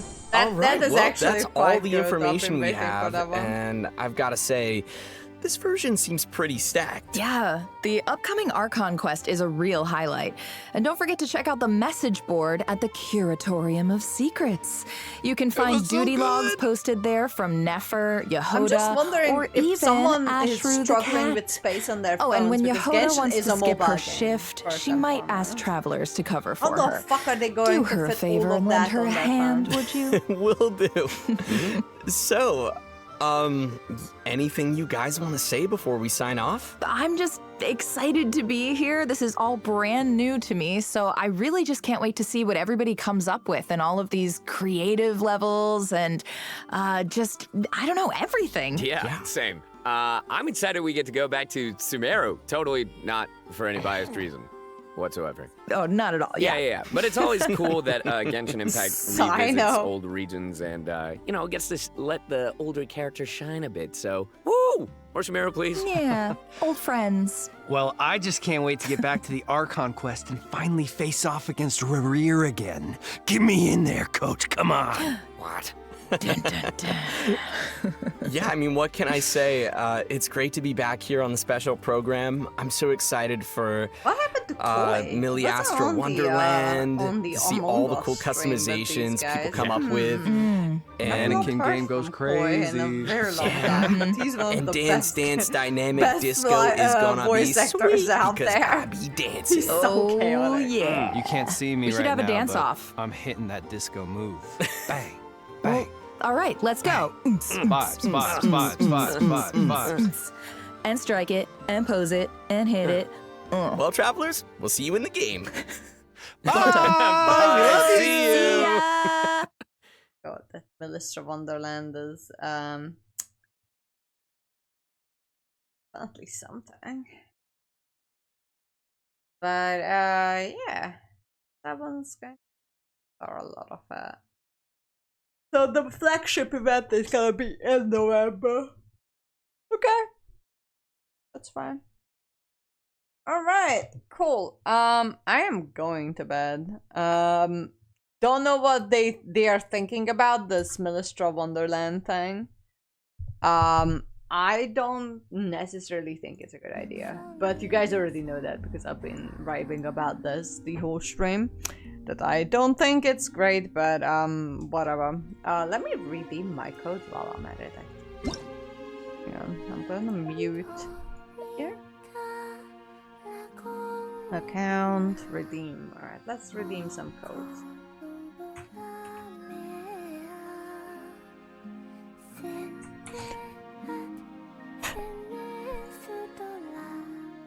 Alright, that's one.